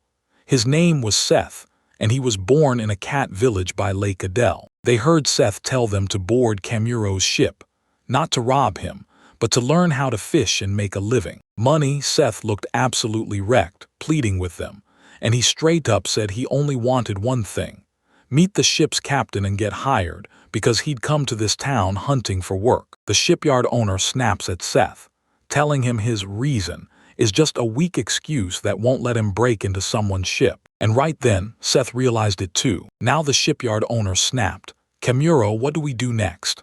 and made it clear, even if nobody was hurt and nothing got wrecked, this was still a break-in. Kamuro finally dropped into a seat, and since Seth was a fisherman, he grilled him right there, asking if he could handle a ship or even cook. Seth blurted in desperation that he'd worked with ships ages ago, and when it came to food, he could only stomach fish dishes, nothing else. Kumaro was genuinely relieved, hired Seth on the spot, and warned him he'd likely need a bit of training before he could really go toe-to-toe. She leaned in and told him, "From today on, you're the captain of your own ship." Seth outright called it idiotic, just handing the thief a spot on his ship like it was nothing. As the captain of the same ship, Kamuro leaned in and asked if he'd rather get caught, and Seth's answer was clearly not it. So Kamuro stepped in, offered his hand, and reminded him he didn't come here to talk, he came to make money. Money, Seth's gut wouldn't quit, like it might all be a lie, but if he could just prove it. He took Kamuro's hand, and to his utter shock, something in him immediately turned. Seth clasped Kamuro's hand in both of his hands. He vowed that from this day on, Kamuro would have his trust, no doubts. Kamuro promised the feeling was mutual, and when night fell, the two of them crashed into a well-earned, peaceful sleep. The very next day, the guild was buzzing at full volume like it never slept. And today, a horned beast girl spotted a job poster and zeroed in on it like it was her next mission. And with hopeful eyes burning bright, he decided to throw his hat in for the job. After a while, Kamaro headed straight for the guild. The moment he walked in, the receptionist dropped the news. Someone was already waiting to join his company. Kamaro practically buzzed with excitement and rushed over to check out the applicant himself, only to find a girl from the Beast clan, rounded horns and all, looking like she just stepped out of the countryside with a simple, cute face. And somehow he instantly felt she could be exactly right for the job, until he realized she was sweating buckets under all those thick clothes on this brutal hot day. She blurted out her name, Maramu, and said she'd come straight here after spotting the recruitment ad. Right in the middle of their chat, she suddenly started to faint, and Kamuro shot forward to catch her and help. He told her, "I get your sport, I'll hire you." But then he leaned in and said, "First, get yourself better clothes." Later, Kamuro and Maramu struck up a talk as they strolled through the town. He told her she'd been accepted into the company, and that meant he'd no longer be under her care. Maramu apologized for scaring him earlier. She told him her folks used to run a goat and sheep ranch, so this look was second nature to her. Komodo hauled her into a clothing store, told her she could pick out whatever she wanted, and promised he'd cover the bill now that she was his employee. Maramu grinned and hurried off to grab herself a fresh set of clothes. She yanked off those thick clothes right in front of Kamuro with zero hesitation, soaked to the bone with sweat, then dried off fast and slipped into that brand new, lighter outfit she just bought. After that, she greeted Kamuro like nothing was wrong, and he froze, shocked at just how adorable she looked in those clothes with. Maramu squirmed in these weird clothes, cheeks burning while Kamuro stared, completely captivated by her stunning curves. Then, he said they were ready to roll to his shop, and right there on the way, he thanked her for joining his little crew. Then she lit up, totally happy to be there. Then they headed straight for the food market, right on the verge of grabbing lunch together in a buzzing cafe. Kamuro kicked off the party by bringing in their newest two interns, welcoming them with a proper intro. He called him Seth the Beastman from the Black Cat family, and Maramu tagged along to help with sewing and cooking. Dale couldn't believe it. Maramu was the only one who even bothered to apply, and Kamuro straight up said they weren't well known, so everyone just figured that was how it would play out. Then Ale stepped up and introduced herself as Ale the Warrior, swordsman and the dragon's guardian. Kamuro leaned in and asked if her title was Sword Demon anymore. She admitted it had changed after that whole incident with the light dragon. Then Belsa stepped up and proudly announced she was a magician, dead set on spending her entire life studying monsters. And she, after their quest, Black Dragon crowned her as the dragon's guardian. Meanwhile, Kemuro sat there baffled, no title, no clue why. And just as he was about to introduce himself, Seth couldn't believe it. Ale and Belsa were both holding titles at the same time. Kemuro pressed them on why titles mattered so much, and Seth snapped back that in this whole country, only 10 people held titles. Ale waved it off like it was nothing, saying titles don't matter much as long as Kemuro's around. Seth couldn't figure out why, so he pressed Ale to explain. And then Ale turned to Kemuro and asked what level he was at right now. Kemuro shot back that he was level 91, right this second, which absolutely stunned every newcomer on the spot. Seth and Marimu both dropped into fainting spells after scanning his guild card. And luckily for them, the noisy crowd around them swallowed their conversation, so no one really noticed. Seth felt like someone utterly absurd had come to scout him, while Marimu leaned in and grilled Kemuro about the kind of extermination work he does. He told her they used to deal with insects like cockroaches, then got stuck making those musmascles troublemakers. He said most girls can't stand this kind of work, then leaned in and asked Marimu if she could handle the blood and insects. Because after Seth heard that, he suddenly felt sick, and Belsa snapped at him for even bringing stuff like that up while they were eating. Kemuro agreed, knowing it was better to be upfront about everything. Yet Marimu's reaction swung the other way because she wasn't alarmed at all. She was thrilled, eager to help carry out the extermination work too. Belsa figured if it came down to it, she could handle cadavers no problem. To test her resolve, Marimu launched into the story of how she once nearly died after a poisoned spider sank its fangs into her. And by the end of that day, she learned the terrifying truth. Even tiny insects can turn lethal in an instant. So she started treating them like something to erase. And she already had plenty of blood on her mind from the job she'd done back in her hometown. So she was absolutely sure she could juggle every last bit of work. Then Kemuro caught it and realized, oh no, he might have just hired a psychopath. They paused on that winding path, and then just like that, they marched onward straight into a feast. After they wrapped up, Seth leaned in and said he wanted to hear President Kamaro's intro too. Kemuro burst with joy at that news, and since everyone was finally gathered, he decided it was high time he laid out his own goals. So he kicked things off with a formal intro, meet the president of the Kemuro company, and the whole room practically erupted with excitement until they finally caught Kemuro's full confession, him saying he died in another world, and God dragged him straight into this one. And get this, the company was founded only because God herself made a special request. Seth and Marimu were definitely new at the company, but for Ale and Belsa, it was their very first time hearing about Kemuro's request and the wild goal behind this company. Right after that, Kemuro broke it all down for everyone. And then boom, he finally gets the order to exterminate the heroes, along with the report the god sent him first. So, after he finished explaining, he stared at their shocked faces and declared that from now on they'd team up to exterminate the heroes, only for everyone to blow up on him, because they couldn't believe they were just now hearing about something this huge. So yeah, they struggled to switch their minds over and process it all, including this shock that God was real, even though it had never been confirmed. Then, after just a minute, Belsa snapped and asked him if he was really saying that. They demanded the heroes be wiped out and the northern hemisphere be cleansed. And Kemuro confirmed it, right after bringing up what was happening in the southern hemisphere. Belsa finally stole a breath of silence to think, all by herself. And she realized with a jolt that Komodo wasn't just there. He was on a mission to save the world. Komodo didn't overthink it. He lifted his glass, rallied the whole crowd, and told them to team up and save the world together. Hearing Kemuro drop that massive reveal left them stunned. No matter what, things for them had just started to go off the rails, like a fuse finally lighting, racing toward their mission to wipe out heroes. Even the rookies had their hands full, because this job was huge.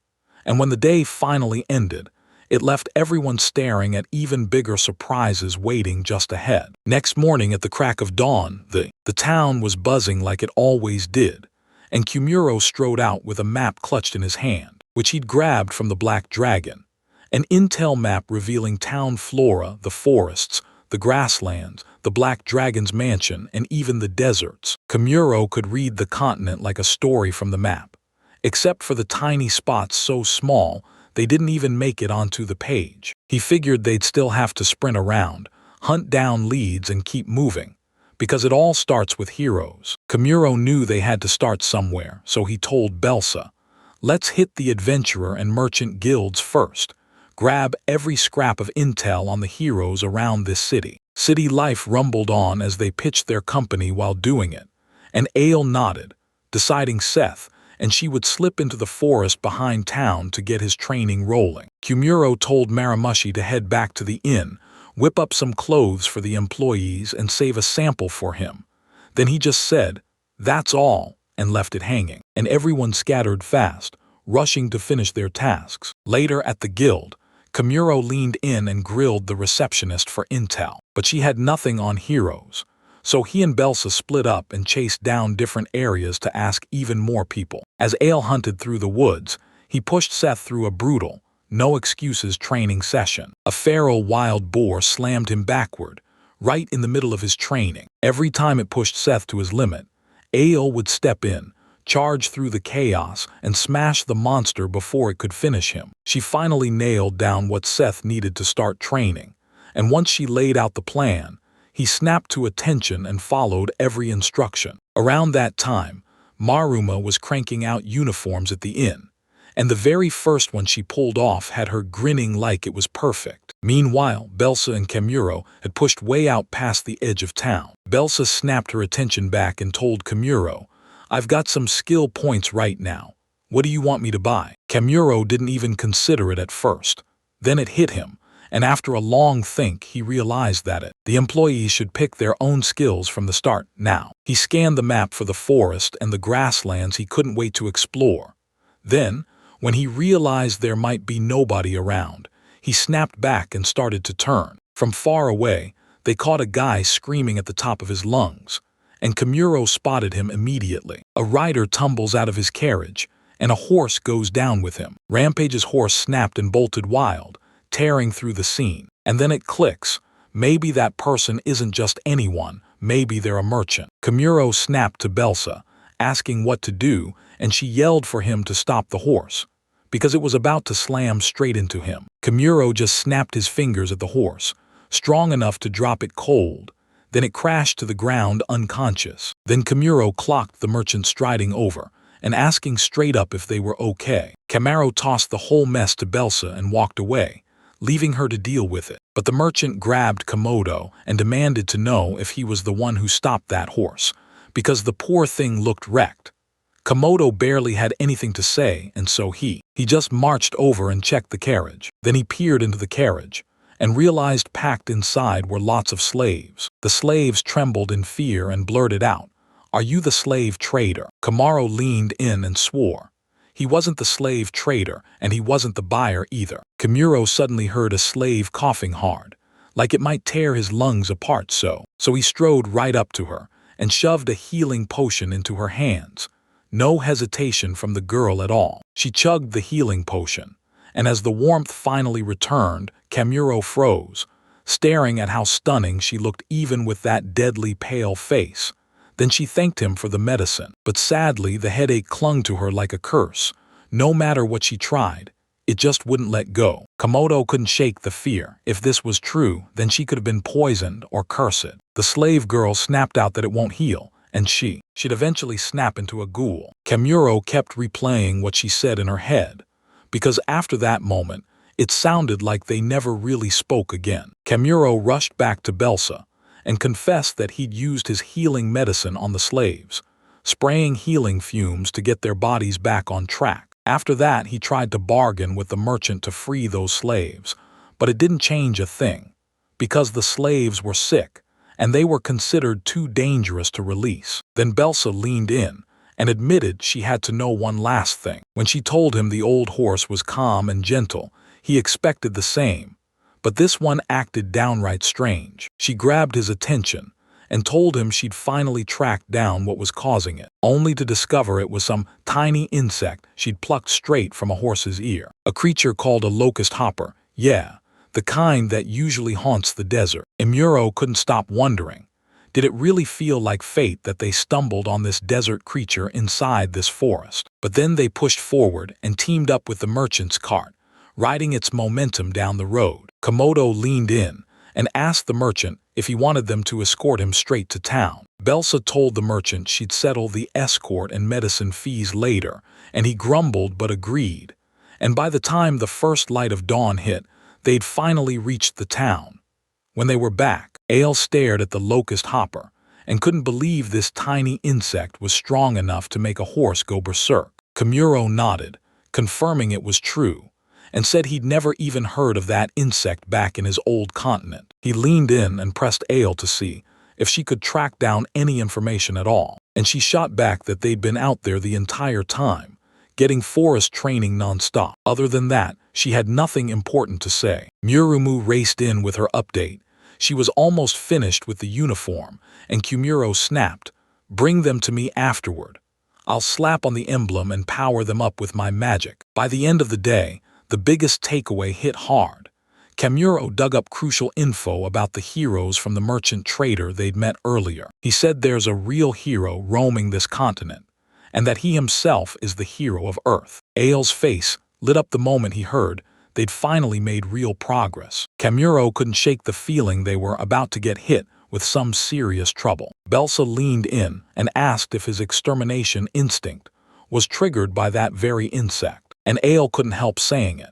Kamuro's the exact kind of guy who'd dig into these creatures deeper than even monsters do. Kamuro brushed it off with a grin. Then suddenly, the darkness swallowed everything, so Ale slipped into bed, and at the same time Komodo fired everyone else up to prep for a brutal day.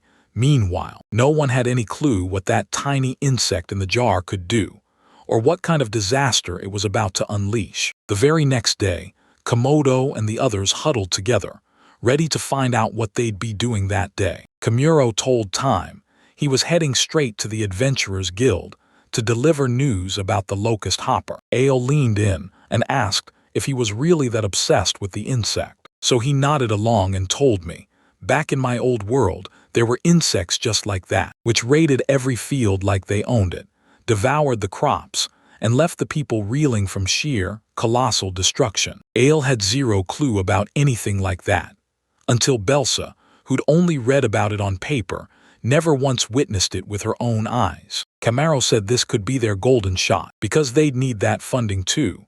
They decided that if they wiped out the locust hoppers alongside the usual pests, their company would finally lock in steady income. Come on, Belsa lit up hearing his careful plans. And suddenly, this whole thing started to feel way too much like a corporate deal. Kamuro snapped that it had to be done, because they needed to track down the employees' lunch bills after all. They always dive into it without a care. Then Marimu shows up, right in Kamuro's face. He burst in with an urgent problem tied straight to the uniform, and the moment she tried to put it on, her mana just vanished.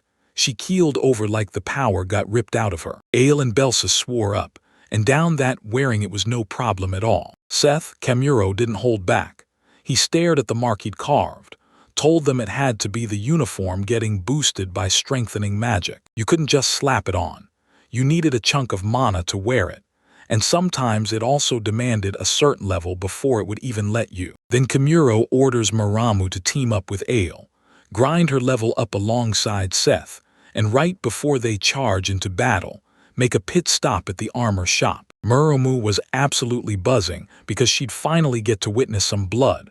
At last, Kamuro leaned in and asked Belsa what she planned to do, and she shot back that she'd tag along with him, because the ecology of the locust hopper had her absolutely hooked. Now that everyone's tasks were finally nailed down, they broke apart and sprinted off to make real progress on their own. At Town Flora's government office, Komodo leaned in, asking the receptionist for help, and she pointed him toward a stairway that dropped straight into the basement. The night felt pitch black, and as they kept trudging forward, Kamaro couldn't stop thinking, would anyone actually be out here?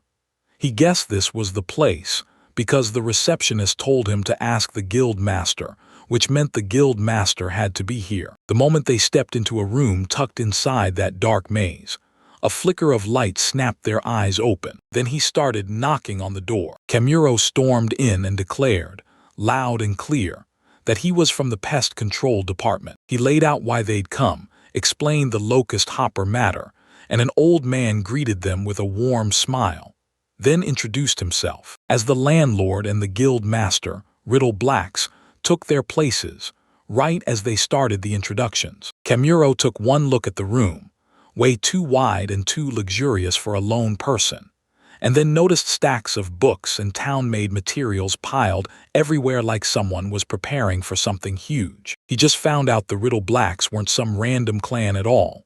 They were the king's cousin, ruling this entire continent. Kamuro couldn't wrap his head around it.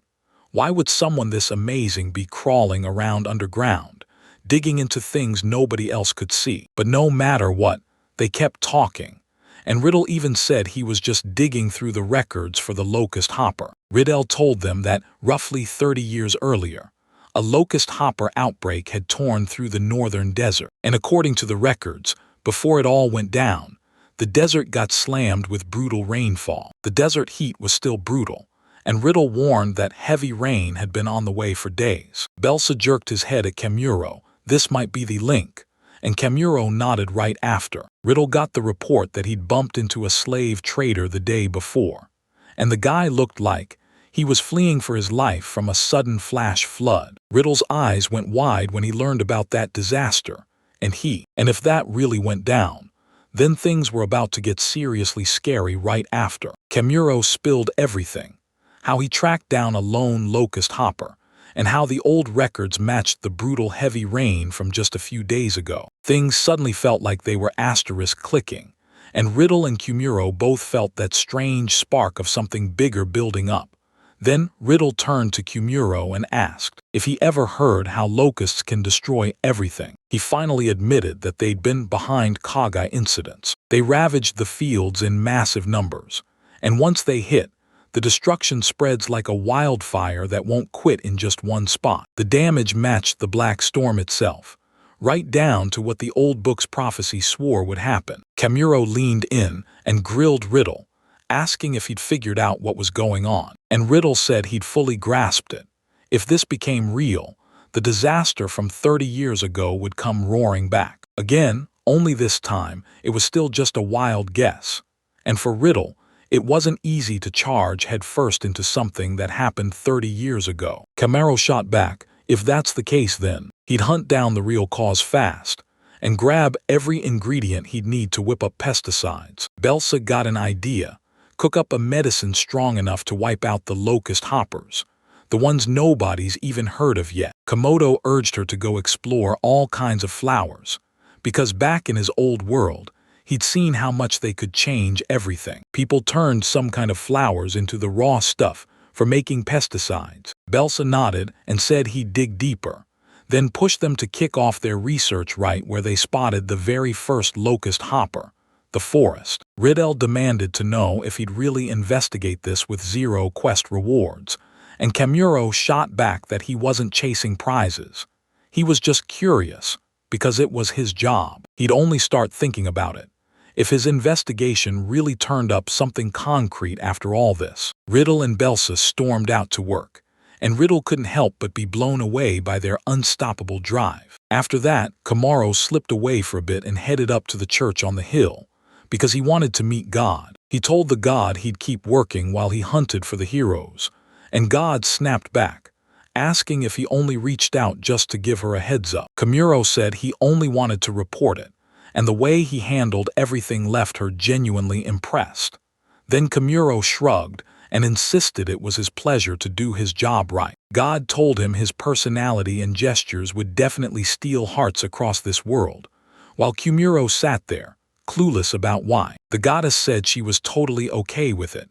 No deadlines on this job, only one rule: Finish before the world gets wiped out. Kamaro hurried back to finally link up with Belsa right after that errand. They ran their errands, then cracked open a map to decide the route, and he promised her they'd even hunt through the desert after they cleared the forest. But her joy vanished the second she realized how far they still had to go. Kamuro dropped into the chair and demanded she show him her shoes, and he slammed magic into it, conjuring wind pressure at will. But she, under brutal pressure, she slipped down from the top in a heartbeat. Kamuro swooped in to steady her before she hit the ground, snapped that she needed to watch her step, and promised that with these shoes, she'd start sprinting like never before. Right before they launch into a sprint, Komodo leans in and asks if she's ever enjoyed the desert at Marquez's place, and she agreed it was a blast. Then she spotted Komodo gearing up to bolt too. Kamuro nodded, then his mind raced, because even at level 91, he'd never once controlled his powers on purpose, and now he had to figure out how to adjust them fast. This was the perfect moment to test them for real. So once he signaled Belsa to start running, both of them exploded out of the gate with an insanely fast head start. Both of them tore across the ground, whipping up streaks of dust with every burst of speed, faster than any vehicle or transport this world has ever seen. "I'm absolutely loving this insane speed." She blurted out how he could sprint like that without a drop of magic on his shoes, and Kamuro smirked that he still wasn't showing his full power. Before long, both of them could finally spot those massive deserts in the distance, so far off, yet clear as day from the road leading into the forest. Kamuro said his senses picked up 0 locust hoppers nearby, so they pushed deeper into the forest, until they stumbled right into a slave trader. In that exact moment, Kamuro scanned the area, hunting for every detail around them. Belsa leaned in and demanded to know if the slave trader had spilled anything else. And Kamuro said that in the slave trader's eyes, something lunged out of the bushes. Then the horse went wild, and they instantly figured it meant there were more locust hoppers around. So Belsa yanked open her bag and pulled out a net to scoop up even more of them. For now, both of them hopped onto the first locust hoppers they spotted, hunting down anything new they could study next. Soon, Belsa locked onto one of them, and with her magic shoes speeding her along, she snatched it in time. "Go on." Belsa snatched it clean and grinned like she did it all by herself, while Kamaro just beamed, loving that she was finally having fun. Suddenly he realized, too late, that this wasn't just a few locusts. There were mountains of them, and when Belsa finally looked down at the one in her hand, she froze.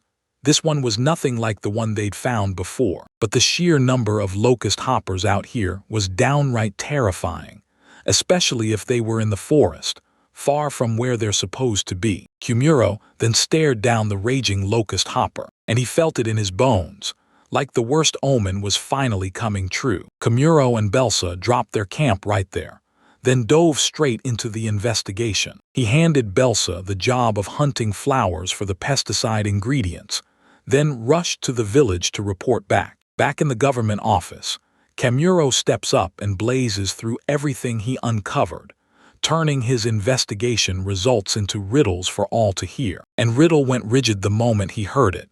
Kamuro told him their researcher was still hunting for the cause, but either way, that omen could still be coming. Then, right from behind Riddle, someone else's voice snapped in, warning him that Kamuro might be a total con man, and they had 0 proof they could trust him. The one who said it, a dark elf, turns out he's Riddle's stepbrother named Jerry. Jerry told Riddle, "If you ever need anything, come to me. I'll help you myself, not Kamuro." Kamuro pushed forward the locust hopper he'd ripped from the horse, then laid out his reasons and the plan to forge a whole new way to wipe them out. He said teaming up with Riddle would blow everything wide open and speed them up fast. Then Riddle shot back at Jerry, making it crystal clear that Kamuro isn't just rare. He's the kind of adventurer who'll tangle with a locust hopper when everyone else backs away. No rewards needed. Riddle finally sealed the deal. Now he was going to hand Kamuro the materials, right on his word. Jerry wasn't having it, so he stormed out and slammed the door shut on them. Komodo figured Jerry might have seen his face, and instantly decided he was some kind of con man. It totally screams danger lurking nearby. and Riddle shoots him an apology for all the trouble he caused. And Kamuro admitted he felt a huge wave of relief wash over him, because in this massive room he finally clocked it. Someone was genuinely worried about the Riddler. And when Kamuro said that, Riddler practically shrank in embarrassment, cheeks burning with shyness. Then he slammed his claim that this was his town, and that he'd better step up for it, just like Kamuro. He snapped, "Follow me," and started moving before the words even hit the air. They headed straight into the guild's main hall, and announced to everyone at once that the Locust Dealing Organization would be born starting right now. He told everyone that Komodo had apparently handed him some seriously useful intel. So now, from this point on, every big adventure had to be built side by side with both the guild and the government, to brace himself against the desert demon. The moment the tension finally faded, the staff snapped into action without wasting a second. That revealed just how much those guys trusted Riddle. Kamuro stared at that power and swore he'd be a boss like that one day. And now things finally started to turn around. This was Kamuro's first ever company job, and even on a scale this massive, it didn't take long before thunder started roaring outside, and Kamuro shot out to see what was going on. And to his shock, a swarm of massive black clouds barreled toward the town, darkening everything in their path until even the desert vanished under their shadow. Nobody saw this wild natural phenomenon coming, so for a few stunned moments even Kamuro and everyone else just froze in shock. And yeah, it didn't stay smooth for Kamuro. Soon the other adventurers started hurling bottles and smashing glasses all around the place, and Kamuro and Riddle just stared, stunned, trying to figure out what on earth was happening. Then Kamuro said he'd go check it out, and he slipped inside right after. After a quick scan, Kamuro's stomach dropped. Everywhere he looked, those adventurers were stirring up chaos and making a huge fuss. Everyone blew up with rage when they heard they'd have to stomp around fighting little locust hoppers. No pay, no glory, just the same grind, and the insult that they'd already crossed overseas for it. Money, and now they were about to waste it on something pointless. So the bar's owner yanked Komodo to safety and told him to take cover, because the adventurers were in full rage mode right now, and you didn't want to get in their way. The owner leaned in and told him that just a moment ago, a guild staff member showed up and demanded their help to defend against the coming Lucifer Hopper swarm. But it only fanned the flames, pushing them to spark riots, and the adventurers boiled too, raging at the fact that they couldn't even escape to another place.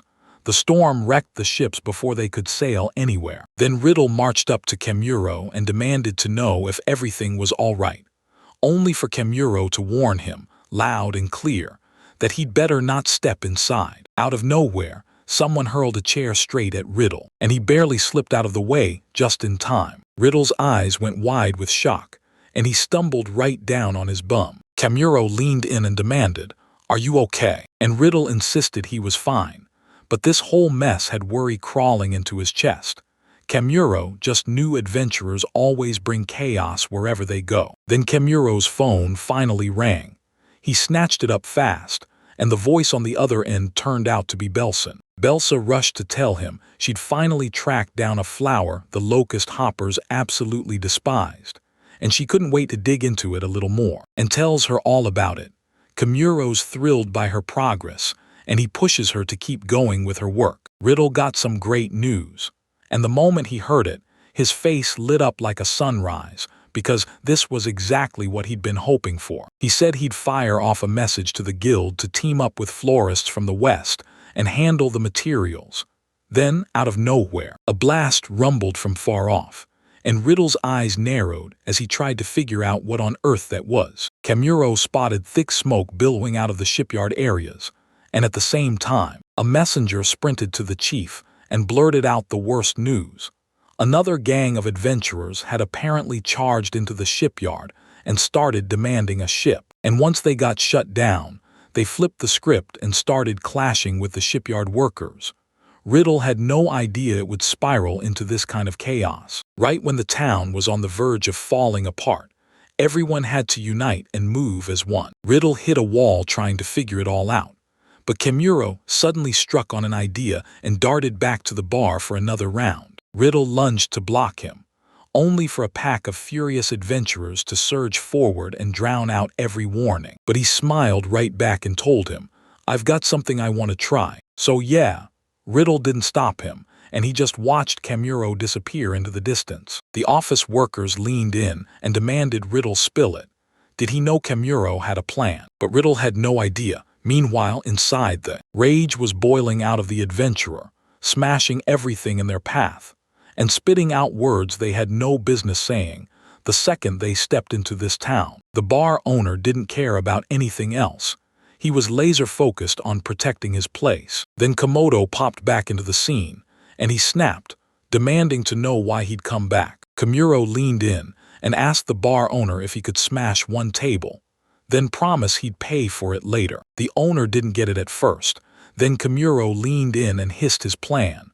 "I'm going to put on an act right now to stop those adventurers." Owner still clung to a sliver of hope, so he let Kimuro tear into the table however he wanted. Kimuro flashed a warm, gentle smile that made everything feel a little safer. Then he raised his hands, tightened his grip, and poured a little more power into his strength. While the owner watched, the expression on his face twisted into something downright terrifying. Kimuro charged straight through that fear, then lifted his fist high over the table, and he slammed it down so hard onto the table that the whole thing rocked with a massive impact. The bar table shattered into 100 pieces, and that brutal crunch blasted through the air so hard you could hear it from meters outside. Kimuro somehow pulled every single adventurer's attention on him in one shot, and they just stared at this creepy old man who warned, "No adventurer should get so rattled over little insect monsters, because if you can't handle that,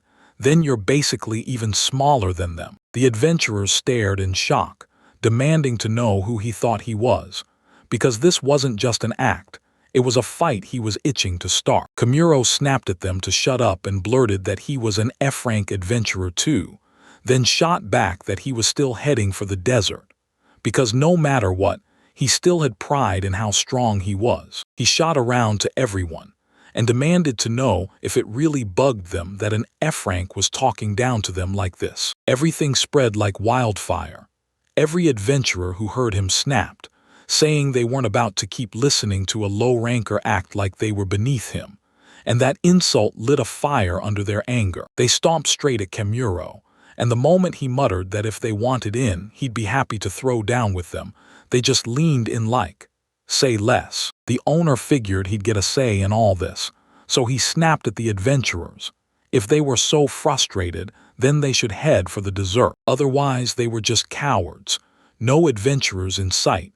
And that lit a fire under everyone, until Kimuro finally got exactly what he came for. They warned him not to underestimate them, because something like locust hoppers wasn't going to scare them one bit. So the adventurers snapped into action, and stormed off to the guild in anger to sign up with the locust hopper hunting organization. They said they'd shout out any other adventurers they spotted along the road and bring them with them, so they could put this F-rank show-off in his place and prove what real adventuring is all about. Meanwhile, the suspicious, evil-looking Kimuro finally snapped back to his normal self. Once he got what he came for from that act, he shot the bar owner a bold thumbs up. Then as soon as he stepped outside, Old Man Riddle leaned in and demanded to know what he'd done to make adventurers swarm the guild. Komodo said he only sparked their adventurer spirit, then watched it ignite a blaze in their hearts. Hearing that made Riddle burst out laughing, while Kimuro just smiled like, "See,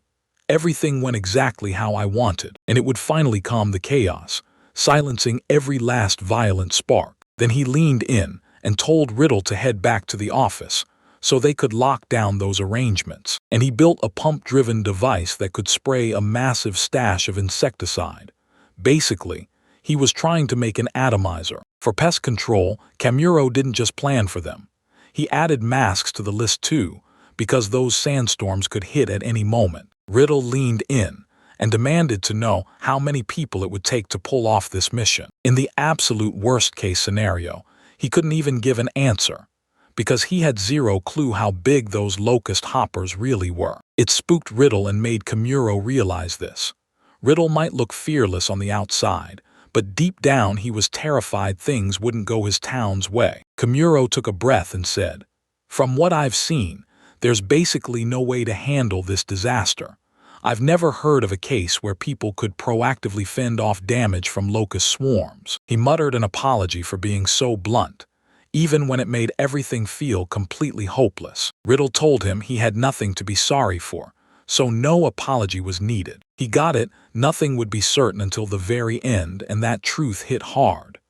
Kimuro didn't want him to stay crushed, so he told Riddle, "I reached this town after a brutal long journey, just to help ease the dread." But he'd seen attacks like this before, and back then some people had secretly planned how to stop the locust's damage, so still taking on a swarm was never a guaranteed win. So even after they got the insecticide in their hands, they still had to. So they just had to sit tight and wait for that black storm to finally pass.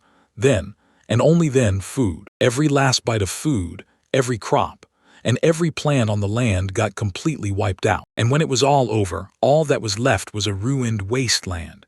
No hope, no answers. Hearing that crushed Riddle even harder, and a heavy sadness washed over his face. Then Kimuro suddenly realized something was off, his clothes, and remembered all the crazy situations they'd crawled through, where any normal outfit would have shredded to pieces. Shatters everything, and even at high speed it still rips through the air. So he cut in and told Riddle they just might crack a way out, right here somehow. In this world, it lit up a spark of hope inside Riddle's eyes, and Kimuro admitted he couldn't promise it, but he'd fight tooth and nail to make it happen. Riddle trusted every word he said, grinned and nodded like, "We're not quitting this fast." Kimuro stared up at the sky and instantly knew his life was about to explode into something non-stop. He reeled back every step of that voyage, right up to the moment he crossed paths with his two comrades, and rode into the town of Flora with them, right as the whole place was about to change. And then he finally met the god who had brought him into this world. Then God dropped the most unthinkable command of all, wipe out the heroes. And while all this was happening, he finally learned a massive disaster was barreling straight for Flora. So far, he'd learned one terrifying truth. Locusts can show up in swarms that range from a few hundred to several billion at once, and they could literally chew through anything in their way. Kimuro figured that back in his old world, taking on that many just wasn't possible.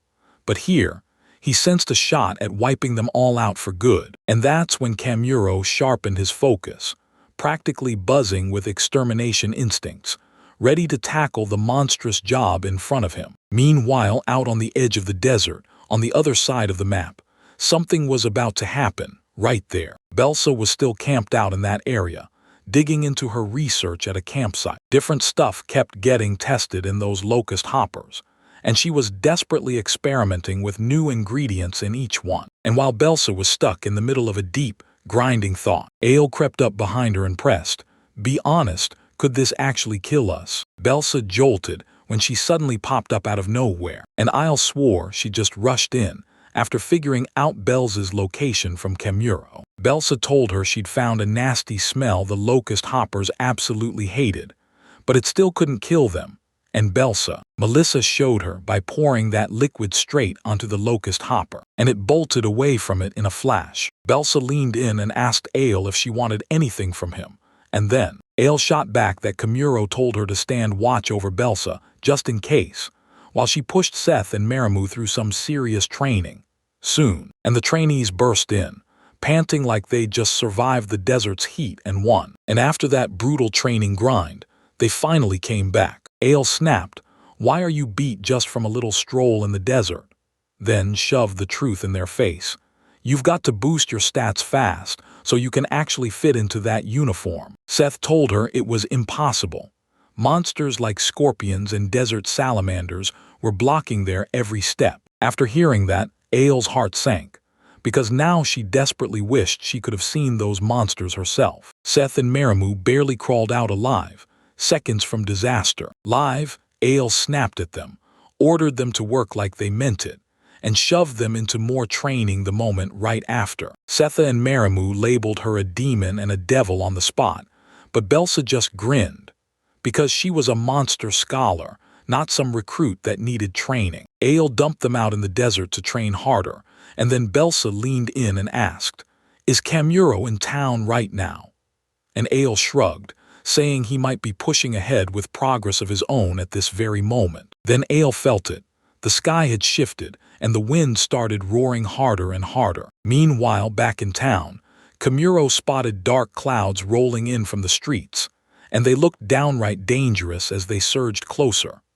And they figured the real downfall was gonna hit them later. All the adventurers were packed into town, ready to jump in and help out. And right then, deep inside Riddle's underground room, Kamuro and Riddle dove into the past, devouring everything they could learn and figuring out how to use it to fight back. They pulled off the impossible, getting the shipyard, the florist, and even the church to back them up, with the town's adventurers stepping into the mix. Riddle believed the whole town's main mission right now was to figure out an extermination method for the locust hoppers. Kamuro was weighing every nightmare the storm could unleash: torrential rain, flash floods, and pure chaos. That would unleash the locust hoppers and kick off the outbreak. And it ends with the town getting invaded. Komodo was locked in on the idea of casting magic. Magic would let him pull off extreme moves, and right alongside that, and they didn't just fight blind.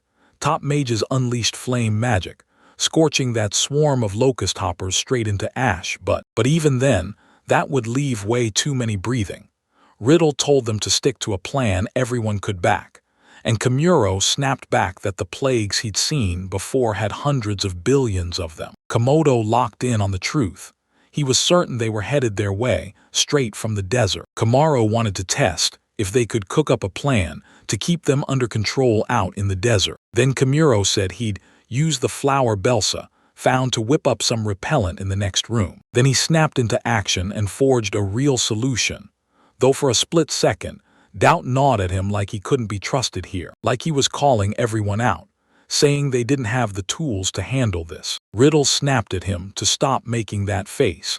Having that repellent was still way better than coming up with nothing. With a downtrodden face, they'd crush their subordinates' morale. Kamuro felt that Riddle had nailed it, so we started counting just how many people they'd have to shove into that desk. The desert, Kamuro shot back that it would all come down to how many atomizers they could juggle, along with the rest of it. He figured the only way to survive was to group the adventurers into a real setup: one exterminator to take down the locust hopper, a scout to spot them, fighters to crush the other desert monsters, and a healer to keep everyone alive. So he told them they'd need around 40 adventurers, who matched every one of those criteria. Then a shipyard worker stormed in, demanded Kamuro, and asked if he needed anything at all from the port. Kamuro had been bracing for this right from the start. To Riddle's shock, Kamuro admitted he'd tried building an atomizer on his own, then proved it by spraying water and showing exactly how it worked. Kamuro then hinted that those shipwrights could tap into their craft and turn all the materials he'd already gathered into deadly atomizers. The shipwright stared at the atomizer and said it looked way too simple to build. Then he leaned in and asked if they could treat the job like a quest. Kamuro leaned in and asked Riddle if he could cover the shipwrights for this favor, and Riddle smirked, saying Kamuro was the kind of guy who could run anything. Then the shipwright snapped to it.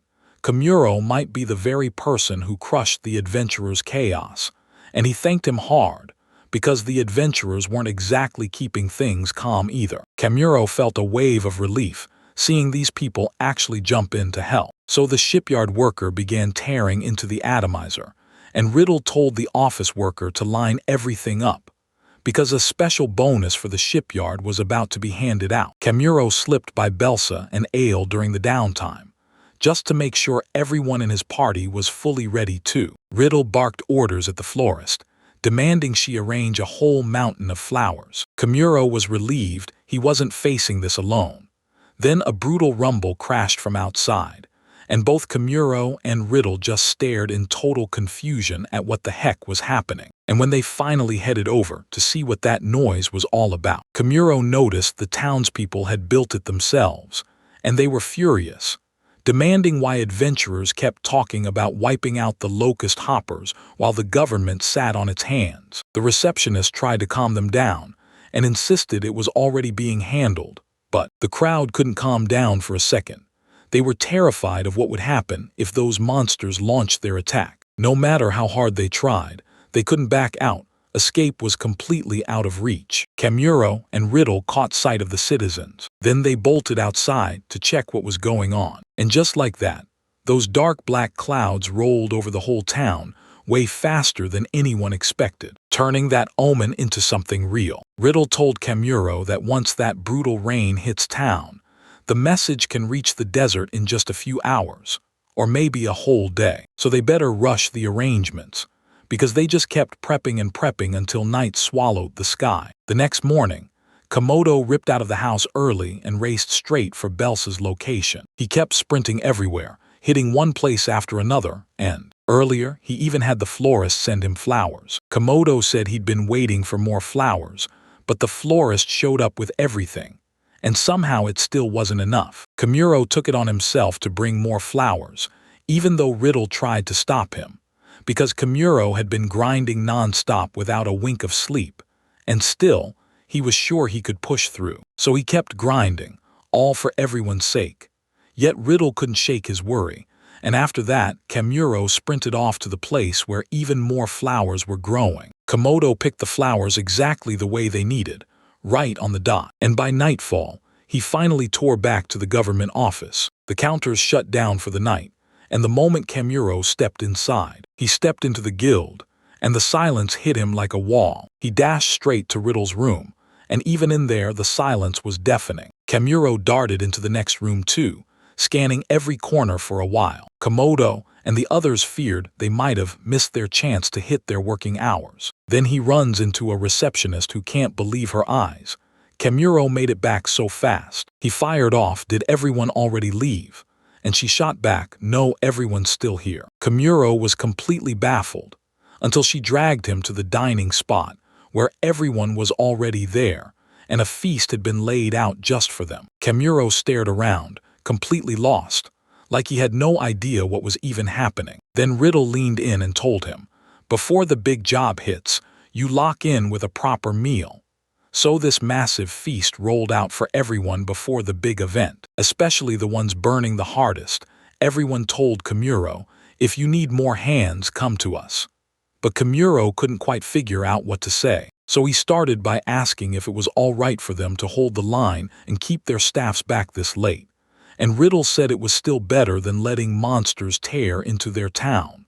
Then everything happened after that. Kamuro tore into some absolutely mouth-watering delicacies. Even the stars of the town, its famous legends, were here, and the whole banquet was buzzing with energy. Kamuro and Riddle leaned back and watched it unfold like they had seen everything before. Riddle leaned in and asked if he could shake off that crushing tiredness, and you could spot it plain as day from his point of view. When Kamuro darted off to grab even more flowers, Riddle couldn't stop wondering why he was grinding so hard for a spot he'll never even call home. That talk left them feeling like they were leaning way too hard on Kamuro. Kamuro shot that down fast. He didn't need all that. He just wanted to throw everything he had into helping every single one of them. But then it hit him. Maybe he'd pushed it a little too far, because this mess was part of his paid extermination run.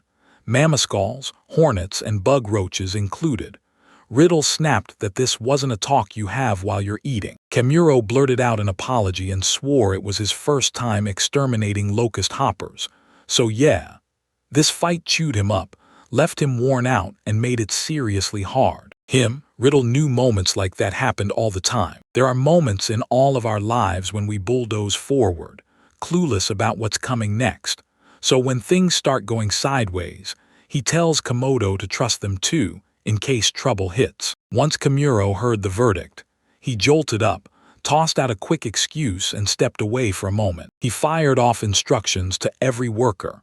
When they finished eating, the ones who could work should come downstairs and help him with the simmering flowers in the basement. Riddle lit up when he saw him trusting her, and she jumped in right away to help too. They had a rough time down there in that stinking basement, gasping through masks just to work. The shipwright showed up with atomizers he could actually build and get working, and Kamuro inspected them again and again, making sure everyone was built right and held up perfectly. He even used magic to supercharge the mask, blasting it to fight off those stinking particles. And somehow Jerry, still not a fan of Komuro, ended up stepping in to help too. Jerry insisted he was doing it only for his older brother.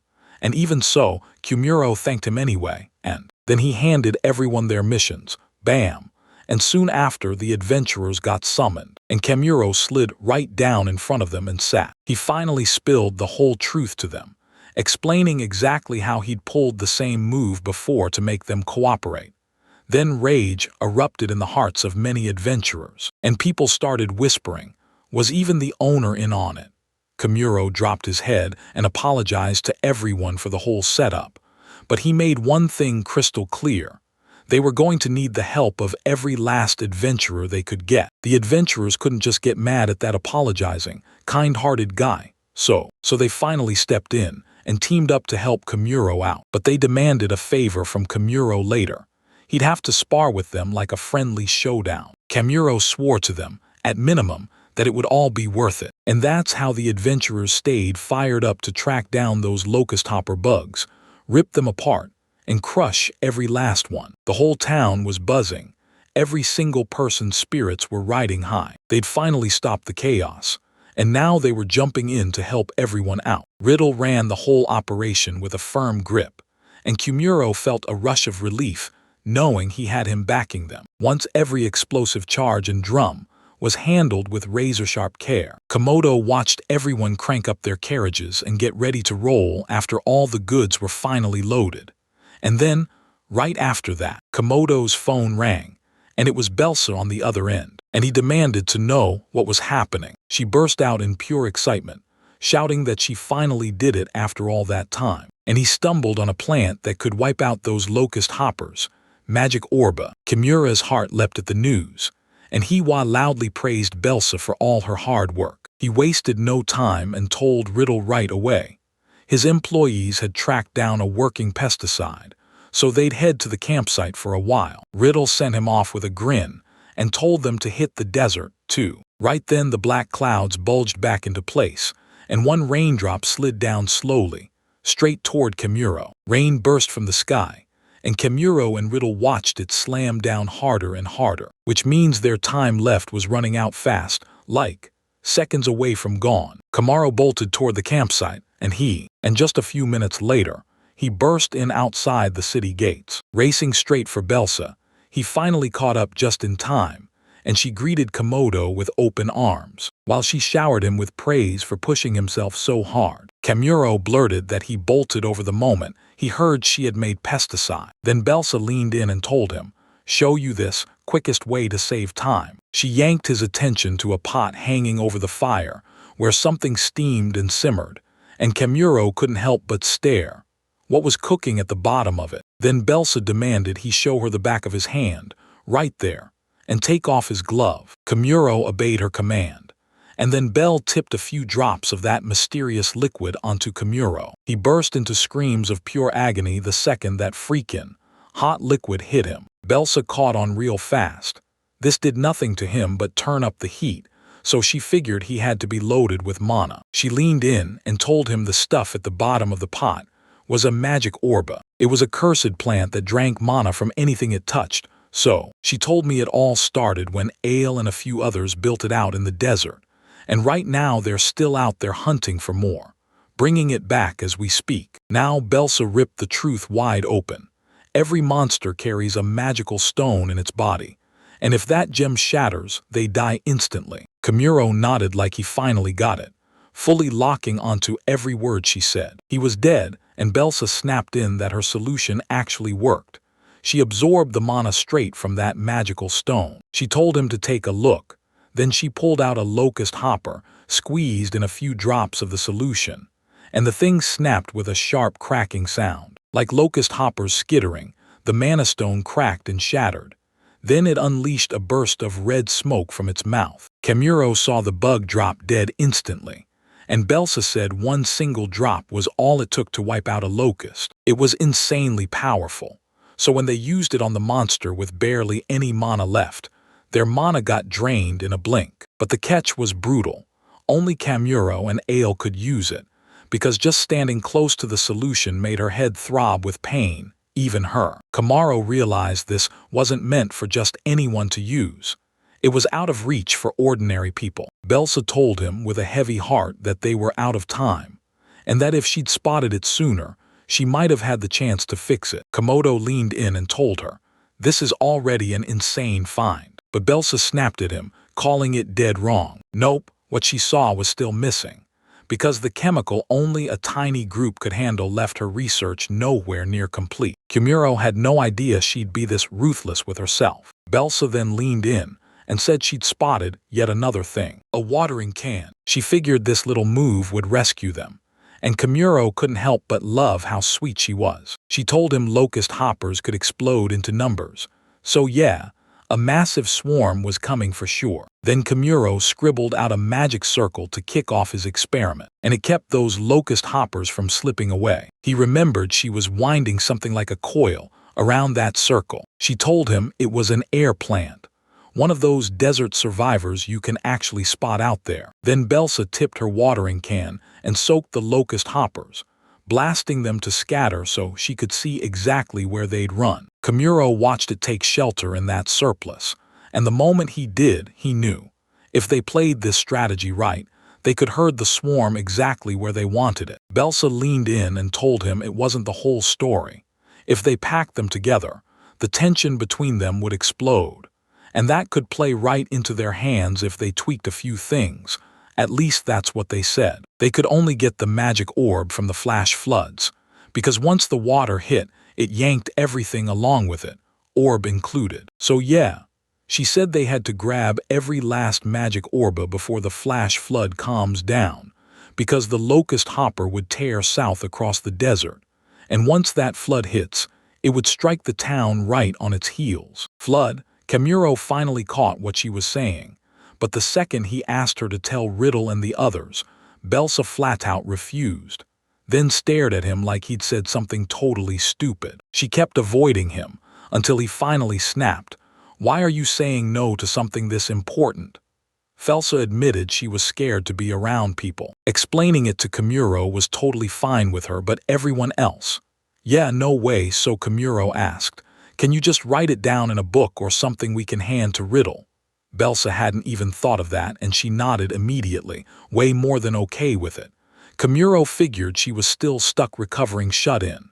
After some time, Ale showed up with a crew, and Komodo went all in, handing them tons of food he'd pulled from the banquet earlier. Ale leaned in and asked him how the town was treating him, which Maramu and Seth also can't stop wondering about. Kamuro. Monroe dropped some major good news. Everyone was finally teaming up and tackling the whole situation together. But the locust swarm barely had any time left to strike, like any day now. He told them they'd already seen every omen, and then Belsa realized the heavy rain wasn't just weather. It was the trigger that kicked off the locust swarm. The black clouds bore down on the desert, and Kamuro snapped that they'd better get ready now, before those clouds could even creep up over the northern desert.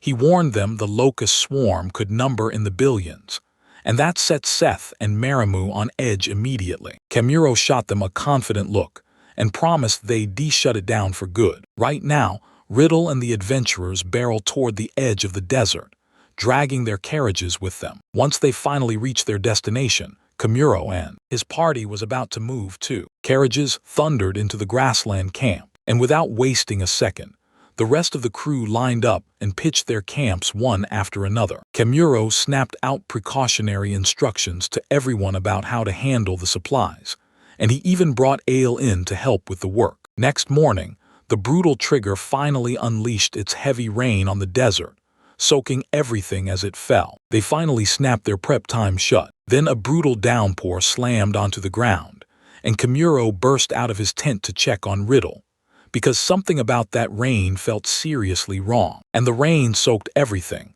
turning the tents musty and dusty in minutes. So Kamuro jumped in and started cleaning right away. Maramu stepped in and thrust steaming soup into the hands of the adventurers, who were utterly drained from hours of bouncing along in those wagons. Then they huddled in a tense discussion meeting. Riddle laid it out.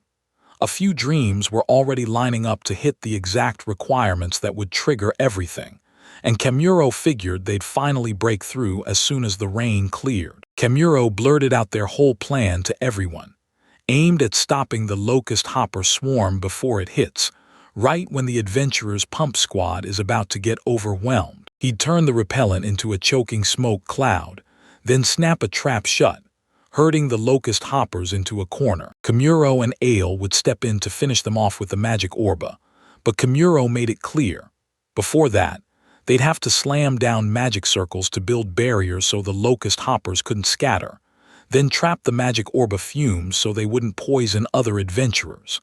And if any pack somehow slipped through, the rest of the crew would hunt them down and wipe them out with whatever magic spells they had. Riddle didn't raise a single objection.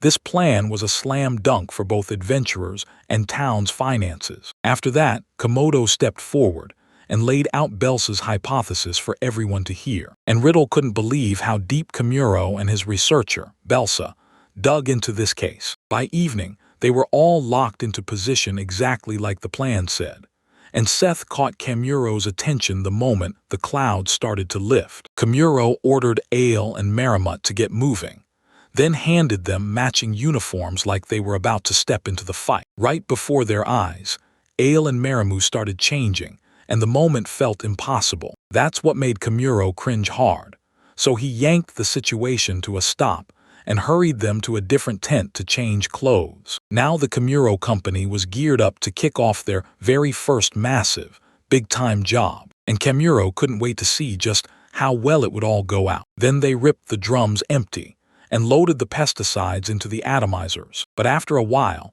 Belsa leaned in and warned Kemuro that something was seriously wrong.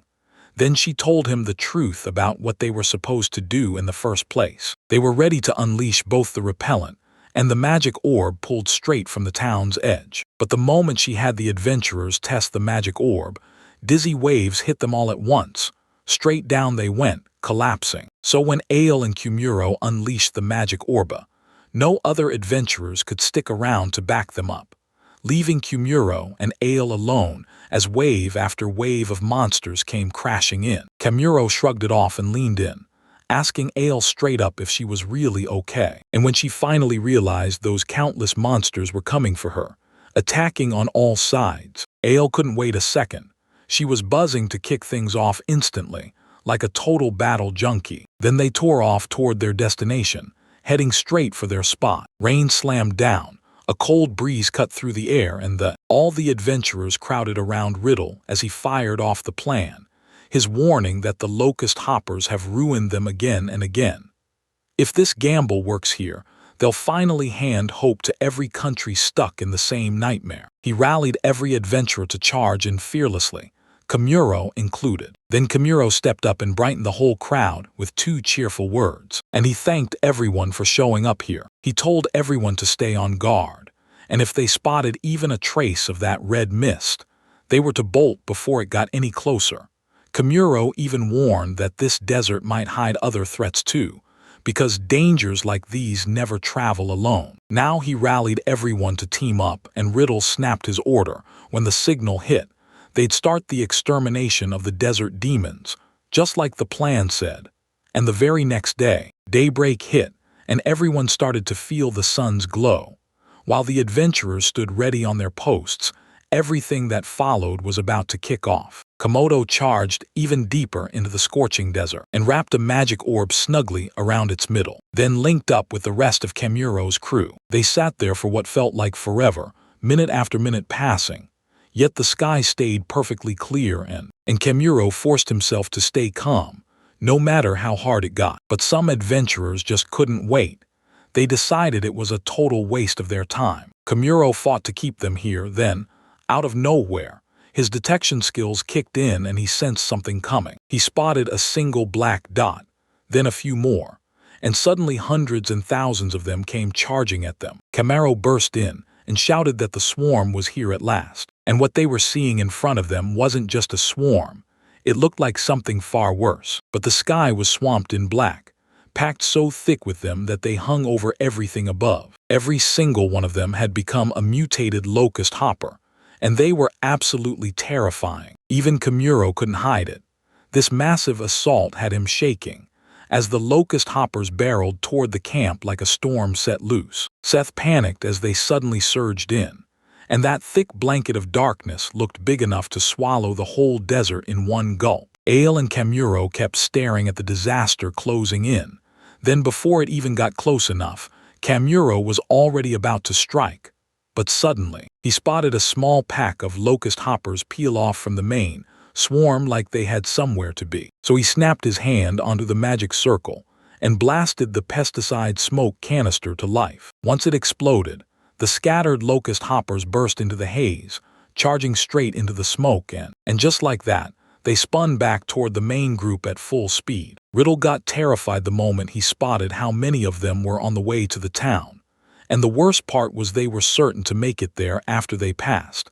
And his fear shot straight through him as he worried about every single life in that town. Kimuro stepped forward and demanded Riddle back off, telling him to stay behind. As he pressed deeper into the ruins, he snapped at Belsa to team up with other adventurers and crush any locust hopper that slipped past them, no matter what it took. Whether it was magic or smashing them to pieces, Kimuro was locked in, focused on his professional work, and gripping the atomizer packed with a magic orb. Belsa snapped on her mask too, while the adventurers kicked off the mission with their repellent sprays. Their mission with the swarm was simple: flip those locust hoppers exactly where they wanted them to go. And boom, this whole bunch of locust hoppers got split off from the rest. They barreled in on the adventurers as they sprayed repellents, and when they closed the distance, Kimuro snapped at them.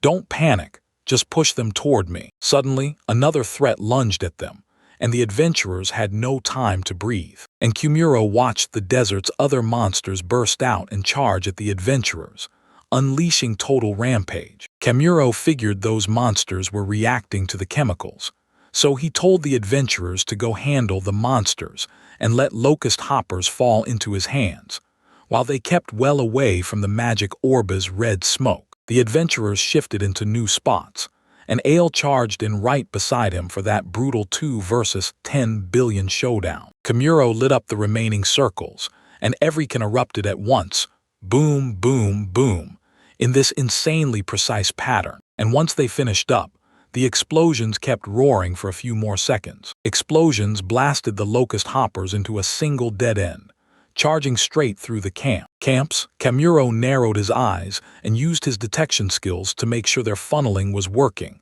Right now, only Kimuro and Ale's work remained standing, and both of them burst forward with their atomizers aimed dead at the swarm, while locust hoppers came screaming in toward the two. Kimuro unleashed a torrent of magic, spraying every last orb straight into the swarm. Right after that, they instantly turned nasty, and some of them surged in to attack Ale. She barely had a heartbeat to react when everything crashed in, until Kimuro swooped in and saved her. She thanked him for the save, and as they tore into the rest, the adventurers chomped through desert monsters, with healers keeping them alive and some folks slinging repellents to shove locust hoppers back, while Ale tore them down one after another, wiping them out like it was nothing. And their extermination kept raging on for ages. Right in the middle of it all, adventurers watched a swarm of locust hoppers squeeze through, barreling straight for the tent.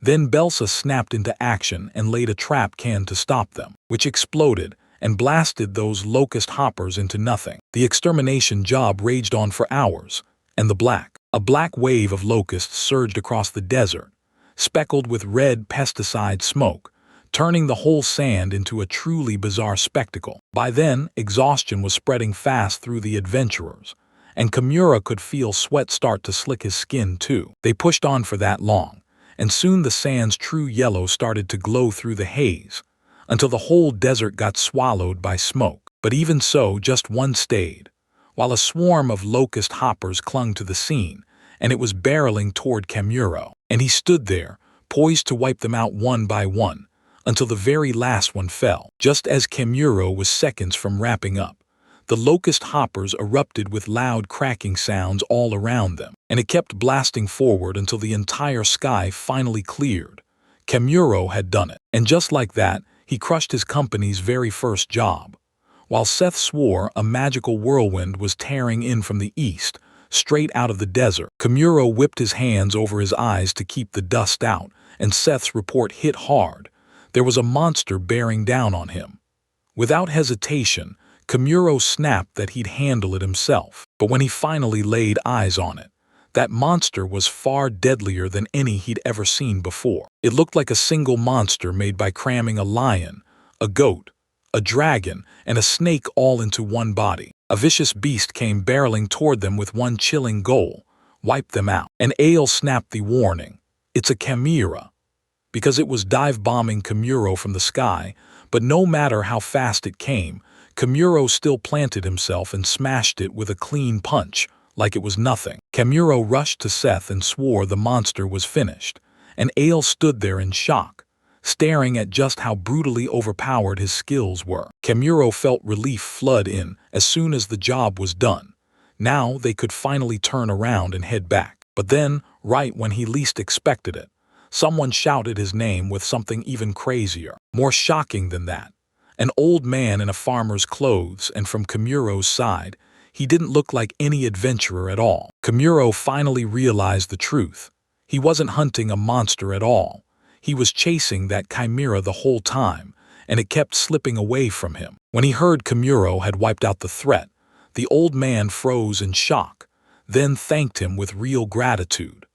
Kimuro explained he ran an extermination company, and the old man immediately asked him to drop by his farm sometimes to exterminate the bugs there. Kimuro promised to swing back with a budget service, and just as that was settled, the old man blurted out that he'd totally forgotten to introduce himself. Right then, the old man tipped his straw hat in a gentlemanly bow and introduced himself: Garcia, the gnome of the Earth hero. Kimuro couldn't believe it when this random hero showed up out of nowhere. After some small talk, Garcia dropped the bombshell that his wife was waiting at home, so he needed to leave right now.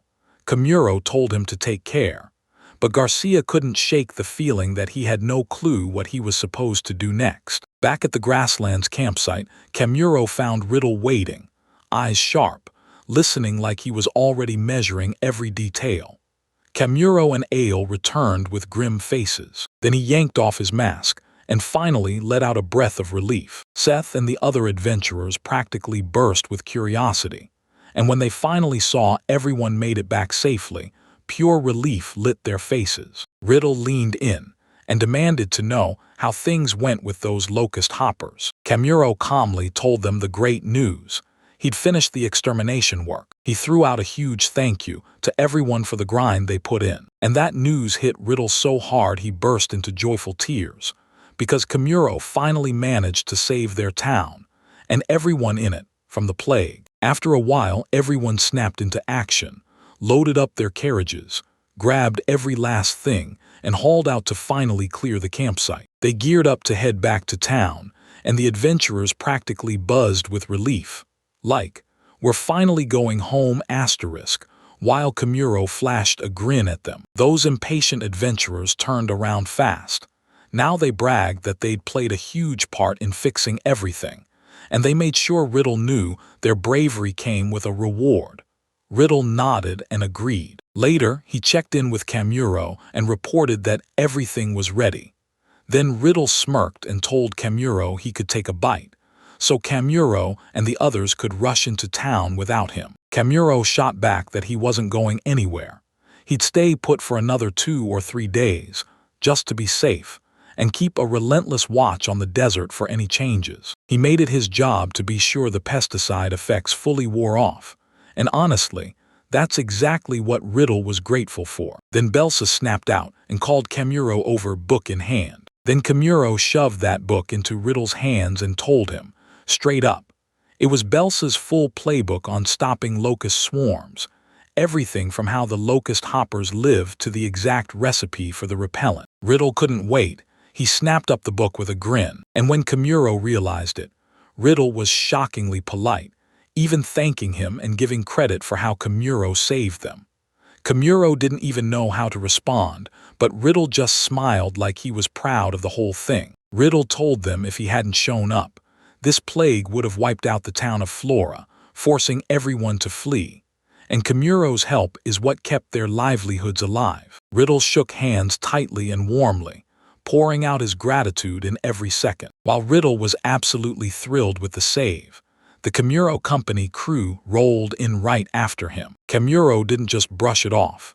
He insisted it wasn't all on him, and with his dedicated team behind him, he could finally step in and make things happen. The adventurers teamed up with the townspeople, and the guild stepped in, everybody working together to make it happen. With nobody backing him up, there was no way he was walking out of that win. And just as importantly, he told Riddle to thank one more person too. Kamuro shoved Belsa to the front and declared with absolute certainty that she was the one who had handled the most crucial job, finding the path to extermination. Riddle shot back that she was right, then felt this heavy duty to thank her just as fiercely. But Belsa's nerves were on full blast as he stood there, and she asked Kamuro if she even needed to be there.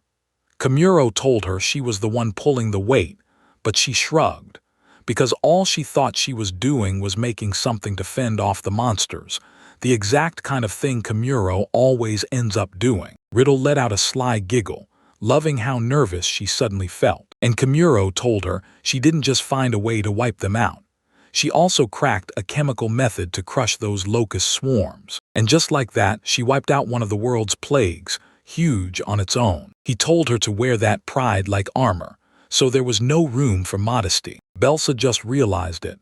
She didn't start caring for the town by accident. She actually saved it, even though she'd begun only because she was curious about those monsters. And he never even glanced at it like a savior. Kamuro and Riddle were stunned by how she saw the whole world. And after they got left behind with a mountain of heartfelt words of thanks, the wagons lurched back toward town, rolling straight into their next chapter. Kamuro's crew showed up too, singing praises for their president after that brutal day's work. Then Ale stepped in to thank him as well, and she just wrapped her arms around him, smiling like it was always a blast being near him. Kamuro snapped at her for not jumping onto him so fast, then realized she'd kept acting like it was fine when it clearly wasn't for him. So Belsa told herself she just saved a whole lot of lives. After thinking it through, she brightened up and told Kamuro with a grin that she had to be the reason, so everyone deserved a proper reward for it too. Kamuro just blinked in shock, stunned that even she could drop her modesty like that. But her words slammed into his head. He'd completely forgotten to talk to Riddle about their reward after the lead group launched into this huge extermination.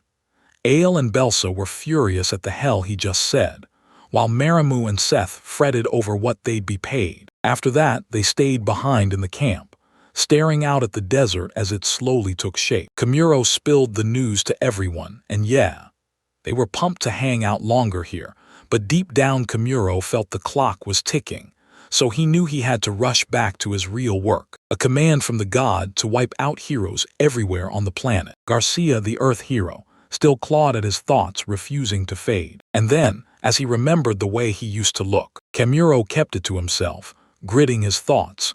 He might have to do it, because Garcia looked like the kind of guy you'd never expect to get crossed.